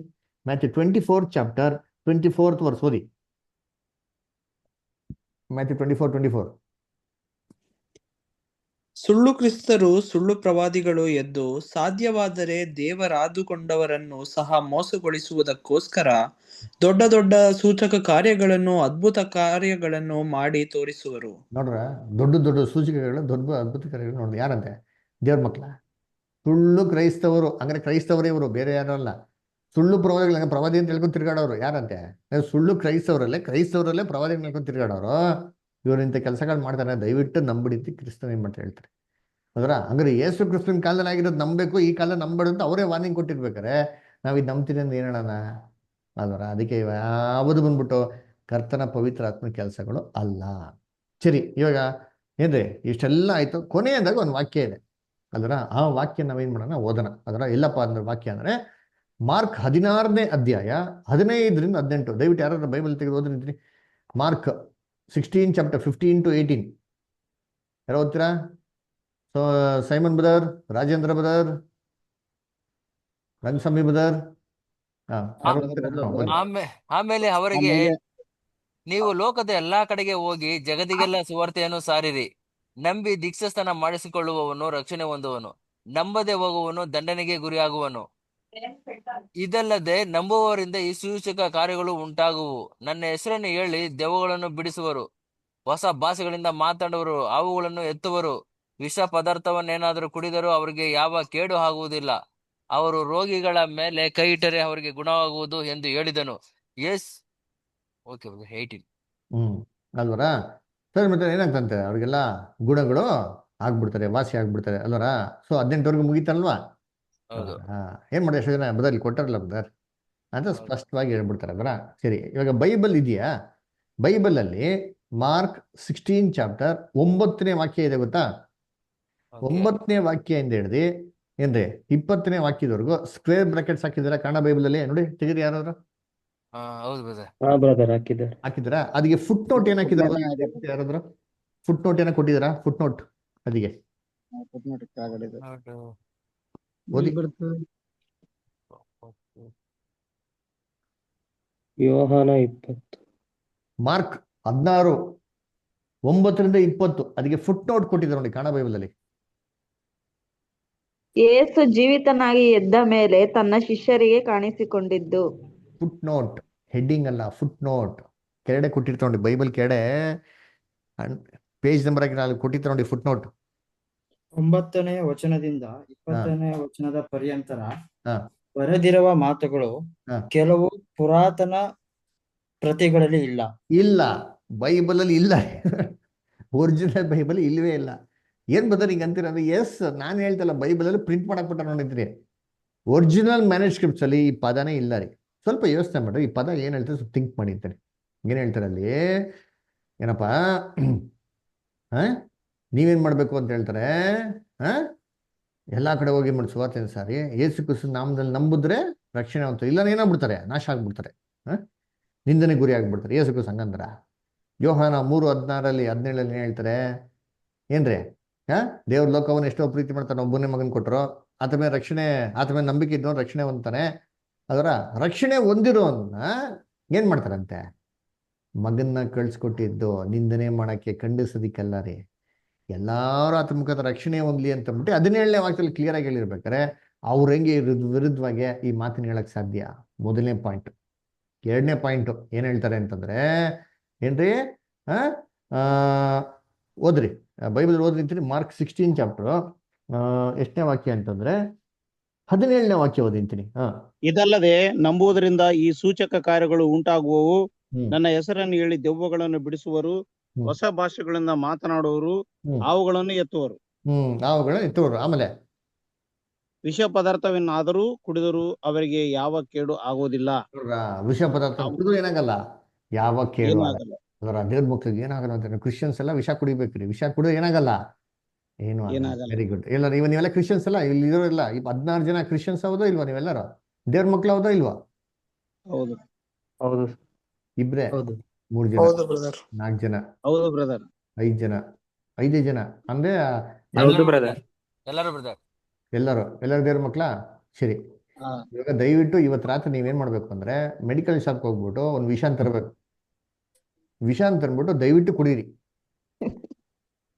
ಯಾಕಂದ್ರೆ ವಾಕ್ಯ ಏನ್ ಹೇಳ್ತಾರೆ, ನೀವು ಕುಡಿದ್ರೆ ಏನಾಗಲ್ವಂತೆ, ಸಾಯಲ್ಲ. ದಯವಿಟ್ಟು ಕುಡಿದ್ಬಿಟ್ಟು ನೀವು ದೇವ್ರ ಮಕ್ಳು ಅಂದ್ಬಿಟ್ಟು ಪರೀಕ್ಷೆ ಮಾಡಿ ನೋಡ್ಕೊಳ್ರಿ. ನೀವು ಸತ್ತಿಲ್ಲ ಅಂತಂದ್ರೆ ನೀವ್ ಯಾರ ಮಕ್ಳು? ದೇವ್ರ ಮಕ್ಳು. ಸತ್ತೋಗ್ಬಿಟ್ರೆ ಆಗ ನಿಮ್ ರಕ್ಷಣೆ ಇಲ್ಲ. ವ್ಯವಸ್ಥೆ ಮಾಡ್ರಿ. ಈ ತರ ನಾವ್ ಮಾಡಿದ್ರೆ ಏನ್ ಮಾಡ್ದಂಗೆ? ದೇವ್ರನ್ನ ಪರೀಕ್ಷೆ ಮಾಡ್ದಂಗ ಹೌದಾ ಇಲ್ವಾ? ಪರೀಕ್ಷೆ ಮಾಡ್ದಂಗ. ಮತ್ತೆ ಇದನ್ನ ಯೇಸು ಕ್ರಿಸ್ತ ನಮ್ಗೆ ಹೇಳ್ಕೊಡ್ತಾರ ಈ ತರ ದೇವ್ರನ್ನ ಪರೀಕ್ಷೆ ಮಾಡೋ ಅಂತ? ಸೇತಾನೋ ಅವ್ನಿಗೆ ಹೇಳ್ತಾನೆ, ಕ್ರಿಸ್ತನ್ಗೆ ಹೇಳ್ತಾರೆ. ಏನ್ ಹೇಳ್ತಾರೆ? ನೀನ್ ದೇವ್ರ ಮಗನಾಗಿದ್ರೆ ಏನ್ ಮಾಡೋ ನೀನು? ಕಲ್ಲನ್ನ ರೊಟ್ಟಿ ಮಾಡ್ಕೊಂಡು ಯೇಸು ತಿನ್ಬಿಟ್ರ? ಯೇಸು ಕ್ರಿಸ್ತ ಹೇಳ್ತಾರೆ ಏನ್ರಿ? ದೇವ್ರನ್ನ ಪರೀಕ್ಷಿಸಬಾರ್ದು ಅಂತ ಬೈಬಲ್ ಬರ್ದಿದ್ಯಲ್ಲ ಅಂತ ಹೇಳ್ತಾರೆ. ಸೇತಾನು ದೇವ್ರ ಮಕ್ಕಳನ್ನ ಬೈಬಲ್ ಮುಖಾಂತರ ವಂಚಿಸ್ಬೇಕು ಅಂದ್ಬಿಟ್ಟು ಈ ಪದಗಳನ್ನ ಬೈಬಲ್ ಆ್ಯಡ್ ಮಾಡಿಟ್ಟನ್ರಿ. ಒರಿಜಿನಲ್ ಬೈಬಲ್ ಇಲ್ಲ ರೀ. ಯೋಚನೆ ಮಾಡಿರ್ತೀನಿ, ಅಲ್ವರ ಯೇಸು ಕ್ರಿಸ್ತನ ಕಾಲದಲ್ಲಿ ಡಾಕ್ಟರ್ ಇರ್ಲಿಲ್ವಾ? ಲೂಕ್ ಒಬ್ಬ ಡಾಕ್ಟ್ರು ಬದಲ್ಲ, ಲೂಕನ ಸುವಾರ್ತೆ ಅವ್ರ ಡಾಕ್ಟ್ರು ಏನ್ ಹೇಳ್ತಾರೆ ಅವರು? ಯೇಸು ಕ್ರಿಸ್ತ ಹೇಳ್ತಾರೆ, ರೋಗಿಗಳಿಗೆ ಏನ್ ಬೇಕು? ವೈದ್ಯರು ಬೇಕು ಅಂತ ಹೇಳ್ತಾರೆ. ಅಲ್ಲ ಅದ್ಭುತ ಬೇಕು ಅಂತಂದ್ರೆ ಅಂದ್ರೆ ಡಾಕ್ಟರ್ ಇಸ್ ರಿಕ್ವೈರ್ಡ್. ಏನು ಹೆಚ್ಚು ಕಮ್ಮಿ ಏನ್ ಮಾಡ್ಬೇಕು? ಡಾಕ್ಟರ್ ಹತ್ರ ಹೋಗ್ಬೇಕು. ಇಲ್ಲಿ ಮಾರ್ಕಲ್ಲಿ ಏನ್ ಹೇಳ್ತಾರೆ, ಅವ್ರು ಯಾರು ತಲೆ ಮೇಲೆ ಕೈ ಇಡ್ತಾರೋ ರೋಗಗಳು ಏನಾಗ್ಬಿಡ್ತಾರೆ, ಭಾಷೆ ಆಗ್ಬಿಡ್ತಾರೆ. ಇವತ್ತು ನೋಡಿರ್ತೀನಿ ಎಲ್ಲ ದೊಡ್ಡ ದೊಡ್ಡ ಹಾಸ್ಪಿಟ್ಲ್ ಕ್ರಿಶ್ಚಿಯನ್ ಹಾಸ್ಪಿಟ್ಲ್ಗಳೇ, ಹೌದಾ ಇಲ್ವಾ? Philomena hospital, Baptist hospital, Martha's hospital, ಏನ್ರಿ ಎಲ್ಲ ಕ್ರಿಶ್ಚಿಯನ್ ಹಾಸ್ಪಿಟ್ಲ್ಗಳು, ಸೆಂಟ್ ಜಾನ್ಸ್ ಹಾಸ್ಪಿಟ್ಲ್ಗಳು. ಅರೆ ಮತ್ತೆ ಇವ್ರು ಯಾಕೆ ಹಾಸ್ಪಿಟ್ಲ್ ಕಟ್ಬೇಕು? ಸುಮ್ಮನೆ ಎಲ್ಲ ಬರ್ರಪ್ಪ ಮಲ್ಕೊಟ್ರಪ್ಪ ಕೈ ಇಟ್ಟು ಪ್ರಾರ್ಥನೆ ಮಾಡ್ತೀನಿ ಕಾಲೇ ಭಾಷೆ ಕಳ್ಸ್ಬಿಡ್ಬೋದಲ್ವಾ? ಯಾಕೆ? ಇವೆಲ್ಲ ಯಾವುದು ಆಗಂತ ಕೆಲಸಗಳಲ್ಲ. ಅದರ ಕರ್ತನಲ್ಲಿ ಪ್ರೀತಿ ಅಂತ ಸರಸುಗಳೇ ಆಕ್ಚುಲಿ ಸೂಚಕ ಕಾರ್ಯಗಳು ಯಾರು ಗೊತ್ತಾ ಕೇಳೋದು? ವಾಕ್ಯ ಓದಿ, ತುಂಬಾ ಚೆನ್ನಾಗಿದೆ. ಮ್ಯಾಥ್ಯೂ 12:39 ಓದಿ, ಮತ್ತೆ 12:39 ಓದ್ರಿ. ಏನ್ ಕಷ್ಟಪಟ್ಟು ಮತ್ತೆ 12:39. ವ್ಯಭಿಚಾರಿಣಿಯಂತಿರುವ ಈ ಕೆಟ್ಟ ಸಂತತಿಯು ಸೂಚಕ ಕಾರ್ಯವನ್ನು ನೋಡಬೇಕೆಂದು ಅಪೇಕ್ಷಿಸುತ್ತದೆ. ನೋಡ್ರ, ಆದರೆ ಯೋನನೆಂಬ ಪ್ರವಾದಿಯಲ್ಲಿ ಆದ ಸೂಚಕ ಕಾರ್ಯವೇ ಹೊರತು ಬೇರೆ ಯಾವುದು ಇದಕ್ಕೆ ಸಿಕ್ಕುವುದಿಲ್ಲ. ಯಾವ್ದು ಸೂಚಕ ನೋಡೋದು? ಕೆಟ್ಟ ಸಂತತಿ, ವ್ಯಭಿಚಾರ ಅಂತ ಕೆಟ್ಟ ಸಂತತಿ ಅಂತ ಜನಗಳೇ ಸೂಚಕರನ್ನ ಎದುರು ನೋಡೋದ್ರಿ. ದೇವ್ರ ಮೇಲೆ ನಂಬಿಕೆ ಇರೋದು, ವಾಗ್ದಾನ ಮೇಲೆ ನಂಬಿಕೆ ಇರೋದು ಅವಶ್ಯಕತೆ ಇಲ್ಲ ರೀ. ನಮ್ಗೆ ಸತ್ಯವೇದ ಸಾಕ್ರಿ. ಬೈಬಲ್ ಎಷ್ಟು ಕ್ಲಿಯರ್ ಆಗಿ ಹೇಳ್ತಾರೆ ಗೊತ್ತಾ? ನಿಮ್ಮ ಸತ್ಯವೇದ ನಿಮ್ಗೆ ಸಾಕು ನಿಮ್ಮ ರಕ್ಷಣೆ ಹೊಂದೋದಿಕ್ಕೆ ಅಂತ ಹೇಳ್ತಾರೆ. ನಿಮ್ಮ ರಕ್ಷಣೆ ಹೊಂದೋದಕ್ಕೆ ಎಲ್ಲ ಏನೆಲ್ಲ ಬೇಕು ಇವೆಲ್ಲ ಎಲ್ಲಿದೆ? ದೇವರ ಸತ್ಯವೇದದಲ್ಲಿ ಕೊಟ್ಟಿದ್ದಾರೆ. ಇದು ನಮಗೆ ಸಾಕು. ಅದಕ್ಕೆ ಸತ್ಯವೇದದಲ್ಲಿ ನಮ್ಮ ನಂಬಿಕೆ ಇರಬೇಕ್ರಿ. 2 ತಿಮೋತಿ 3ನೇ ಅಧ್ಯಾಯ 16-17 ಓದಿ. 2 ತಿಮೋತಿ 3rd chapter 16-17.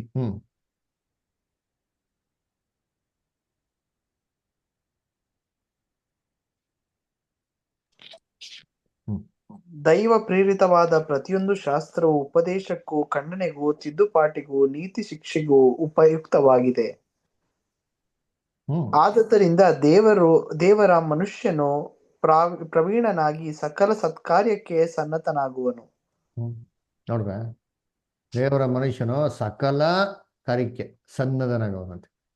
ಅದರ ಇದು ಸಾಕ್ರಿ, ನಮ್ಗೆ ಇನ್ಯಾವುದು ಅವಶ್ಯಕತೆ ಇಲ್ಲ. ಅನ್ನ ಕತ್ತಲ್ಲಿ ಪ್ರೀತಿಸೋಗಳೇ ಏನ್ರಿ, ದೇವ್ರ ಮೇಲೆ ನಂಬಿಕೆ ಇರೋಂಥ ಮಕ್ಳುಗಳಿಗೆ ಯಾವ ಕೇಡು ಏನಾಗಲ್ಲ, ಸಂಭವಿಸಲ್ಲ. ಹಂಗೇನೋ ಸಂಭವಿಸ್ತು ಅಂದ್ರೆ ಅದು ದೇವ್ರ ಚಿತ್ತ. ಅದನ್ನ ಸಹಿಸ್ಕೊಳಕ್ಕೆ ದೇವ್ರು ಖಂಡಿತವಾಗಿ ನಮ್ಗೆ ಏನ್ ಮಾಡ್ತಾರೆ? ಶಕ್ತಿನ ಕೊಡ್ತಾರೆ. ದೇವ್ರ ವಾಕ್ಯಗಳನ್ನ ಆಶೀರ್ವದಿಸ್ಲಿ. ಆಯ್ತಾ? ನಿಮ್ಗೆ ಯಾರಿಗೂ ಏನೋ ಡೌಟ್ಸ್, ಕ್ವಶನ್ಸ್ ಏನೋ ಇತ್ತು ಅಂತಂದ್ರೆ ಧಾರಾಳವಾಗಿ ಏನ್ ಮಾಡಿ ನೀವು ಕೇಳಿ, ಅದ್ರ ಬಗ್ಗೆ ನಾವೇನ್ ಮಾಡೋಣ, ನಾವು ಡಿಸ್ಕಸ್ ಮಾಡೋಣ. ಓಕೆನಾ? ಯಾರಿಗಾರ ಪ್ರಶ್ನೆ ಏನೋ ಕ್ವಶನ್ಸ್ ಏನೋ ಇದೆಯಾ? ಸರಿ, ಓಕೆ. ಸೊ ಯಾರಿಗೇನೋ ಪ್ರಶ್ನೆ ಇತ್ತಂದ್ರೆ ಧಾರಾಳವಾಗಿ ನೆಕ್ಸ್ಟ್ ವೀಕ್ ಕೂಡ ನಾವು ಡಿಸ್ಕಷನ್ಸ್ ಇಟ್ಕೊಡೋಣ ಇದ್ರ ಬಗ್ಗೆ. ನೀವು ಧಾರಾಳವಾಗಿ ಏನೋ ಪ್ರಶ್ನೆಗಳು ಏನು ಮಾಡೋದು ನೀವು ತರ್ಬೋದು, ಇದ್ರ ಬಗ್ಗೆ ನಾವು ಡಿಸ್ಕಸ್ ಮಾಡೋಣ. ಓಕೆನಾ? ಏನೂ ಅಭ್ಯಂತರ ಇಲ್ಲ.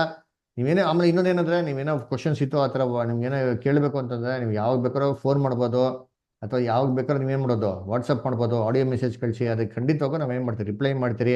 ಅದರ ಸತ್ಯವೇದ ಮುಖಾಂತರ ನಿಮ್ಮೆಲ್ಲ ಪ್ರಶ್ನೆಗಳಿಗೆ ಉತ್ತರ ಕೊಡೋಕೆ ನಾವೇನು ಮಾಡ್ತೀರಿ, ಪ್ರಯತ್ನ ಮಾಡ್ತೀರಿ. ಓಕೆನಾ? ಸೊ ದೇವ್ರ ವಾಕ್ಯಗಳನ್ನ ಆಶೀರ್ವದಿಸಲಿ.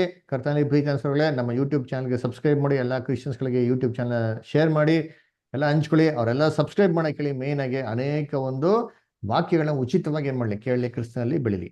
ಓಕೆನಾ? ಸೊ ಕೊನೆಯದಾಗಿ ಒಂದು ಪ್ರಾರ್ಥನೆ ಮಾಡೋಣ. Jacob brother